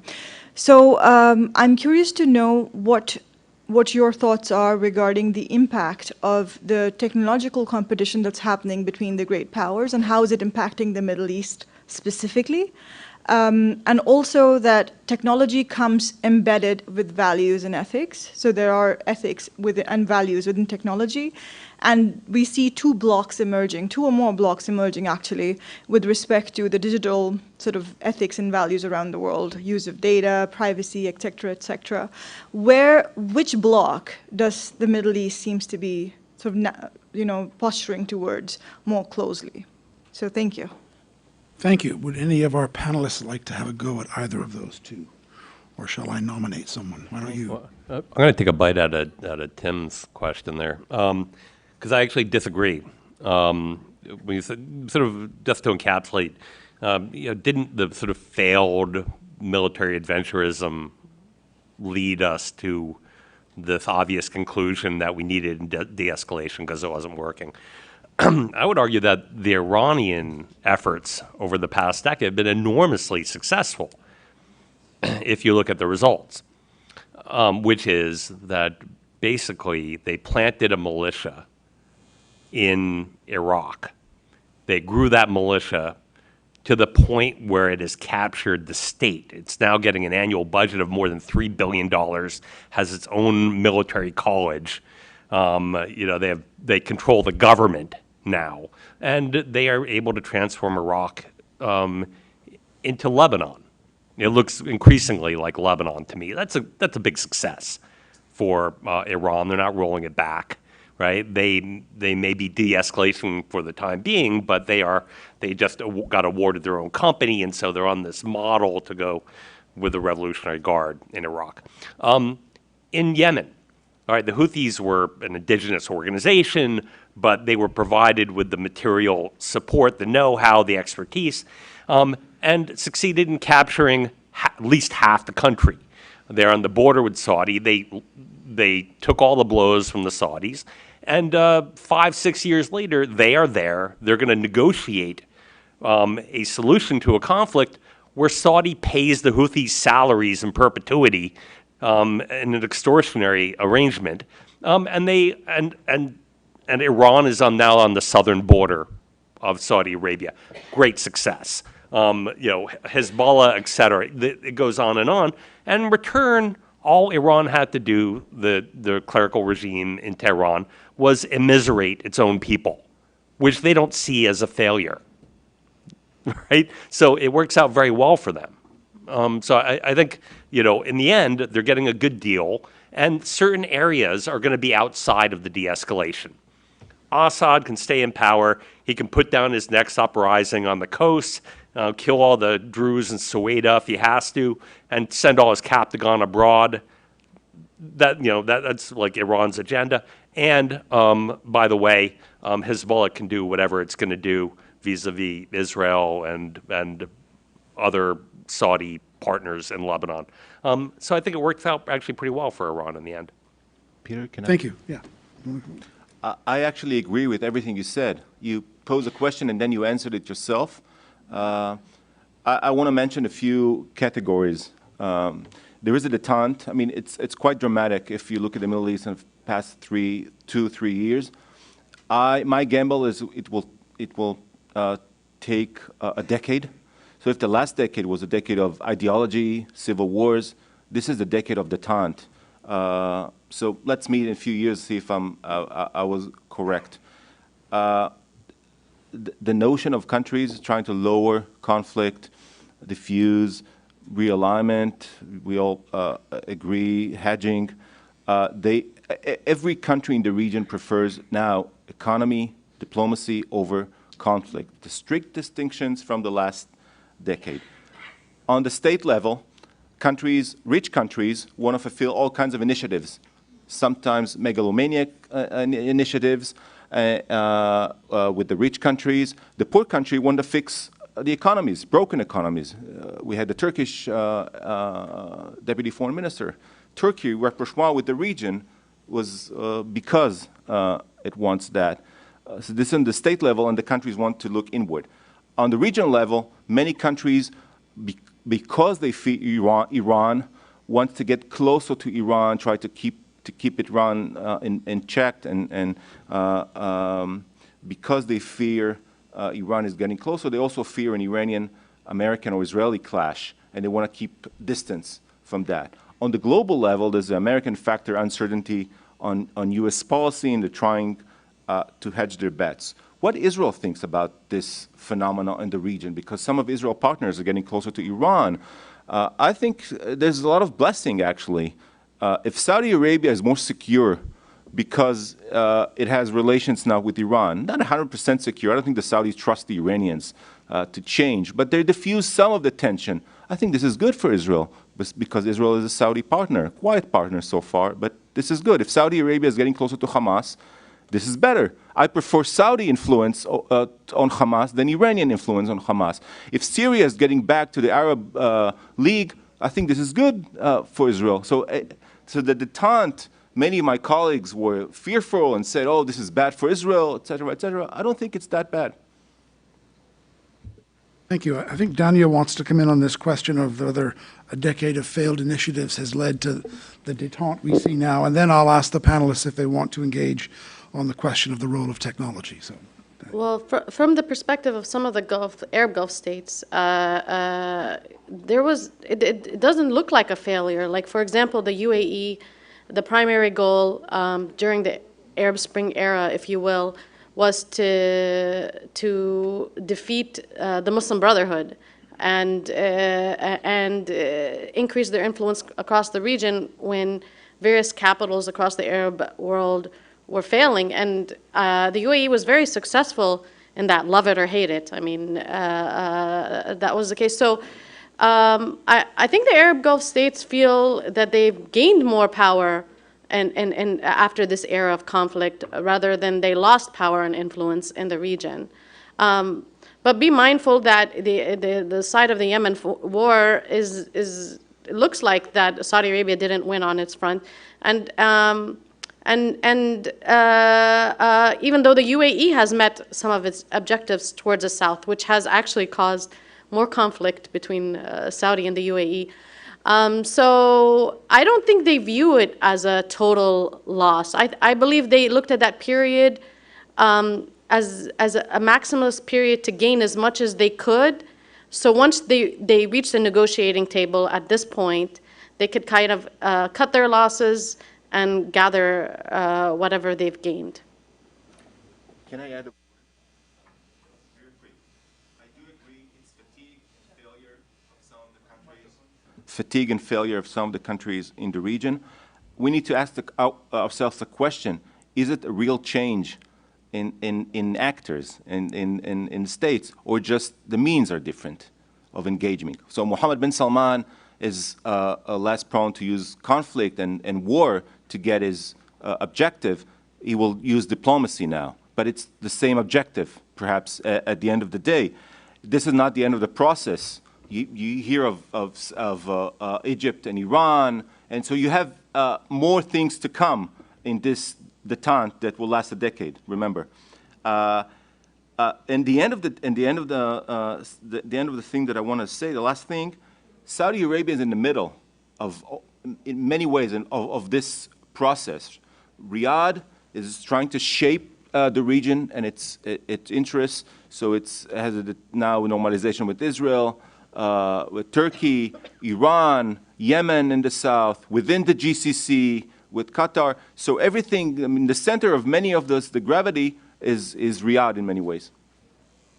Thank you. Does anybody want to have a go at the question on the role of technology in shaping the world and the region and the values it brings? It's a fascinating question. I'm not sure this particular panel is, but it's a very thought-provoking question. Anybody want to have a go? You know, the Emirates are doing a lot with China in development of AI. And if you're working with China, it has its own implications about where you stand on the technology. We've already seen, in any event, all the other hacking stuff that's going on in the region. You know, hard to say. I don't think that's determinative of where they stand. That's just plain old school sort of authoritarianism. But on the AI stuff, I think that's where you got to look on who the partners are. Yes, that is a very intriguing question. And this is an important one for some of the Arab Gulf states, especially Saudi Arabia and the UAE. They both have been very strategic in developing institutions for innovation-led development and harnessing their young human capital with innovation. And I think that's very important. And I actually just wrote a book about this, but more about domestic politics and innovation-led development. But what's interesting in the UAE, the localization of their defense industry. And they have been signing agreements for technology transfer.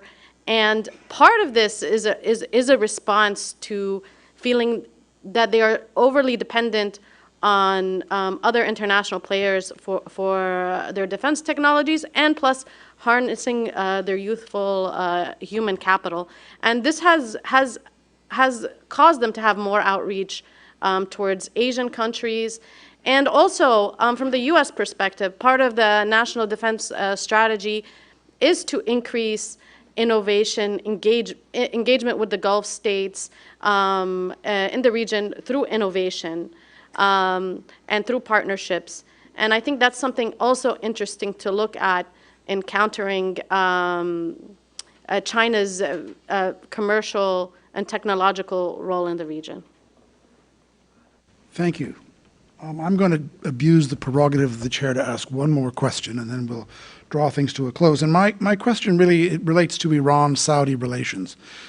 And can they survive in the absence of a renewal of the JCPOA or some other form of constraint on Iran's nuclear program? I very much enjoyed Dania's point about containment through engagement. I thought that was very interesting and something that needs to be further explored.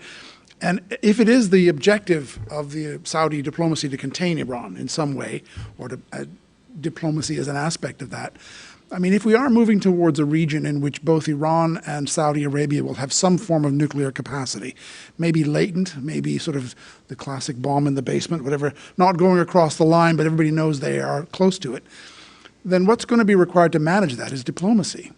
Very sophisticated, ongoing diplomacy. That's what the Cold War required between Russia and the US.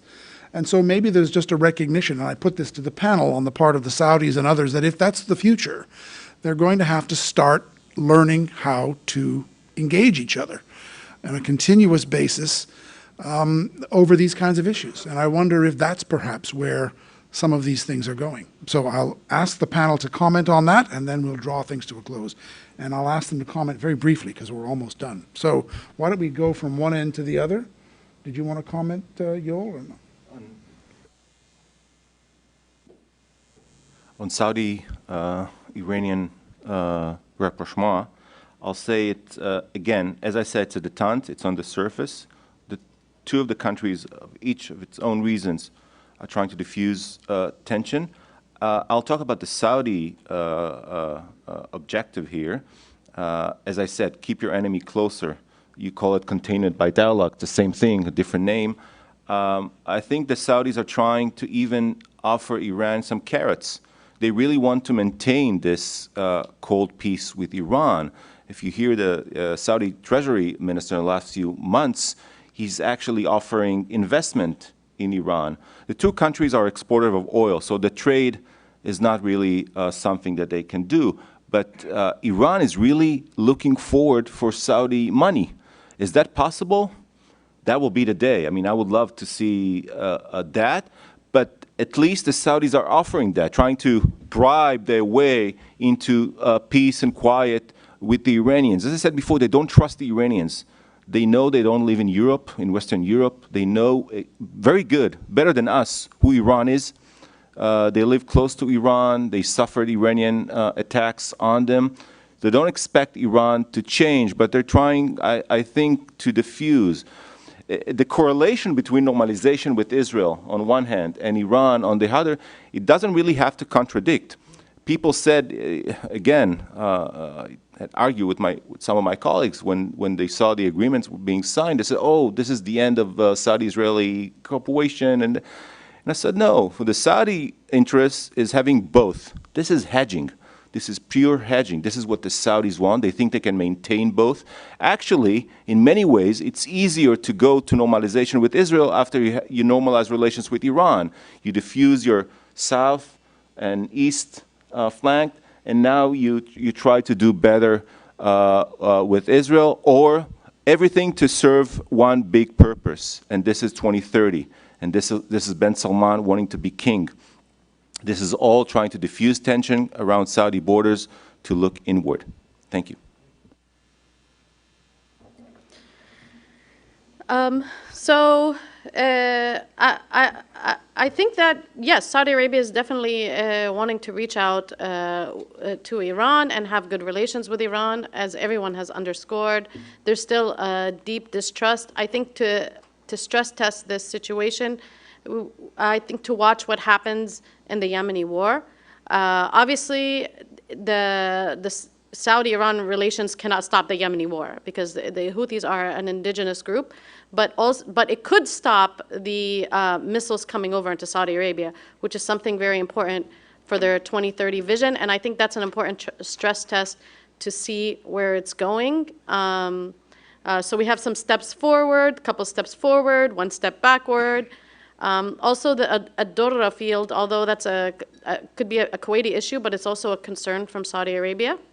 And so that's something to watch as well.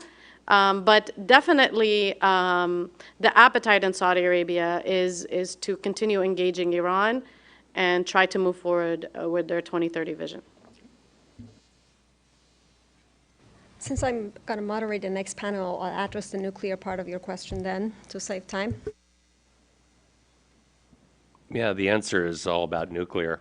I'll say that as long as Iran is at 80% or 60% and above, and sometimes reaching 80% enrichment, you better make friends with these guys because they are, getting closer and closer. And if there's a doubt that the United States isn't going to solve the problem, and that Israel is not going to solve the problem, then you better be friends with Iran, or you better be prepared to make your own nuke. Or at least have the ability to talk to them. Or both, and have the ability to talk to them. Okay, I want to thank the panel on your behalf. It's been a very interesting hour. It could have been 2 days on this subject, but thank you all very much, and thank you. I don't know, Eunice, do you want to move straight into the next session, or how do you want to manage this? First of all, thanks, Peter, for moderating the session, and a special thanks to all of our panelists who all flew to Ottawa for this session. To save time and catch up with our program, we're just going to start the next session with Ambassador Stefan Clement from the European Union. And please note that this session will be also hosted under the Chatham House rule. as I explained for the previous session, so I think we're all on board with that. And MASA has kindly accepted our invitation to moderate the session with Ambassador Clement. So for those who are sitting at the back, I know that it feels cooler here because of the sun. I heard some people that it's not as cool, but if you want to, be cooler, you can come forward. We have some seats here, if interested.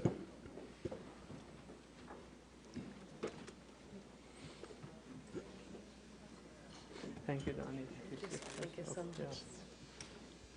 Okay, go ahead. Thank you, everyone. It is my great pleasure to introduce Ambassador Stefan Clement as the special advisor on in nuclear negotiations with Iran, for which I think he should be getting a hardship award, including as lead technical negotiator. He has a doctoral degree in physics and international law. So we're going to start by Stefan giving us a little bit about the state of play and where things are and what he thinks. And then I'll raise a few questions. Provisions which basically deal with potential deviations, potential cheating by Iran. And the whole deal was set up in a way basically to deal with cheating. Nobody ever assumed at that time that the US or any other participant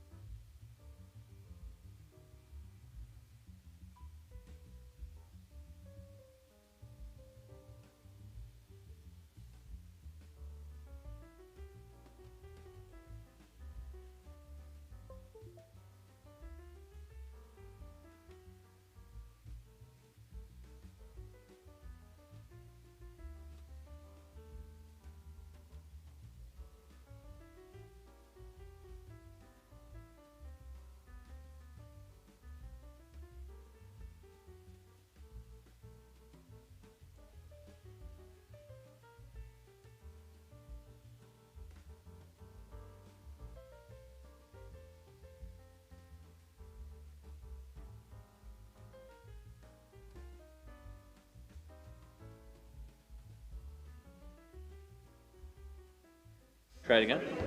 Okay, okay, the microphone is working now. Welcome, everyone, to the second last session of what's been a very full day.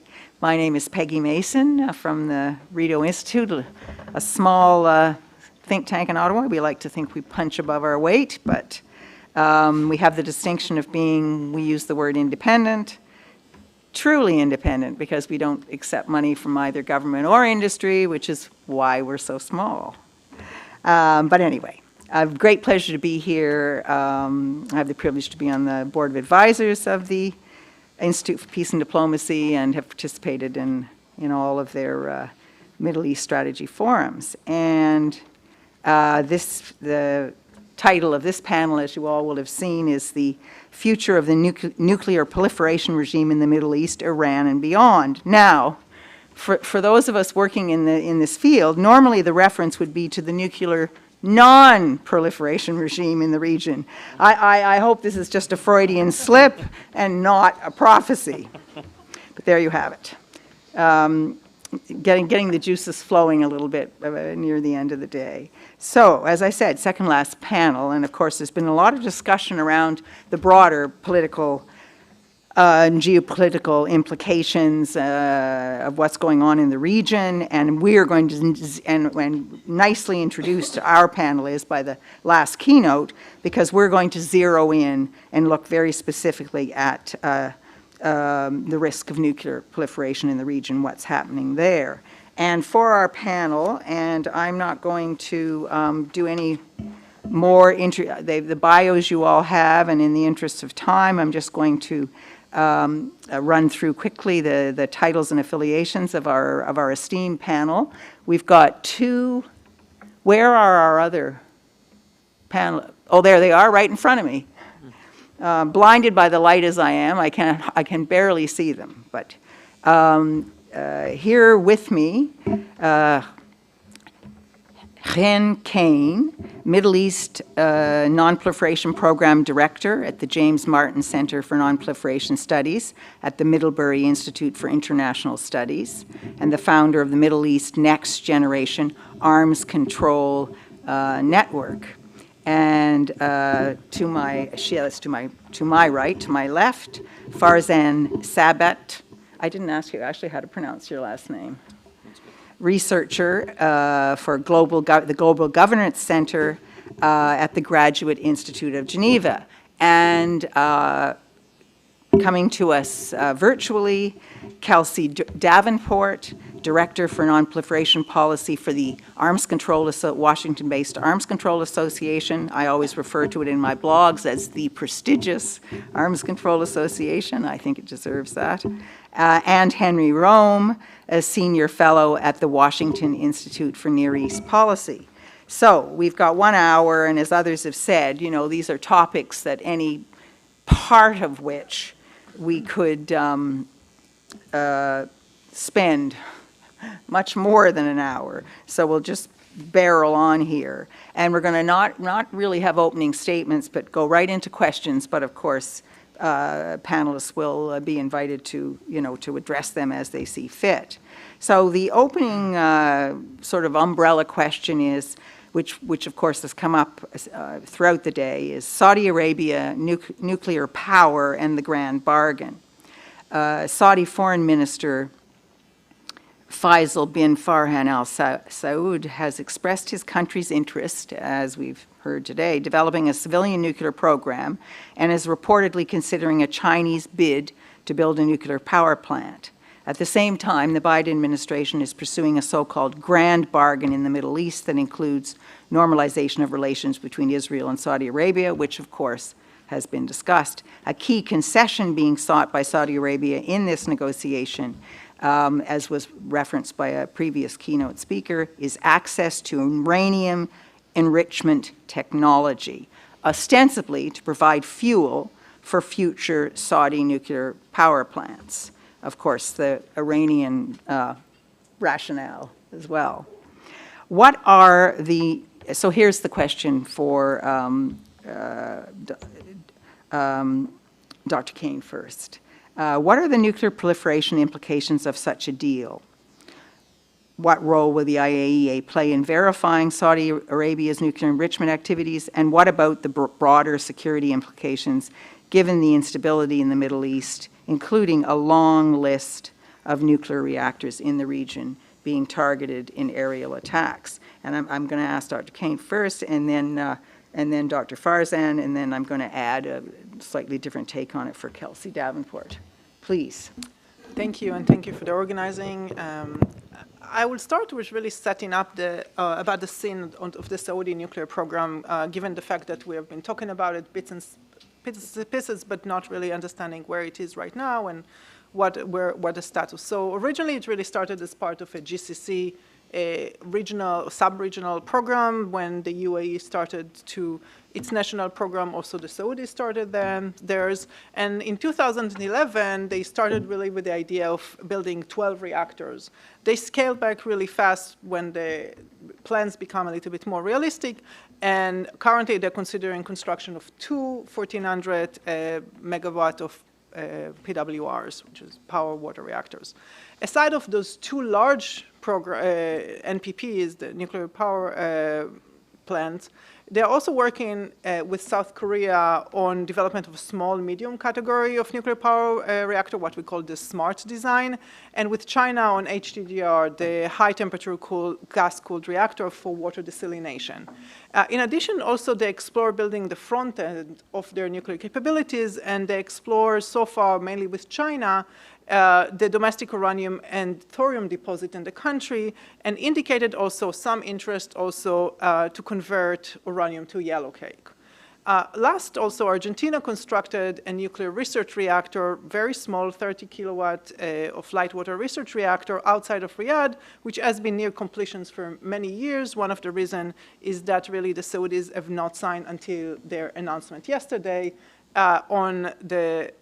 or they signed on comprehensive safeguard agreement, but it was really put on freeze. Well, they had the old SQP, small quantities protocol. That means that really the IAEA did not conduct its verification activities. They announced yesterday that actually they are rescinding the SQP and they're implementing the comprehensive safeguard agreement, which will allow Argentina to transfer fuel to the reactor. So, but going back to the nuclear power program, so far the Saudis did not make a decision who will be the suppliers. And until now, really, I spoke about the Saudi nuclear program, but as you can see, it's really in its infancy, as was discussed in the previous panel. But why we are so obsessed with the Saudis, why we are really concerned about it. So when really examining some of their statements, as well as some of the action, and I will speak about those in a second, several aspects raise concern about their nuclear intentions. The first, I will say, is Saudi statements, including by Mohammed bin Salman, that really stated that Riyadh will seek to develop nuclear weapons capability if Iran will pursue it as well. And as we know, Iran has right now between 3 to 5 significant quantity of fissile materials that will be sufficient for 3 to 5 bombs if they decide to weaponize them. The seconds are second area that raised concern is what Saudi has been refusing to adopt several agreements or treaties, for example, the comprehensive test ban treaties, but also the adoption of the additional protocol. And the additional protocol is a protocol that gives the IAEA additional rights and capabilities to go and verify that there are no undeclared activities in a state. And the Saudis has been refusing to adopt it for many years now. And last, the Saudis' ballistic arsenals. We do know that they got from China 2 types, so one for 2,000 kilometers and another for 3,000 kilometers, that usually those range are mainly for nuclear weapons capabilities. And reportedly, they also pursued a ballistic missile production capability that will be necessary if they ever decide to deliver a nuclear payload. So many of those the statements, as well as those activities and those policies, really created the suspicions that they might be trying to adopt a hedging strategy to develop commercial and research nuclear program to maintain really the potential pathway, if they decide to do that, towards pursuing nuclear weapons to counter mainly Iran. And that brings us really to the suppliers of who might supply to a nuclear reactor to to Saudi Arabia. The Saudis issues RFP in 2017. So far, 5 different countries answered to the RFP: the U.S., Russia, France, China, and South Korea. And as we said before, the Saudis have not made a decision who will be the supplier. Obviously, because of the Saudi position in the region, their importance in the region, the cost of such a project, which is in the tens of billions, as well as the non-proliferation concerns about the Saudi intentions, the Saudi deal and decision who will be the suppliers is going to be strategic. It's not a commercial or financial one. And so examining what are the Saudis' options for supplier, I will discuss here the US, and then in the Q&A, I will be happy to speak about the other ones. The US and the Saudis have been trying to negotiate a 123 agreement, which is the nuclear cooperation agreement, which is required by the US legislation, by Congress, in order to transfer any reactor to a third country for many, many years, for over a decade. And I would say also such an agreement will be required if the Saudi will choose South Korea as a supplier, because the South Korean technology are based on US Westinghouse technology. So when they, even if they choose South Korea, for example, they will need to have such an agreement. So since, but the US has 2 conditions that practically the Saudis have been refusing so far, and that's the reason why we don't have an agreement. Since mid-1990s, although it's not required in the US legislation, the US practice has been to require additional protocol for all their new 123 agreements. Any new 123 agreements that has been signed by the US since 1996, when the additional protocol was concluded, include also additional protocol. The Saudis have been refusing to adopt that, and that's one of the reasons why there is no such an agreement. The second demands that the US added since the nuclear cooperation agreement that they signed with the Emirati are restriction on, or really the country foregoing their right for enrichment and reprocessing. Under the NPT, every country has the right to pursue enrichment and reprocessing as long as it's under safeguard agreement, but the US actually included that in the 123 agreement with the UAE, which considered the gold standards, and they've been trying to implement it unsuccessfully most of the time with other agreements. And so far, the Saudis have refused to adopt those restrictions on their program, given the fact that the JCPOA practically allowed Iran to have enrichment, so they say, why we will take on those restrictions. So those really have been the stumbling blocks of 123 agreements with the US. And then now we have this new idea of a grand deal, and I will bargain that I will not cover the other aspects of it, which is obviously the Israeli-Palestinian, and there are several others. But really the interesting part about what the Saudi demands in the new normalization agreement with Israel is their request to demand to exploit their extensive uranium reserve for restricted nuclear program, civil nuclear program. What is important to remember, and that will be, that there are 2 more demands that usually are not, they're not necessarily non-proliferation aspects, but they're important for our discussion. And the one is written commitment of Congress, affirming that the US-Saudi alliance, and also commitment to follow through the weapon supply of Saudi, as it was a NATO-like country, and most of them were suspended after the Khashoggi assassination. So really the reason for the Saudis to ask for those demands under normalization agreement is really not the US, it's Israel. What they believe is that Israel can deliver, so first those demands, as anyone that knows the US bureaucracy, is that those demands are not from the US administration. Those demands are going to Congress. Congress is the one that decides on those issues. So the Saudi believes that Congress will be more inclined to say yes if it's part of normalization agreement that Israel supports. And they also believe that Israel can deliver Congress much more than the administration. So this is really the rationale behind this grand bargaining and why they're asking those as part of normalization agreement. The last I will conclude with that is what is the Israeli position of that, right? So Israel's traditional position was opposing any enrichment and reprocessing for countries in the region, and have been lobbying for many, many years that this Saudi agreement with nuclear cooperation agreement with the US will not include enrichment and reprocessing, but actually the gold standards where the Saudis will relinquish these rights.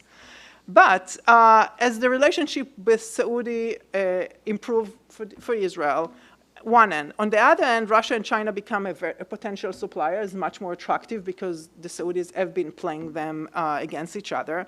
Israel really facing a dilemma. First, insisting on agreement that include a gold standard may not be achievable, and also may alienate Saudi Arabia and jeopardize the rapprochement between the two countries, and might push Riyadh at the end to get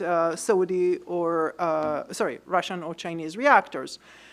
But the current government in Israel, because it's unique in many ways, or more precisely, the current prime minister, he has an even more complex dilemma. Netanyahu really believes that agreement will allow him to gain the public support that he needs to stay out of jail. And we can speak about how he thinks about doing it. But if he makes the concession on the Palestinian issues, and that's something that will have to be as part of the agreement because of the Saudi demand. So therefore, in really dramatic change from the traditional Israeli position, and in contrast also to the recommendation of his bureaucracy, is really the current prime minister seems that he's not opposing an agreement with Israel-Saudi cooperation agreement that allow enrichment under very strict safeguards. So I will conclude with that, and then we can continue during the Q&A. Thank you. Well, thank you for throwing us right into the tremendous complexities. Now, I'm going to turn in a minute to Kelsey Davenport on the broader shifts in the non-proliferation regime that might be impacting. But just before I get to that, I thought I'd turn to you, Dr. Farzan, just in light of the research that you've done in the past on the Middle East zone free of weapons of mass destruction, which, I mean, that's in the broader context of, as recently as the last nuclear non-proliferation treaty, Arab states reinforcing the importance of that. And there's, for those that know the history of this, there's a huge amount of effort that goes into managing that issue and the commitment to have conferences with respect to it and so on. So with that as the sort of background, so my question is, during the 10th review conference of the Nuclear Non-Proliferation Treaty last year, Arab states reiterated their call for establishing a Middle East zone free of weapons of mass destruction. Now, given the discussion that we've launched into now, what role do you think this long-standing goal can play, one have to put in brackets, if any, at least at this point, in contributing to reducing the risk or strengthening the nuclear non-proliferation regime in the region? So for those who may not be aware, the Middle East WMD free zone concept originated in 1974 at the time of the UN General Assembly at the time, so 49 years ago, as the Middle East nuclear weapons free zone. And the idea was, and it was a resolution co-sponsored by Iran and Egypt, and the idea was to create, like other zones that, like the Latin American zone that had come into existence at the time, an area in the Middle East that would be free of nuclear weapons. Subsequently, following the first Persian Gulf War, the concept was expanded to cover weapons of mass destruction more broadly, partly to entice Israel to join this process. Now, over the last 49, nearly 50 years that this concept has existed, the concept is actually a little bit older than 49 years, but during this period where it's been formally articulated by states of the region, it's gone through many iterations. The most recent iteration is a consequence of an initiative by the states of the region themselves, including the League of Arab States, as well as the Islamic Republic of Iran. And in terms of how it can help, I guess, advance non-proliferation in the region, I think it forms quite a good forum and dedicated forum, which is connected both to the General Assembly as well as to the Non-Proliferation Treaty, for the states of the region to come together in order to discuss these issues and look at what arrangements are mutually acceptable amongst themselves. Now, of course, there's one key player who is currently missing from participation with this in this in these negotiations, in these discussions, which are held or supposed to be held November of each year, although the conference was missed for its second session during the COVID-19 pandemic. Israel, of course, Israel is not present, and creating any zone requires Israel to enter into negotiations and agree to its various provisions for it to potentially go into force, depending on how it's formulated, and for it to make a meaningful contribution to kind of conclusively addressing issues of proliferation of weapons of mass destruction in the region. I don't foresee the zone necessarily leading the resolution of existing proliferation issues in the region, whether it's regarding the capabilities believed to be possessed by Israel, whether it's the Iran nuclear issue, or whether it's any questions surrounding the Saudi program. I think those issues will likely be addressed in other fora and in linkage with other issues. At the same time, I think, like I said at the beginning of my remarks, that that the zone still can be a meaningful forum for countries to come together, see what treaty or what provisions of a treaty are mutually acceptable, and so perhaps coming towards an end of a process where the Iranian issue has been addressed, the Saudi issue has, whether it comes to exist or not, has been addressed, and the Israel's security concerns have been addressed. I think the zone would potentially be a great capstone to consolidate regional norms as well as a regional treaty to put to rest the issue of WMD in the region. So in that context, I think it's potentially very useful in the long term, and of course it has its short-term uses as well. But until such a time as Israel enters the process and maybe some of these broader questions which are being dealt with and historically are viewed outside of a UN and outside of a zone framework are dealt with, I think its contributions will not be as substantive as they could be in the future. Thank you. Thank you very much for that. And I'm now going to turn to Dr. Kelsey Davenport with the question, how are the broader shifts in the non-proliferation regime impacting the proliferation risk in Saudi Arabia and in the region? Please, Kelsey. Well, thank you so much, and thank you to the Institute for Peace and Diplomacy for the invitation. I'm really sorry I can't be with all of you in person, but I appreciate the opportunity to join virtually. So coming back to your question, I think we cannot look at Saudi Arabia, at Iran, and their nuclear decision-making in a vacuum. These developments are really playing out against a broader weakening of non-proliferation norms kind of across the larger non-proliferation and disarmament architecture. And I think the erosion of these norms will contribute to countries as they make their decisions about whether or not to pursue a hedging capability or even eventually make the decision to pursue nuclear weapons. So there are 2 points I would draw out in particular when talking about the shifts we're seeing more broadly on non-proliferation. First is that, P5 unity, and by the P5, I mean, the 5 recognized nuclear weapon states, the United States, the UK, France, Russia, and China. The unity that the P5 has traditionally shared about prioritizing non-proliferation, it really has eroded over the past several years. And I really date this shift to about 2018.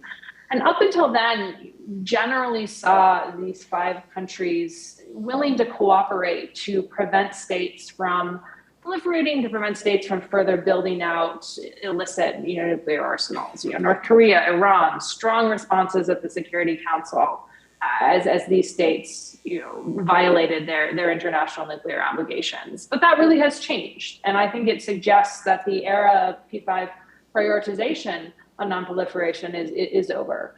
Over the past several years, Russia and China have shielded North Korea from any consequences for developing its nuclear-capable ballistic missiles. They've shielded Iran from having to meet their obligations at the International Atomic Energy Agency. And then, of course, we also have Russia's just overall very blatant undermining of broader non-proliferation norms. So it becomes easier for would-be proliferators to exploit these differences when we don't have strong P5+ unity. And it also weakens the traditional tools that states have used to counter proliferators. These tools become less powerful if we don't see more cohesion at the international level in terms of enforcement. One tool in particular that has been frequently used to put pressure on proliferators is, of course, sanctions, and not just unilateral sanctions, but sanctions and diplomatic isolation at the UN Security Council. And I think it's becoming more clear that that may not be a viable route moving forward to pressure states that might be looking to develop nuclear weapons capabilities. So sanctions, do not exert as much pressure, in this situation, and that's playing against a space too where the P5 have lost credibility as viable negotiating. And here I'm speaking, of course, of the case of Iran, where even when the United States, withdrew from the 2015 nuclear deal, the Europeans were unable to deliver on the sanctions relief envisioned by that accord, absent the United States. So the ability of these states to exert pressure and provide a diplomatic off-ramp has really shifted over the past few years. And I think it then becomes easier for states to kind of exploit these differences if they want to move forward with more illicit nuclear intentions. And the second point I would raise is that states are more likely to proliferate if they're concerned about alliance stability or the reliability of their defense partnerships. And I think this is often an underappreciated fact in discussing what motivates states to pursue nuclear weapons. But looking forward, if states want to hedge their bets because they don't see reliable defense partnerships, they don't have confidence that their alliances would hold in a time of crisis, then having a nuclear hedge becomes a more attractive option from a defense perspective. And it's hard to understate the damage that the Trump administration did in this space by calling into question US alliances, by calling into question US support for entities like NATO, and the possibility of a second Trump term, I think, which would further erode the credibility of US alliance and defense partnerships, and further call into question the reliability and credibility of the United States as a partner. So again, I think these two broader shifts that we're seeing that have traditionally impacted how states think about proliferation are going to play into Saudi decision-making going forward. Thank you very much for that. And I just, at this stage, wonder if any of the other panelists want to comment on what they've heard so far. Please, go ahead. Oh. Okay. So I guess one quick point of historical analogy. They're interesting that when the Shah of Iran in the mid-70s launched what we understand today as the Iranian nuclear program, a much smaller program had existed before, he made comments that were viewed as comparable to those of Mohammed bin Salman, saying that while the intention of our nuclear program is peaceful, if other smaller, conventionally weaker states in the region pursue nuclear weapons, then we'll keep this option open, and we may choose to exercise this option in the future, which resulted in considerable blowback, at least for his program, and then a long lobbying effort in order to try to address the damage that was fixed. And relatedly, one of the solutions that the United States sought to kind of utilize to address the Shah's own desire before the Iranian Islamic Revolution of 1979 to acquire nuclear fuel cycle capabilities, both nuclear enrichment and reprocessing, was to suggest a kind of multinational reprocessing or enrichment facility. In the case of the Shah, it would have been potentially overseen by France and the United States, perhaps also with the participation of Pakistan and certain other states of the region. In the case of the Saudis, I've heard similar proposals and maybe Chen or others could elaborate on maybe any proposals they've heard. But I've heard a similar proposal of having a multinational enrichment facility, which would perhaps involve the United States with some kind of mechanism to shut down the facility should Saudis be seen as exceeding the limits of the non-proliferation provisions within their agreements with the United States. That being said, regarding the kind of broader question of proliferation by allied states, what we know from the academic literature is that the U.S. And U.S. sanctions beginning in the 1970s were highly successful in restraining U.S. allies from pursuing these capabilities simply because the defense systems of these, and this is actually not simply because, this was one of the reasons, because the defense systems of these countries were so fundamentally tied up with that of the United States. And some prominent cases included Japan, the Republic of Korea, South Korea, as well as Taiwan, among others. Now, we could argue that the level of commitment with the U.S. to the Saudis doesn't currently reach this threshold, but I think when we look at the bigger picture, including U.S. arms supply and Western arms supply, important mechanisms exist for the United States to potentially restrain Saudi Arabia should it pursue that path. Now, will it exercise that option? Will it be willing to apply sanctions, as it threatened to do in the 1970s and afterwards against allies which were considering acquiring these fuel cycle capabilities? I'm not sure, but yeah. So building on Kelsey's point about sort of the proliferation trends globally, but especially in the region, given the topic of our conference here, is that what we see today is really two parallel trends, and they have really contradictory implications on the non-proliferation implication of them in contradictory, but in the Middle East we live with duality all the time, so we'll have to live with these contradicting trends. And one of them is really hedging and proliferation. It doesn't mean that it's necessarily going to cross the threshold, but the hedging itself and successful hedging can be as problematic almost as a possession of nuclear weapons. And this happened both because of US pivot away, or the wish or attempt to pivot away from the Middle East, the conclusion to the JCPOA, then the departure from the JCPOA. So practically countries in the region realize they don't have really, or they don't trust anymore their allies or partners, and then they start developing their own capabilities. So this is obviously the worrying trends that we see right now in the region. On the other hand, and at the same time, what we see is really because the recognition that nobody is going to save us from ourselves, and we need to stop blaming our future or current situation and everyone else, because it doesn't really help, is that countries in the region start to mature and really try to define their own future, get the agency in order to be able to do that. And really we see this ad hoc agreements and coalitions that we never saw beforehand. So if we speak about the Nogo Forum or the Abraham Accords, if we speak about the reconciliation with the Qatar getting back to the GCC, the demarcation, Lebanon, there is a huge list in the last, I would say, 5-7 years of things that we really did not think that possible beforehand. And this is a really positive trend. Now, I think we will see those two trends in parallel, and we need to figure out how to live with them.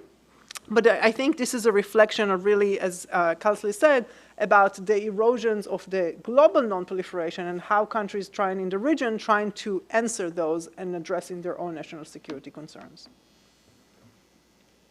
Thank you very much. Well, some challenging environment, but nonetheless, some very encouraging things to think about. And just on the point that Farzan, you made about the debate in the 70s, but now we see, for example, a very open debate in South Korea about, directly linked to questions about United States being there, and just a very broad and open debate about whether or not, and public opinion seemingly favoring a capability by South Korea.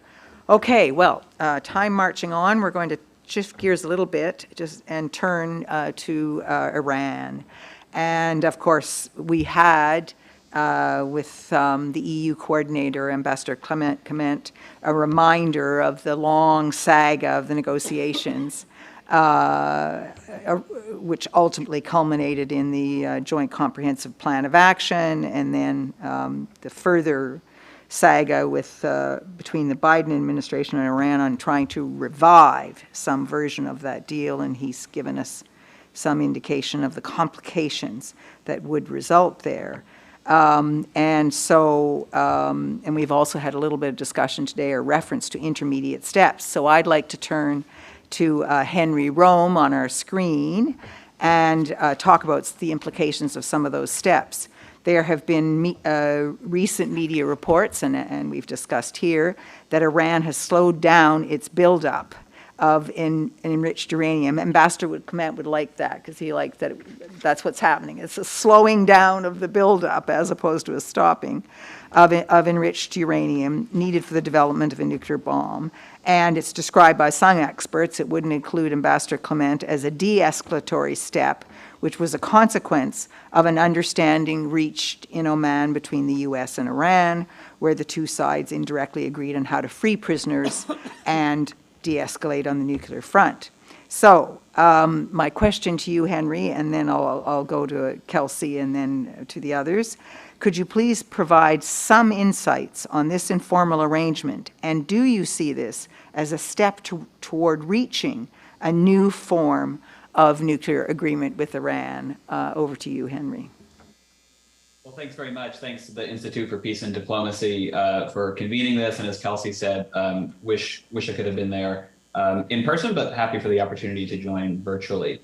I think the general point you laid out is the right one, that there are some de-escalatory steps that the US and Iran have taken over the past several months with the aim of at least lowering the temperature, not towards getting back to JCPOA. I think that's been quite clear that at least between now and the US presidential election, a revival of the nuclear deal is not on the table, certainly not in Washington at this stage. And I think in practice, what the US and Iran have been trying to do is what Eric Brewer and I wrote in a piece a few months ago called Plan C. And Plan A was revive the nuclear agreement. Plan B was an effort to increase pressure that some observers advocated for, including in Israel and many in the US, which the administration did not want to do given the potential ramifications of that. And so we settled on Plan C, which is essentially de-escalate tensions, buy time, with the hope that a deal could be more viable in the future. We've seen that manifestation in a lot of different ways. So regionally, there have been no attacks on US forces by Iran-backed proxies for several months now. The exchange of prisoners, which went forth last week. The US has not enforced a series of sanctions on Iranian oil exports, allowing them to reach a 4-year high. And the US has not, and the E3 have not pursued a resolution at the Board of Governors against Iran, despite ample justification for doing so, and as well as there's not been any pursuit of snapback. And on the nuclear side, as was mentioned, you have a deceleration in the rate of accumulation of the 60%. Some moves on transparency, but also some moves in the opposite direction on transparency. So it's a mixed bag from that point of view. But the overall trend, I think, is towards trying to de-escalate tensions. You asked whether this is a kind of a step towards a new approach of an agreement towards Iran, and I think the short answer is no. And I think ultimately you could argue that this policy is counterproductive to the ultimate goal of trying to do a nuclear agreement that results in a degradation of Iranian capabilities, not just freezing them in place. And of course, what's happened so far has not been to freeze the Iranian capabilities in place. And my worry is that this approach arguably makes reaching an agreement, let's say in 2025, all the more difficult because for a few reasons. One is the Iranian nuclear program continues to advance, and its advances are in some important ways occurring outside the vision of the IAEA. And it is solidifying its advances, I think, in important ways that might make it difficult for Iranian leaders to wind back the clock.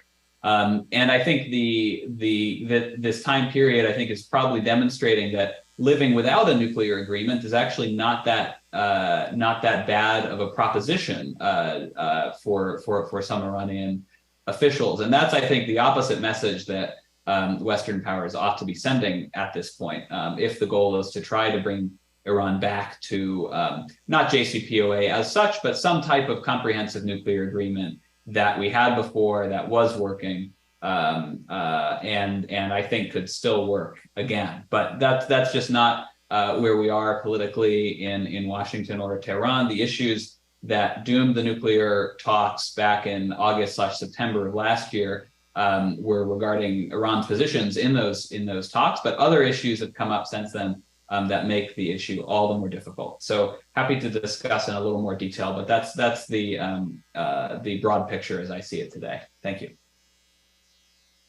Thank you very much. I think I'll turn just immediately now to Kelsey. Sure. So, as Henry said, we have seen some positive de-escalatory steps on the nuclear front. I think reducing the rate at which Iran is enriching uranium to 60% is an interesting political signal that Tehran might be sending about its willingness to de-escalate. Iran puts a lot of importance on this stockpile because it is a key source of leverage. And we've also seen Iran really slow its rate of installation of advanced centrifuges, which advance uranium more quickly. And this is important because it does have implications for how quickly Iran could develop a small arsenal of nuclear weapons, and because of the knowledge Iran gains from operating those devices. And that, of course, cannot be reversed. So that's positive. But no real progress on the monitoring, and that's certainly concerning. So if the reports are true that the US and Iran may be engaging now in direct talks to further de-escalate tensions, and that those may be on the horizon, I really think the US focus has to be on incentivizing further monitoring by the International Atomic Energy Agency. In the short term, that has significant benefits because it deters any diversion of materials to an illicit program. And by materials, I don't mean nuclear materials. I think these are still, I think, well safeguarded. But the IAEA doesn't have access to the facilities where Iran produces centrifuges. So ensuring that all of the centrifuges remain in the declared program, that can be critical for de-escalating tensions further and providing more stability. And then in the long term, this type of access is really necessary to help preserve the space for future diplomacy. The IAEA can begin work trying to reestablish inventories of certain materials. That will be critical for being able to verify limits under a future deal. And verifying those limits helps make an agreement more sustainable, in part because under US law, any administration that reaches a nuclear deal with Iran will have to submit a report to Congress about the IAEA's ability to verify it. So if the IAEA can access some of these facilities that it hasn't been able to inspect or monitor since February of 2021, then it can start to reconstruct some of that history. And that, I think, increases the likelihood of being able to have a verifiable deal that we can have some confidence in the future. So I think more monitoring is a must. And then just quickly on whether or not these steps lead us to a longer term deal. I mean, I think Henry raises some great points about why it might indeed do the opposite. And I certainly agree that that is a risk. But in the interest of maybe providing some alternative ideas, I think that it is possible to try to incentivize these steps and these processes towards a deal. I think the de-escalatory steps were necessary because the current trajectory wasn't sustainable if both sides, wanted to avoid a crisis. But once the nuclear crisis is more stable, once we have kind of additional monitoring, the growth of the program has slowed. If, say, the region were to throw its weight behind a process to, restrict or limit Iran's nuclear program, or support those negotiations with the United States, or even support a regional discussion about nuclear programs writ large. I think that could be, an important kind of factor in altering the calculus. And I think some of that, stems back to what Ken said about a recognition within the region about needing to change some of these trend lines and needing to think about, regional responsibility, in this space. So I'm concerned that that Henry is right, and that this could be leading us, further away from the deal. But I think, now is the time to think critically about whether there are further steps that could be incentivized by the U.S., by the Europeans, by the region, to build time and space for more creative options that could actually lead us to a more sustainable nuclear deal in the longer term. Thank you. Sure, I can throw in a few more comments. So excellent comments by both Henry and Kelsey, laying out kind of Plan C, or this informal interim agreement, and its implications for kind of the future of the Iran nuclear issue. I just want to make some additional points. The first question is about if we're going to continue to do these kind of informal deals between now and the election, which was one of the comments that was there, or slightly afterwards. For example, it's a confidence building measure. What would the U.S. prospectively offer in exchange for kind of concessions from Iran? And like Henry says, what we know, at least publicly, the concession made by Iran has been relatively limited, which is slowing down the accumulation of 60% enriched uranium. One limiting factor could be the quantity of so-called trapped funds around the world in various jurisdictions. Earlier estimates of the quantity of these trapped funds, this is money that Iran accumulated in dollars and other currencies in kind of accounts around the world, but it couldn't transfer due to U.S. sanctions. Some estimates, earlier estimates, put these quantities of these funds between 80 upwards, sometimes of 100 billion. My understanding is the quantities of these trap funds could be significantly less. So if that's the case, and maybe Henry has some better numbers than I do on this, what would the U.S. offer in exchange?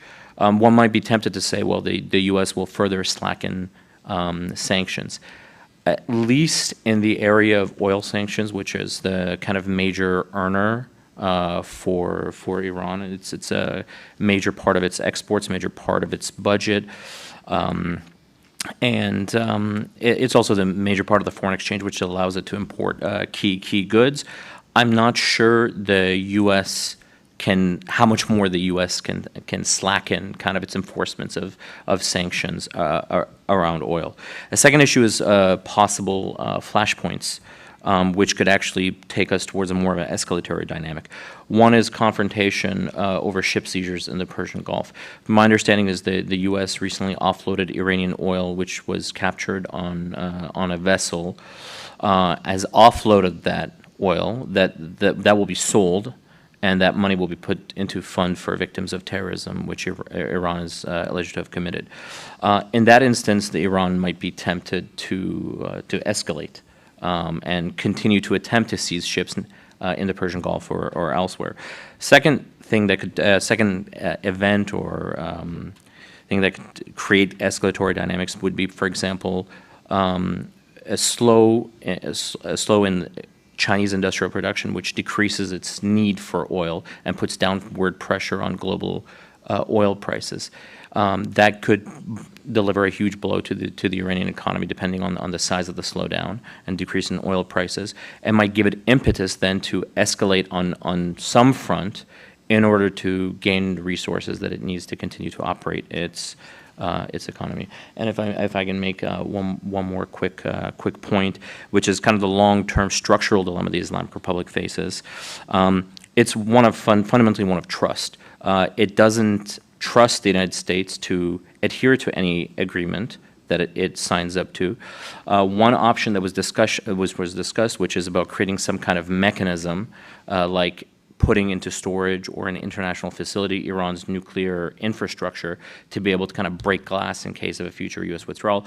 I'm not sure such options or such mechanisms would be acceptable to the United States, and any administration making such a deal would be kind of under enormous pressure.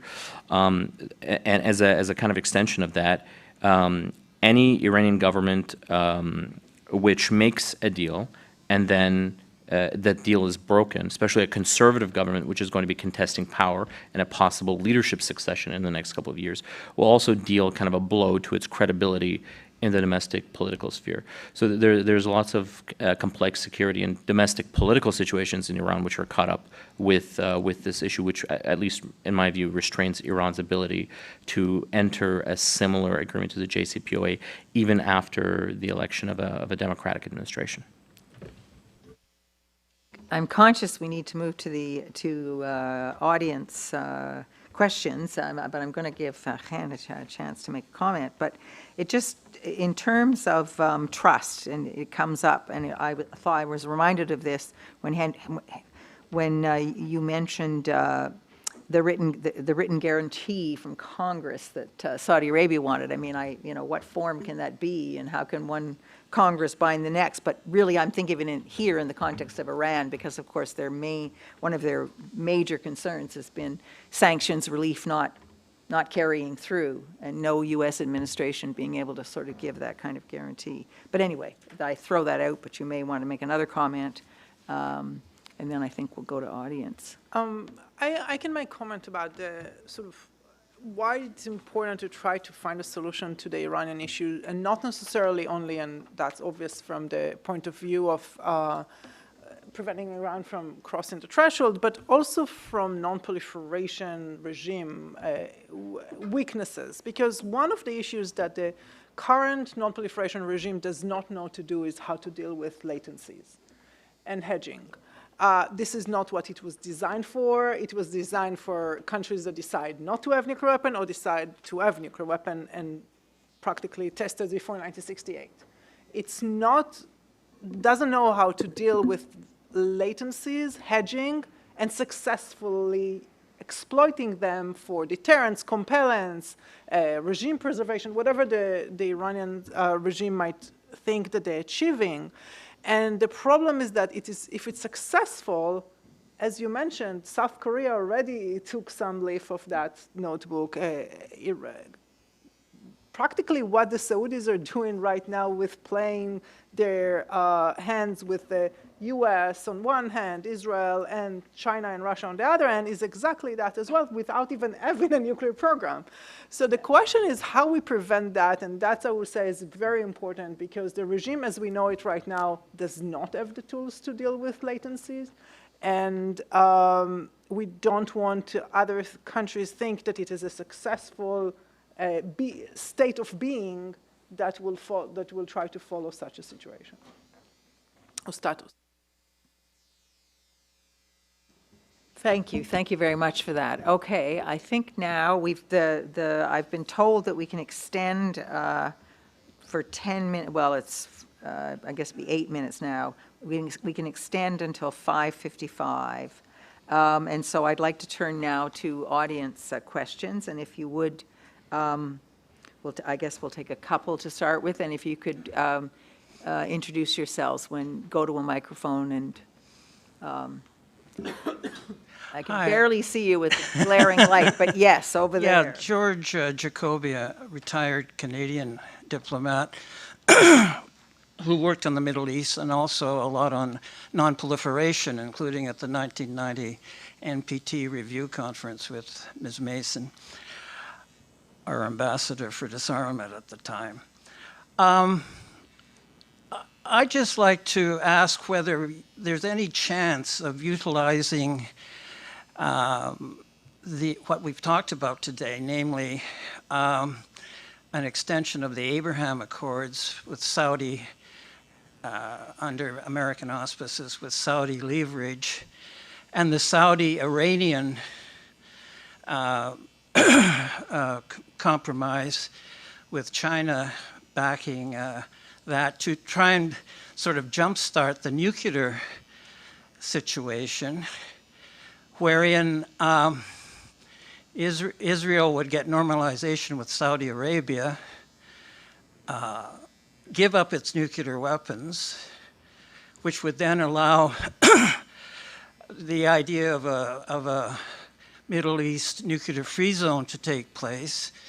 You would have Iran, a member of the NPT, under full-scope safeguards, Saudi, a member of the NPT, under full-scope safeguards, Israel joining the NPT under full-scope safeguards, and then all of the region being the beneficiaries of civil nuclear cooperation with the rest of the world within the context of a nuclear-free zone. Thank you. Thank you very much for that. And have we got another question here that we can take? Everyone's questioned out. Okay. Well, I'll turn to any panelists. The ones on the screen, please put your hand up. Give me an indication if you want to answer. I don't see any hands up there. So. I'll take a crack at it. So I think the Saudi-Iran rapprochement was, in part at least, an attempt by Saudi to deal with some of its issues with Iran, which it couldn't do through the United States, as it had sought to do under the Trump administration. And since it, at least in the P5+1 nuclear talks, it didn't have a seat at the table. But these regional dynamics don't necessarily extend to the Iranian nuclear issue. It kind of operates at a level slightly above the region and kind of dealing with fundamental problems in the U.S.-Iran relationship. At least from the Iranian perspective, these include various attempts over history of regime change in Iran. And attempts to kind of force the United States to accept a certain Iranian status in the region, and also as a mechanism to try to kind of lift at least some of the most powerful U.S. sanctions against it. So I think the Iran-Saudi rapprochement and kind of regional initiatives can certainly contribute to that dynamic, but I don't see kind of Abraham's Accord and Saudi-Iran rapprochement kind of coming together as being able to make significant progress towards addressing the Iranian nuclear issue. And about the question about expanding. So with the question in regard to the expanding the Abraham Accords to also non-proliferation issues, because so far it has not been. So one of the baskets of practically the negaform is regional security. So far it has not been expanding to non-proliferation issues, although they have been discussing some confidence-building measures and de-escalatory measures. Whether Saudi Arabia will join, it's an open question, but if they will join a process, and this again, we're not sure if they will join the Abraham Accord as it is right now, but if they will join some process, I think some of Israeli concerns regard to peace agreements, and normalization is not peace agreement, but let's assume there will be a peace agreement as well, and how to address their concerns regard to regional security. This is not including only nuclear, it's including a long list, and I'm sure you heard their statements, and that has not changed for the last 45 years. So it's the same concerns regard to missiles, to delivery systems, besides of the issue of normalizations of relationship, peace agreement, and reconciliation. So the question, will any process that exists right now or can be expanded and will address the Israeli concern, is an open question. I do not know, but I wish. The other part that you mentioned is that I do not think that what you meant is actually that the zone will be only under a comprehensive safeguard agreement, since we proved already that comprehensive safeguard agreements do not work well in the Middle East. And what right now the aspiration is at least for additional protocol, and maybe that will be sufficient, but I do not believe that safeguard comprehensive agreement will be. So addressing how we prevent current proliferation, or how we reverse current proliferation, as well as how we prevent new one, will have to be much more than the current tools that we have under comprehensive safeguard agreement. One very quick point. Since I think starting from the previous panel, there's been quite a, with certain exceptions of some of the points that Kelsey made, quite a large degree of skepticism about the prospects for a nuclear deal with Iran before an election and even to some extent after an election. I will note that there's been unconfirmed reporting from this morning that the Iranian Supreme Leader has given a green light for Iranian officials to meet directly with U.S. officials, which was not the case prior, including in a specific format in Oman. If true, it could point to a tactical or strategic shift on the part of Iran in terms of its approach to a nuclear deal and its desire to kind of seriously pursue such a deal. I'm not sure the reports, as far as I know, remain unconfirmed, but just a small update. Thank you very much. Unless I've got a burning follow-up from the screen, we're reaching our extended time, so I think I'd like to thank our panelists on the screen and next to me very, very much. Making accessible a very challenging topic, and I'd like to thank all of the audience for its grit and determination to stay, and we've got one more panel which I know will be also worth your endurance before we start the reception. And the new panel, I am told, yes, it'll start I think I'm supposed to tell you what the name of it is to make sure that the path forward to balance interests and uphold values in the new Middle East, and it'll be starting in 5 minutes. Thank you all very much.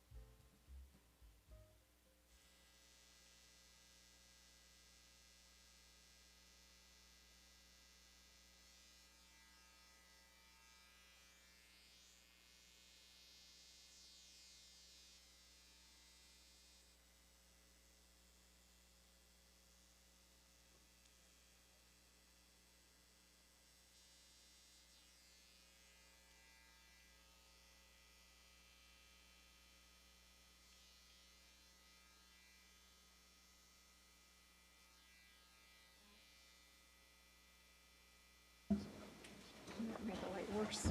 I know. It's actually really bad now, but that spot is the worst. Okay, thank you. So my name's Jeremy Wildeman, and I'm one of my specializations is Middle East Studies. I'm an instructor at Carleton University. I'm a fellow at the Human Rights Center at the University of Ottawa, and I have a few other affiliations, but this isn't about me. I'm your moderator. This is about our brilliant panel, and we're going to explore a topic that is very appropriate for Canada, and it's looking at the path forward to balance interests and uphold values in the new Middle East. So we got a sense of that new Middle East through the panels that have been, through our work and through the panels that took place today. But there's that question, there's that underlying assumption too, when you talk about balance of interests and upholding values, are they separate? From a realist perspective, they're often considered to be separate, but are they? And that'll come up amongst our panelists today. We have with us, and to keep things brief, Timothy Kaldis, who is the Deputy Director of the Tahrir Institute for Middle East Policy. You're also an adjunct professor at the International Relations Autonomous University of Barcelona. So thanks, Timothy, for being with us. We have Arif Lalani, a former Canadian ambassador to Jordan, Iraq, Afghanistan, and the UAE, and a distinguished fellow, the Monk School of Global Affairs and Public Policy, and a senior advisor of Strategy Corp. And Arif is online, and I hope I pronounced your name correct. We have with us also Andrea Prasso, and she's the executive director of the Freedom Initiative. And we have with us at the end, Michael Uash, who's the senior manager of global analysis, the Global Center for Pluralism. So thank you very much for being with us. I have some opening questions for each of you that we agreed to prior to the panel, acting as your sort of introduction to the topic. Timothy, we'll start with you. So I wanted to ask you, this conference is taking place in Canada, a country that often refers to its foreign policy as being values-driven. So this is something we often seen. Doesn't matter to the Prime Minister, doesn't matter to the government. For as long as maybe any of us remember, Canada's talked about its foreign policy being values-driven, at least back to the Pearsonian era in the 1950s. Regardless of government and power, Canada also has a long-standing international image as a peacemonger, a human rights defender. Speaking to the theme of this panel and where it's taking us, where it is taking place, how do you see countries in the West that consider themselves to be liberal democracies like Canada, balancing their desire to pursue both their interests and maintain their values in this new Middle East? And with a country like Egypt in particular, I know you will have other examples, but like Egypt in particular, where the Western alliance system, which the Western alliance system considers strategically important, but whose system of governance is characterized by significant human rights issues, which in theory would be a problem for a country like Canada, who would see its foreign policy as being values-driven. Thanks so much, and I join everyone else in thanking IPD for welcoming me here and for all of you sticking it out. I apologize in advance for any incoherence. It's midnight for me. I'm a little jet lagged, but it's a pleasure nonetheless. So thank you, Jeremy. I think I would argue that I think that we need to kind of reimagine the extent to which it's balancing values and interests, and to what extent values can inform interests. I think last week I was locked in a basement in Rome with a bunch of North Africa directors from various European countries and some analysts, and we were talking about different issues that they're dealing with and challenges that they're facing. And fundamentally, one of the major kind of objectives for them in a number of North African countries was how to achieve stability. We have a number of countries that are at risk of default, facing extreme governance challenges, and deteriorating standards of living, raising prospects of elevated risks of political instability and unrest. These things are related to a failure of those governments to comport with the values that we actually want to see. Poor governance, poor rule of law, a lack of access to information have undermined growth, have undermined job creation, have undermined the prospects of an inclusive economy, thus increasing social tensions. And at the same time, I mean, I thought it was interesting that one of the ambassadors earlier was worried about foreign interventions. One of the greatest risks to Egypt for foreign intervention is the fact that the leadership has leveraged the state so recklessly that it is ranked, according to Bloomberg a few weeks ago, the second most likely country to have a debt crisis in the world.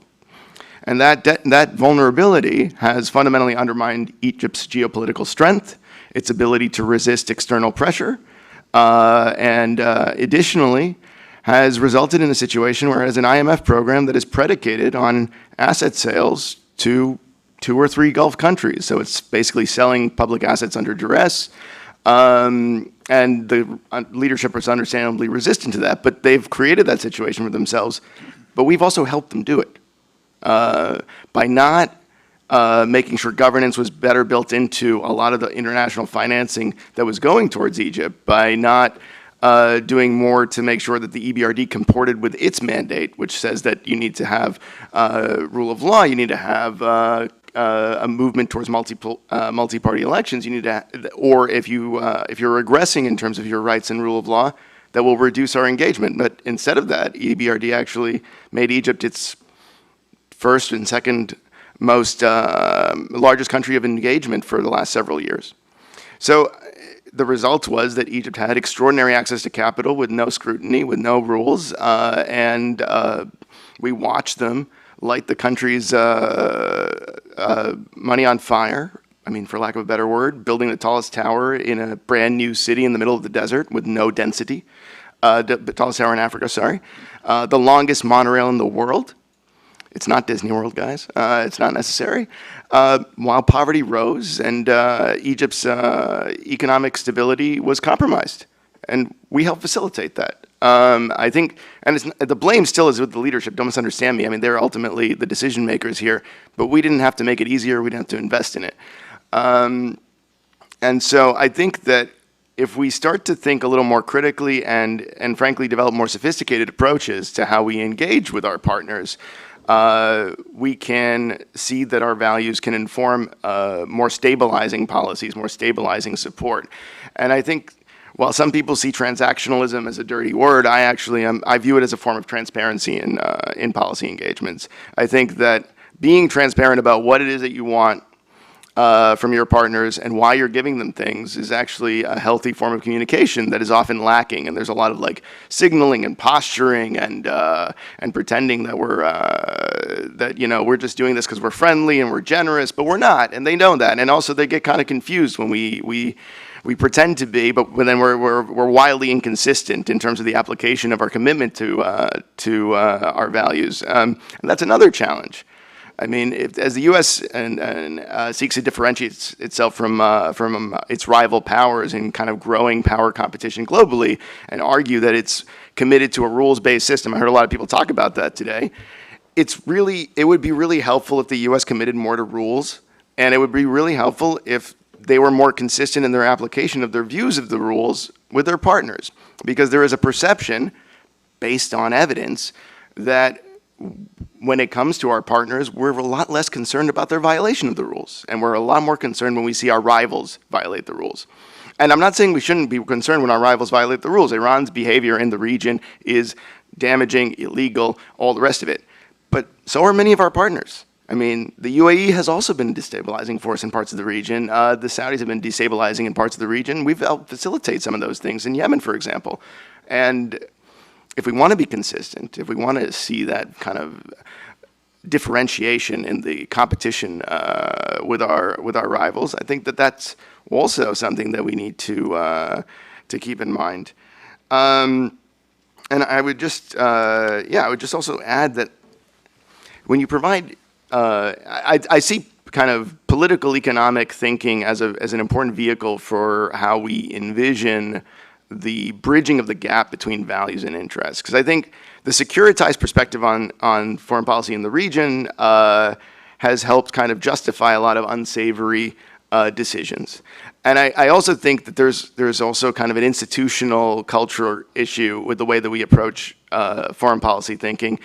I've noticed a lot of policymakers appeal towards a realpolitik, a dependence on material interests, as though they're being, they're more realistic, they're more pragmatic, but in reality, they're often not very good at it, I have to say.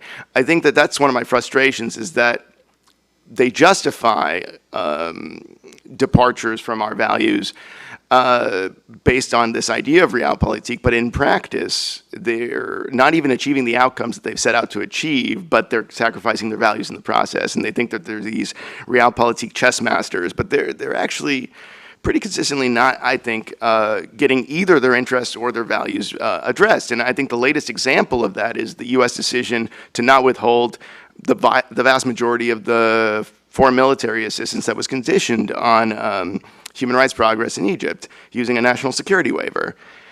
The U.S. had withheld larger amounts in the past couple of years without any significant deterioration in the bilateral relationship. Intelligence cooperation continued, cooperation on counterterrorism continued, the U.S. continued to enjoy privileged access to the Suez Canal, overflight rights. Obviously, Egypt wasn't going to war with Israel, so Camp David remained intact. I wasn't really worried about that. I don't know if anyone should be at this point. Egypt can barely control Sinai. It's certainly not going to go war with Israel. So that's off the table. So we weren't losing anything.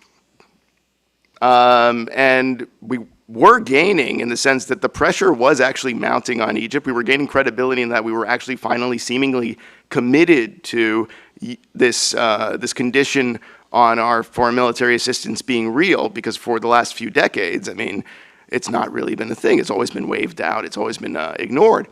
And the Egyptians were releasing prisoners, admittedly, also arresting more of them, which is why the assistance should not have been dispersed. But they were feeling pressure, and the indictment against the head of the Senate Foreign Relations Committee that came out this week, indicating that Egypt allegedly tried to bribe the senator in order to try to corrupt a national security decision on the dispersal of these funds, speaks to how important it was to them. For those who say, oh, the $235 million didn't really matter, we weren't accomplishing anything. Well, apparently they cared. So yeah, I think we could be more realistic than the realpolitik argument suggests at times.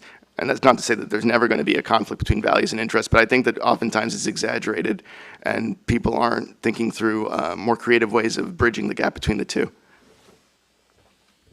Timothy, sorry to move you along. Thank you. So it's an interesting comment. To be more of a realist, maybe you should be a political economist. It's kind of your message there. I'm biased. I'm a political economist. Okay. Just very quickly before we went to RF, I want to ask, who is we? I would say like-minded states, largely in the West. But even, I mean, to be honest with you, even in the case of some of these instances, we've seen Gulf states want to be more want to emphasize some of these governance issues in the IMF deal with Egypt. It's not, I mean, there's plenty of times when they're violating our values, don't misunderstand me, but I don't think that it needs to be strictly a domain of the West. Thanks so much. Okay, Arif, I hope I'm saying your first name correctly. Just going to go to you online, and it's a very interesting follow-up to Timothy, just from our conversation together. Since this conference is taking place in Canada, and given your distinguished career working on behalf of Canadians overseas, I want to ask you a question specific to Canada. Canada often refers to its foreign policy as being values-driven, I did mention this before, regardless of government in power. Speaking to the theme of this panel and where the conference is taking place, how do you see Canada, a Western liberal democracy, balancing its desire to pursue both its interests and to maintain its values in the Middle East? How might this balance be maintained? I'll hand it over to you. Thank you very much for having me and having me on the panel. And I'm sorry I'm here virtually. I hope you can see me okay. I can't see the panel anymore, so I'm just assuming everything is okay. Everything's okay, yeah. Look, I think you always have to pursue your values and your interests. The challenge is kind of navigating through. And so I would make a couple of observations, I think, for Canada at this point. One is to recognize that, we're in a changed world. We may still be members of the same organizations and living in the same geography. And by that, I mean, we cling very closely to the G7 and to NATO and maybe even to the G20. And these are memberships and geographies in which we feel comfortable. and where we think we have shared values. And just because we continue to be there doesn't mean that the world hasn't changed. So I think we need to recognize that there's a new geography at play. Countries where we would like to project our values are more independent, more pragmatic. And there is not a model in the world that there's a consensus around. So it's a very different world. So I think that's kind of number one. Number two, I think you pursue your values over the long term. And so you've got to make an investment for outcomes. And those outcomes on values may not be immediate. You know, it takes a long time to change something on human rights, or it takes a long time to change something. So you've got to be prepared to invest in the long term in order to make a difference. And then third, I think there's a difference between having your say and being heard. And I think too often lately, Canada is guilty of what I call Canada-splaining. And we're continually lecturing to people, having our say, feeling good about it, and then kind of standing and waiting for things to change. And I don't think that that can work, and it's not going to help advance our values. I think instead, you have to be heard. And in order to be heard, you actually have to be engaged and at the table, and you have to invest in the relationships where you want to be heard. And if you are engaged, then you have to have some credibility. And I think it would help Canadian credibility if we would invest in better relations generally in the countries where we want some value outcomes. And I'm talking about maybe the Gulf region, I'm talking about Asia. And we would have more credibility if we were actually investing in the things that we said we were committed to.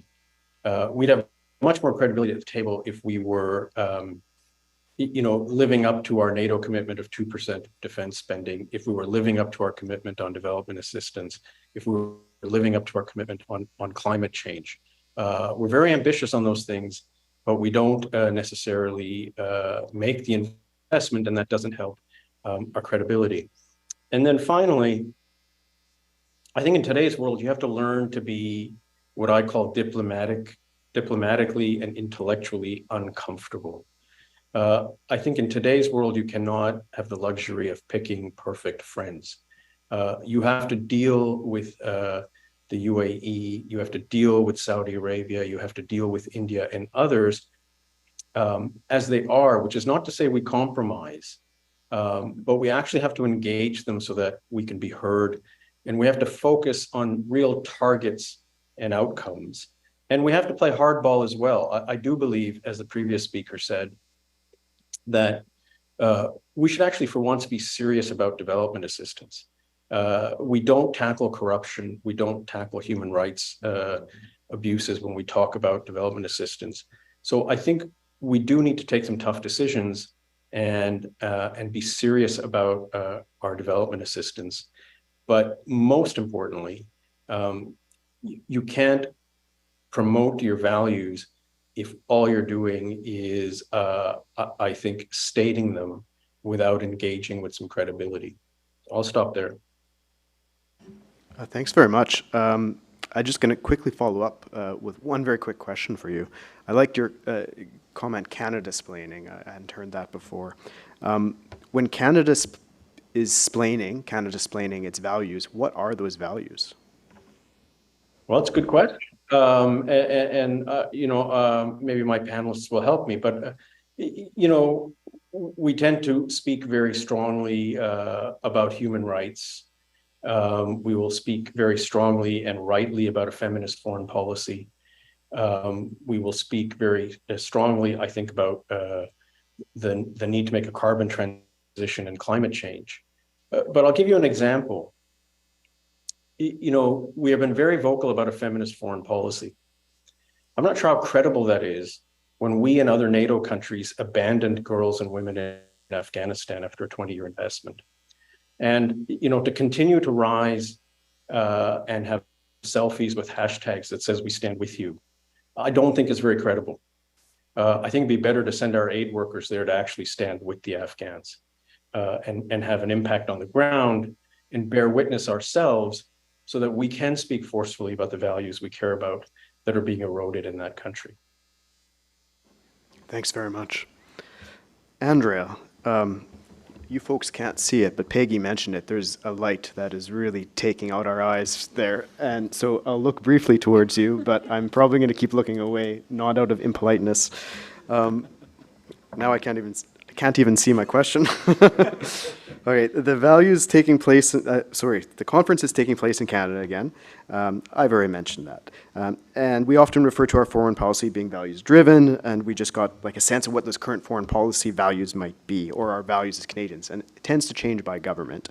So even if the government refers to values, for example, if we have a Conservative government next, it will have different values. If we have an NDP government, it might have different values, regardless of the government in power. So whether well-earned today or not, Canada also has a long-standing international image as a peacemonger and human rights defender, and just generally as a defender of liberal internationalist values that became quite prominent after World War II with the formation of the United Nations and response to global fascism and the Allies defeating fascists.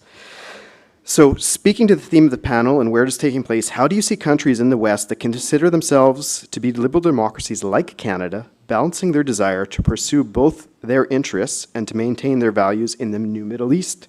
Do you yourself consider there to be a distinction between values and interests? And if there were to be one, what do you think should be prioritized over the other? And maybe there isn't a difference.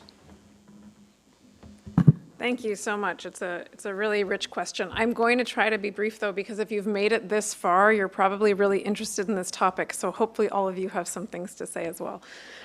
So indeed, I do not think there is a difference between values and interests, though I do think that people use those terms for politically expedient purposes. I would ask for Western liberal democracies, how can the protection and promotion of universal human rights not be both a value and in those countries' interests? I think the answer is that, of course, they're aligned. Although I would note, too, that values, the term values anyway, can be performative. Although I live in Washington, my career has been in the US. I'm actually a dual citizen. I spent 12 years growing up in Toronto, and I moved there when I was 11. And I was shocked to find that Canadians were just as racist as Americans, but they were very polite about it because the multicultural value overrode the sort of day-to-day, it's sort of like a social nicety that the same feelings were there, the same sentiments, the same policies, similar, though not identical histories, but it was impolite to say it out loud, right? So I think that's an example where the value of multiculturalism, which is very valuable and is really embedded in a lot of Canadian society, was performative. It was an excuse. People used it to avoid addressing the underlying issues. So I do think that sometimes that can be the case with values in general. But when I think the difference between values and interests are used by governments to ordinarily to mean that if something is in the state's interest, it's a short-term interest. And if it's a value, it's a long-term interest. And so there are some examples that I would think about where the states will set aside their values because of a short-term interest. And a lot of my work has been in the post-9/11 period. The action by the US government, the detention, rendition, interrogation program, torture of detainees. We've talked a little bit about Iraq today. The US and NATO, as many of you know, entered into a war with Iraq based on false information obtained from someone who was tortured by Egyptian security forces, something I always talk about because I work on Egypt a lot these days. And Canada is well aware of similar experiences with the scandal related to Afghan detainee abuse and the Maher Arar case where the Canadians really grappled with their own participation in this. This was an instance of nations saying that their short-term interest allowed them to abandon their values. Now look at where we are and look at what 20 years of antagonistic counterterrorism policy has led to when you look at the way the West engages with the Middle East and with Afghanistan. Clearly, that sort of conduct was not in the West's interests, neither long-term nor arguably short-term. But that language of set aside the values for short-term interests was an excuse, really, for what people wanted to engage in. So, as I said at the outset, short form, I think they're the same, but I think that very few people will say that out loud because calling values and interests different things allows you to engage in some of that political chess, which usually government officials, I'm sure present company accepted, engage in on a day-to-day basis. Thanks. Thanks, Andrea. A very quick comment, too, just following up on that and that sort of application of values. I'm teaching a foreign policy course right now, and I can't keep up with the Canadian government at the moment, I'll be honest with you. So we were going to look a lot at maybe India again this week. Then something happened in Parliament that might upset that. This being said, Canada, behind the recent sort of chaos, has been dealing with the potential situation that the government of India carried out a targeted assassination in Canada. But one point that's been raised, and then this is even within the context of international law, which I'm much weaker at than others, that, well, the West has already been using targeted assassinations, and in fact, often these have been celebrated by some Western analysts. So what happens then when a global South country decides to do the same to someone they consider a terrorist in Canada? Could you see could this be a result of that slide that you observed over your career? So this would probably require a week-long conference, but I'll say in short that although I disagree with the US and other countries and their purported legal rationale for engaging in targeted killings, their purported legal rationale had to do with being in a state of armed conflict, which is not at all present in the situation here. Assassination is not actually an international legal term. And I think that one thing that you'll find very often when countries, including Western countries, engage in all sorts of illegal acts, often by their clandestine services, all of those activities are illegal. The countries do them anyway, but they take on the risk that their employees will be prosecuted. So I think it's a very different situation. What it is to me is something that Tim and others in my organization have been working extensively on in the U.S. is an instance of transnational repression, where governments, often governments like Egypt, like Saudi Arabia, like China, potentially India, in this circumstance, reach outside of their borders to engage in repression of either their citizens or people who support their citizens. Sometimes it's just family members. Sometimes the person is in the country, they might already be in detention, but these governments decide to harass their family members. Sometimes it's because people are outspoken, not just in those countries, but in the US or in Canada. There are several cases of transnational repression occurring here in Canada as well. So I think that's probably the better legal framework, although that itself is not actually a firm legal framework, and we're active in Washington trying to get the US government, trying to get Congress to adopt a more robust legal framework for addressing transnational repression as a somewhat unique crime. Thank you. Finally, Michael, definitely I will avoid saying that sentence again. And last but not least, I was going to say, but speaking to that point about the conference, where it's taking place, values, and then speaking to the theme of this panel, how do you see countries in the West, maybe that's we, right? Maybe not, that consider themselves to be liberal democracies like Canada, balancing their desire to pursue both their interests and to maintain their values in the Middle East? What role do communities and the general public play within this balance? And I say communities, those of you that are less familiar with it, we often use that term in Canada in fields like politics, political science, political studies, whatever you want to call it, to refer to ethnic communities that have often recently migrated to Canada, sometimes not, like in the case of the Ukrainians in Canada. Michael, please, go ahead.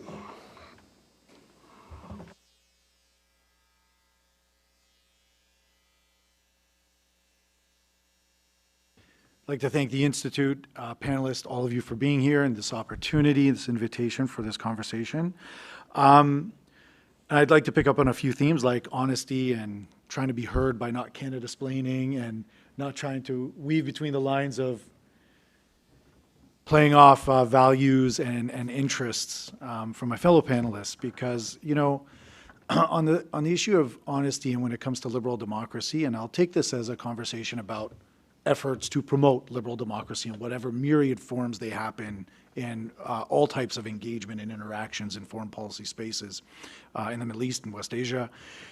You know, we're good at owning the potential of liberal democracy. We're really robust in speaking about it. We're really bad about acknowledging its embedded limitations, right?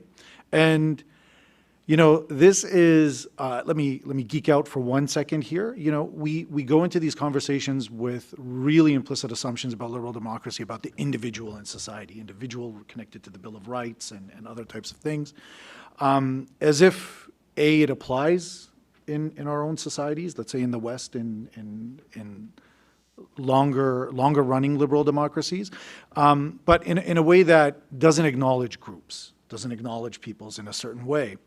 Is really ironic, and it's also belied by the fact that right now some of the biggest books in this space are about how established liberal democracies meet the challenge of being diverse in their own societies.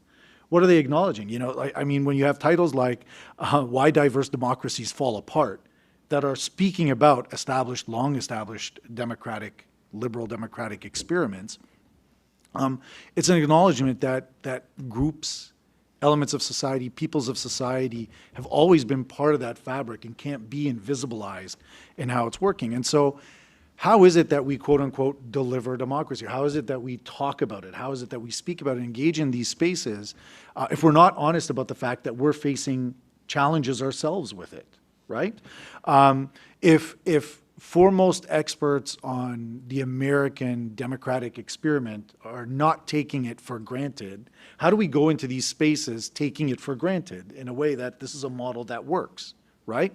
So if there is a way to re-envision and reimagine and then make that applied in building out programs to engage on these issues, even programmatically, in a way that says, we face this challenge, you're facing this challenge, it's real, and we want to work on it together. Now, I don't want to suggest equivalence. Let me be explicit. I'm not saying Canada and Iraq are the same, for example, right? Or Egypt. But going into a conversation saying, we think this is the best model, it reflects values and interests, but being honest in the conversation so that we're not Canada-splaining, trying to rope in every reference from my fellow panelists, we hopefully build that area of trust, as Arif was saying, that allows us to have a genuine conversation. So, you know, now, is it being done? And I was teasing by saying we're in Canada, but I will be, I will refer to Canada, and I hope all of you will forgive me. This is not a shameless plug, but the program that I manage runs a flagship project called the Global Pluralism Monitor. It's funded by GAC, IDRC, so Global Affairs Canada, IDRC, Konrad Adenauer Stiftung supported part of it. This project looks at identity, looks at diversity, looks at these issues as being very real in all societies, including Canada. One of the countries assessed under the Global Pluralism Monitor project is Canada. That acknowledges this. If we go into those conversations saying, look, you know, we have challenges too, it opens up that space. It opens up that ability to connect. It makes it more real. You know, to be explicit about it, you know, and relevant to the space that we're in right now, 3 of the countries assessed under the Global Pluralism Monitor project are Tunisia, Jordan, and Iraq. And in Tunisia, looking at migration, but when you're looking at migration from sub-Saharan Africa, it's also embedded and intersectional with that is issues of race, but also religion and an urban-rural divide.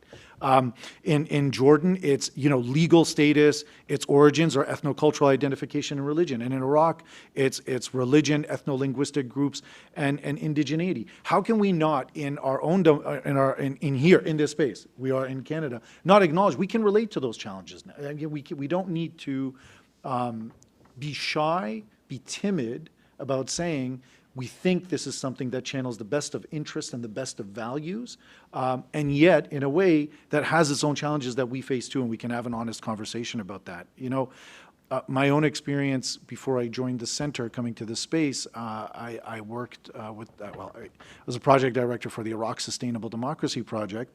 I was one of the first representatives for the Iraq Minorities Council. which are independent parliamentarians elected to the first parliament in Iraq. And whether it was extending parts of the Constitution that had to do with some of the most vulnerable populations, whether it had to do with setting up security arrangements, whether it had to do with how financing and the budget was being developed and put together, there were a lot of gaps. There were a lot of huge problems.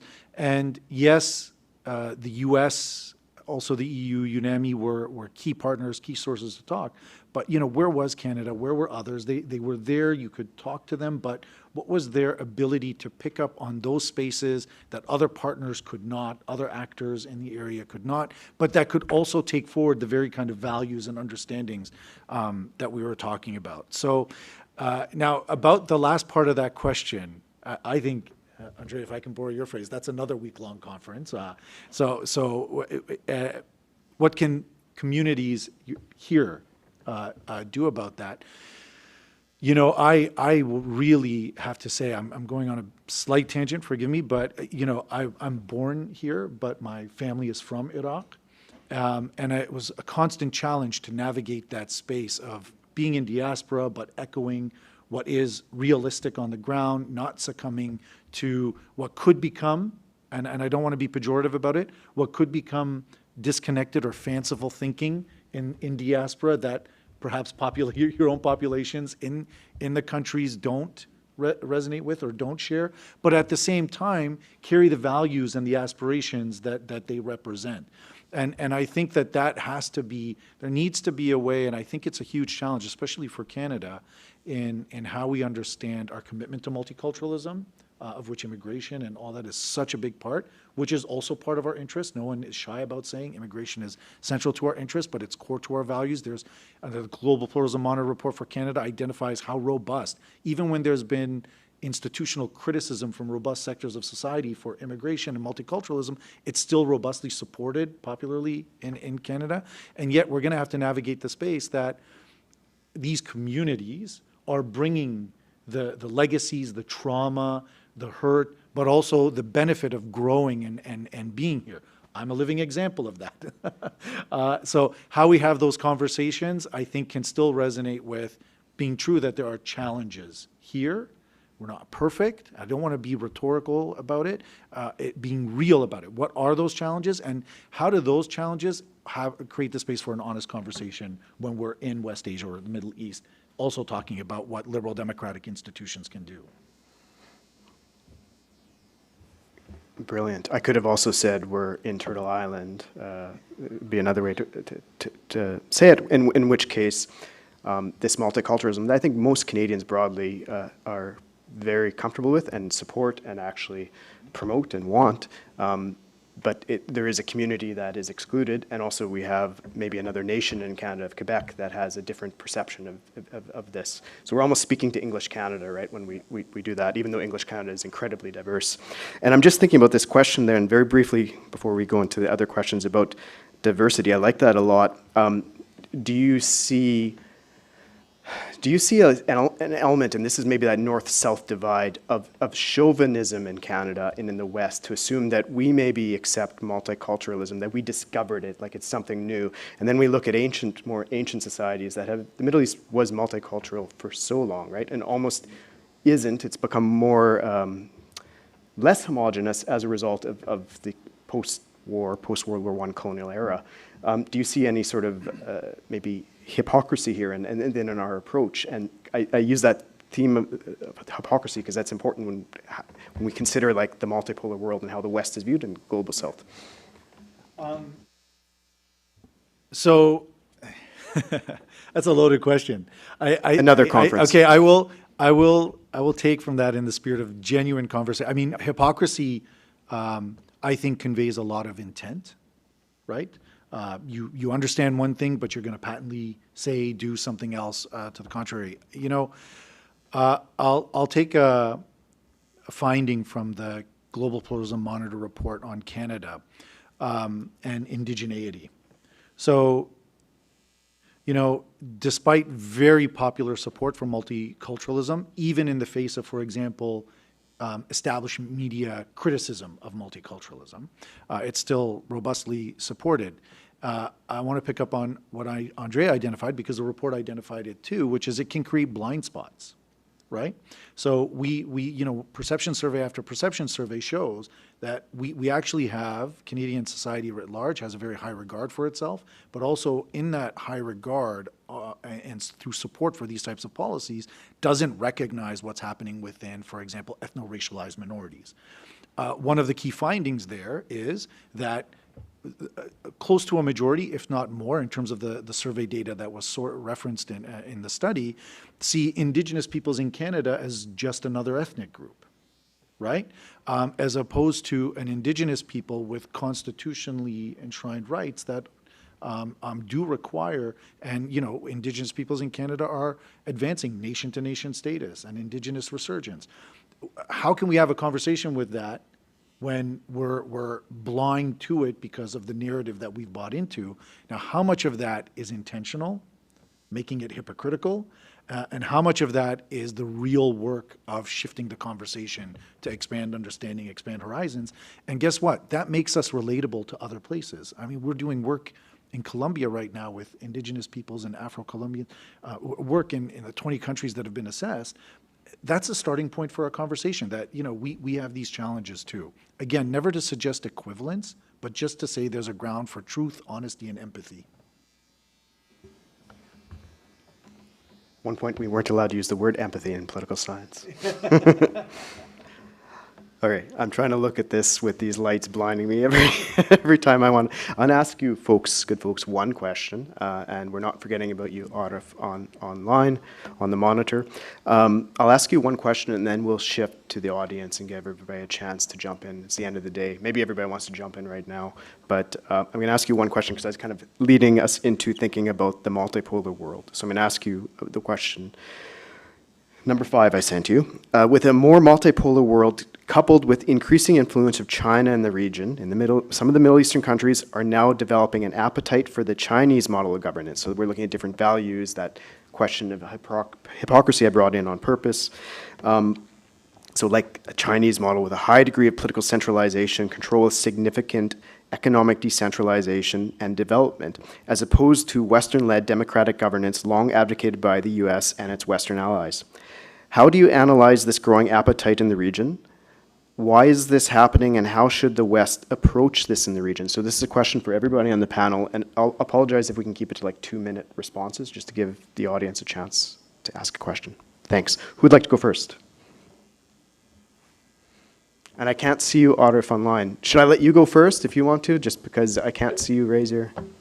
Sure, I'm happy to go first. Look, I think people prefer a different model because this will be controversial, but I think it works better than the other models so far. I don't think people in the Gulf, which is an area that I concentrate on, are choosing a quote Chinese model. I think they're choosing a model that's unique to them. These are monarchies that have certain traditions and cultures of governing. They're small populations generally, except for Saudi Arabia. When I was there, the model they would try to emulate was more the Singapore model, and I think that's different. So I think it would be too easy to just say it's an authoritarian model. I think second, our arguments would be stronger if our 50 to 70 years of development assistance in our model had kind of achieved some results that I think were noteworthy. I think it's been very patchy.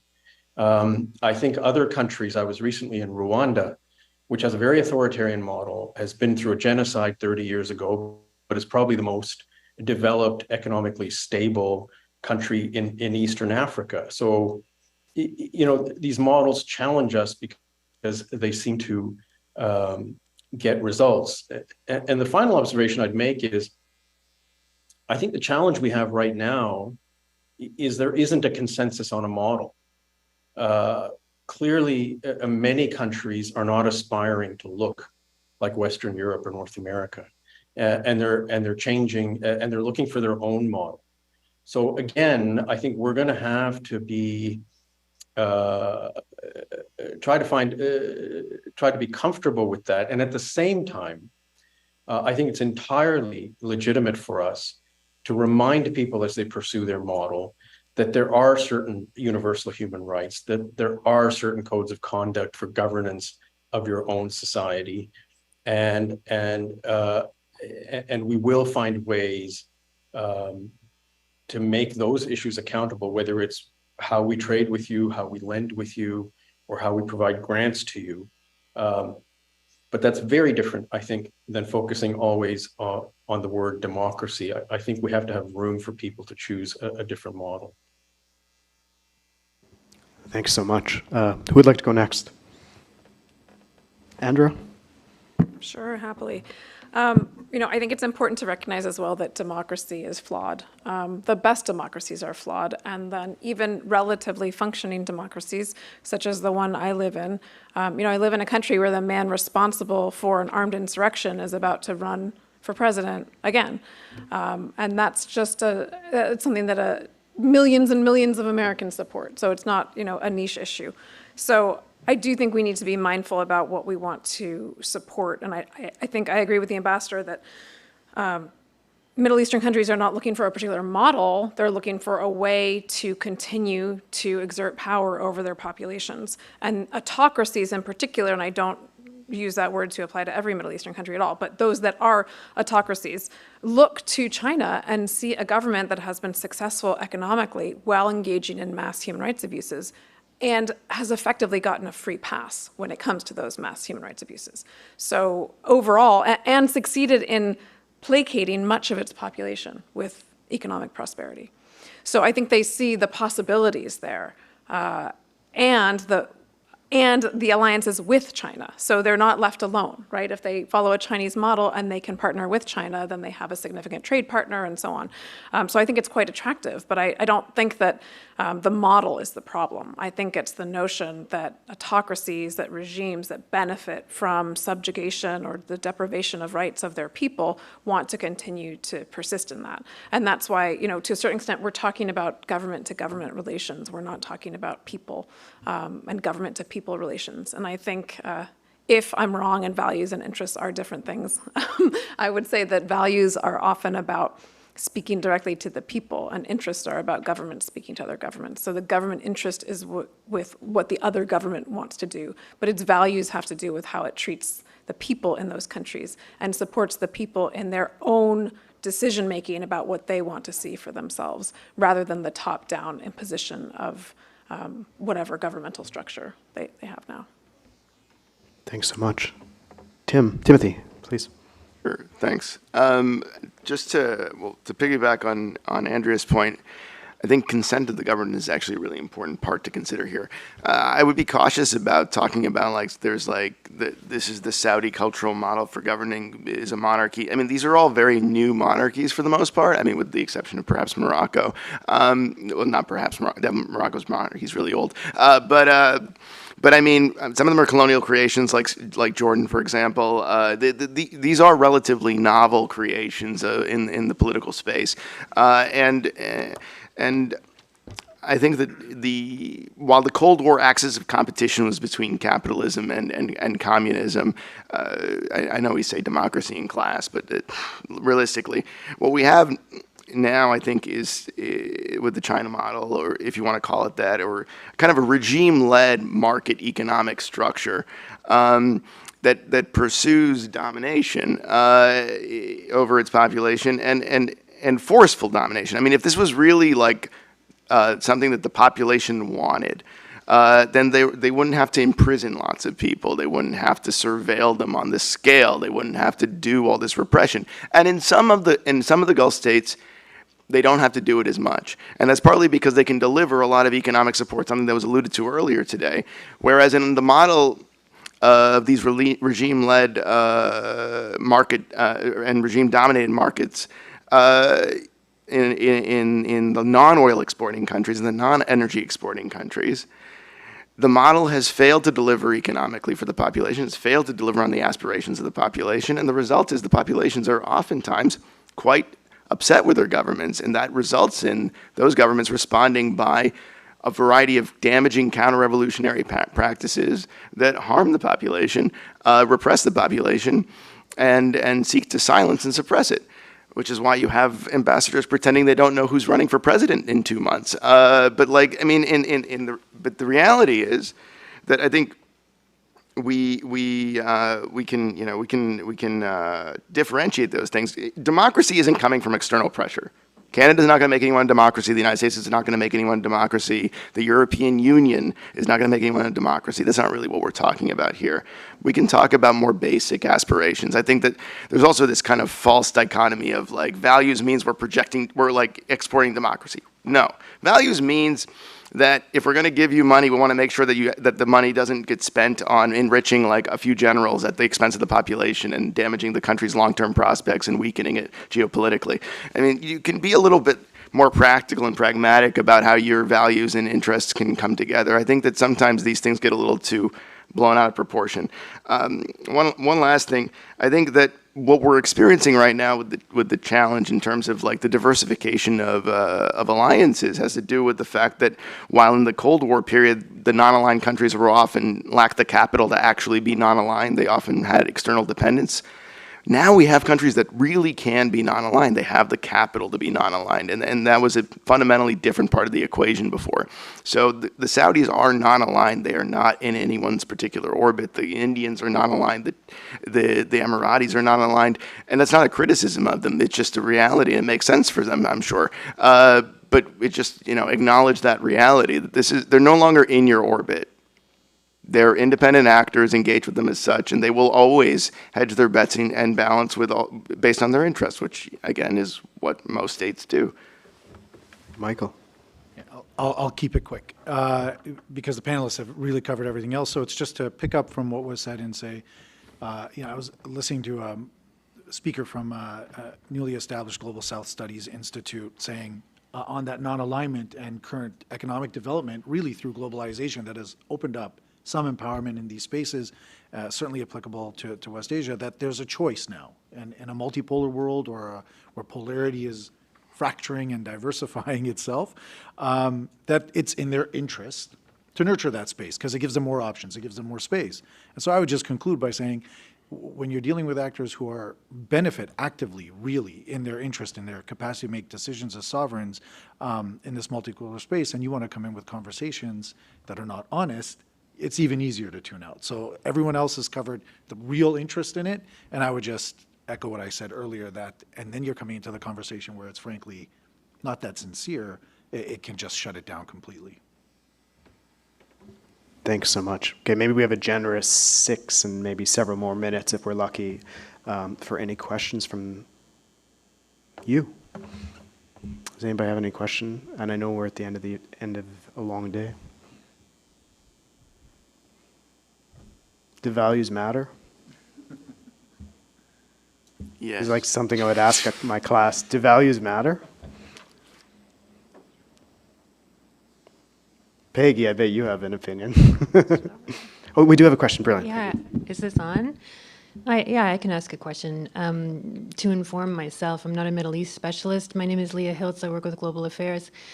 Very interesting. This debate is something that we hear in the halls, values, interests. Where's the balance? Do we need to drop values or do things in a different way? Sometimes it feels like a very bipolar conversation. And I was curious about the view from civil society in the Middle East. I know this isn't something we can speak generally on in 5.5 minutes that are left, but are there trends or areas where a values-based foreign policy does make sense in the current environment? And Arif, since you're online, should I give you a chance to jump in first if you wanted to respond? Or Thanks. Look, I can't speak for civil society in the Gulf. First, it's very limited, as others will point out. But I do point to a survey that I've seen year after year after year, I think probably for almost a decade, in which Arab youth are asked, where in the world would you like to be? Where do you want to live? And overwhelmingly, they name Dubai or the Emirates. And I think that shouldn't be discounted. Arab youth are saying that with all of its faults, that's a model that speaks to us. more than wanting to live in New York or Paris or wherever else. So there are a lot of problems in these countries, but I think the question really is, is how do you address them for outcomes? And, secondly, there are a lot of problems, but it seems to me that the trajectory is in the right way. So I think it's always a balance. I don't think countries deal with each other very differently than people deal with each other. I don't think all of our friendships are based on either or, all or nothing relationships. We tend to accept certain characteristics and try to change others. So I think that's where we have to go. I think civil society has a long way to go in the Gulf countries where I work most often. But I actually see a lot of hope even there, and I think it's because we need to continue to engage these countries without, as I say, kind of lecturing to them. And I am going to patent Canada-splain. Thank you so much. Yeah, just briefly in response to that, I think the civil society organizations that I work with want to know that Western countries stand with them and not with their governments. And I'll give you an example. The ambassador mentioned having to deal with countries as they are, but not compromise. As you probably know, COP28 is coming up. COP27 was held last year. The UN Climate Conference was held last year in Egypt. And it was a really tremendous opportunity for civil society organizations and individuals to come together, because organizations like mine, which do not work on environmental issues, were able to align with climate activists and the recognition that you can't have climate justice when you don't have other justice, when climate rights activists are among the tens of thousands of unjustly detained down the road from Sharm el-Sheikh in Egypt. But the U.S. made a series of, I think, really terrible choices in the way that it handled its presence at COP27, and I'll just give you an example. Nobody expected, although I think some of us called for the president not to attend, but no one expected that to happen. But President Biden attended, then Secretary Nancy Pelosi attended, Secretary Blinken, very senior U.S. officials. And the public statements by the president, there was no mention of human rights whatsoever. The National Security Advisor gave a press briefing and talked about specific political prisoner cases, including naming individuals, saying, we, the United States, are asking for certain people to be released. But all that any civil society activist talked about were the pictures of the president clapping Sisi on the back, Nancy Pelosi hugging him, closely as they walked down the hall. People would show me their phones. They would say, look, this is what happened. Who cares that Jake Sullivan told a bunch of reporters on Air Force One that the U.S. is going to ask for the release of people, all of whom are still detained, by the way, the ones whose release were requested in November as well as earlier.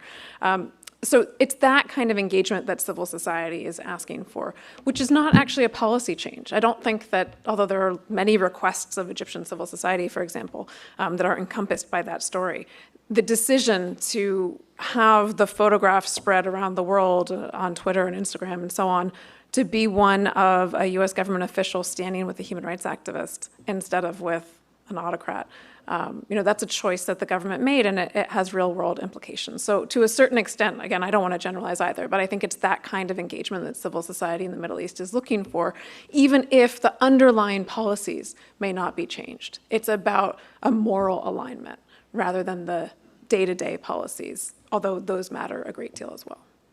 So government to government, people to people, almost between your responses. Well, government to people. Okay. Right? That's what seems to be missing, the idea that governments only engage with other governments, and if you have a bad actor, then you're only engaging with a bad actor. What about all of the people who that government doesn't represent?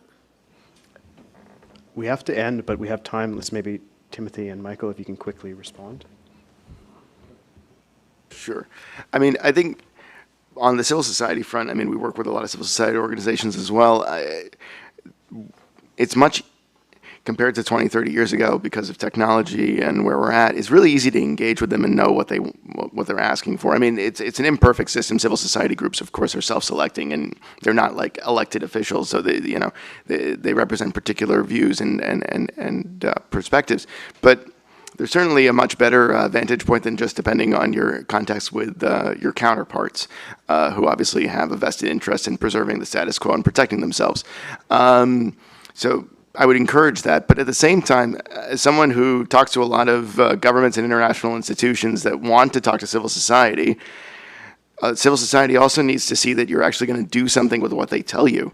There is a really big challenge in convincing them to talk, and because, for example, in the countries that we're talking about, it's physically dangerous to talk to government officials. I mean, for example, in Egypt, there were a bunch of human rights defenders that were put in prison because they addressed a bunch of Western ambassadors. And to this day, they're banned. That was 3 years ago. To this day, they're banned from travel, their assets are frozen, and they have terrorism charges that they're facing. But the French president said that he freed them a month later while standing next to Sisi in the Élysée Palace before he gave him the highest civilian honor in the country. Thank you. So, I mean, a little sincerity in the engagement, a little more taking seriously of responsibility when you're engaging with civil society. Some anti-retribution policies would be nice with certain international institutions. A little bit, yeah. I think there's steps that can be taken. We can talk more about it later because I know we're out of time. Yeah, thanks for that question, Leah, is it right? Because, again, everything that was just said, and I'll make it a little bit operational, again, from my experience in Iraq and other spaces. Building off of what was just said, also reach and connect with them to support them in their efforts actively. In a lot of these spaces, governments, for example, mediate what is a legitimate registered civil society organization. That becomes a source of leverage. That becomes a source of hegemonic action that can control and lead to civil society that obscures the situation. And so how do you penetrate through that, through those conversations by connecting, maybe using civil society actors here? We talked about communities here. How do you get past a barrier of civil society that exists that somehow, or at times can be part of formal regulations, formal systems of operating that can make the connection you develop with them less than ideal. And that's certainly what happened with civil society in my experience in Iraq. There was a host of civil society, robust civil society organizations that were not allowed to be registered, that were not allowed to be legally recognized, and it prevented them from becoming part of social transformation. And in the end, I'll just conclude by saying we all know that social transformation happens in these societies by the members of those societies. It's not the programs, it's not the aid, that's support, but we're talking about that kind of support. So yeah, the ability to connect on a genuine level with the understandings that were spoken about civil society significance. I'm sorry to end this panel now. It's brilliant listening to all four of you speak. I think we could go on, but we can't go on, and you folks have been here all day. So thank you very much. And I think we have the networking reception in about 10 minutes. So again, thanks to the brilliant panelists.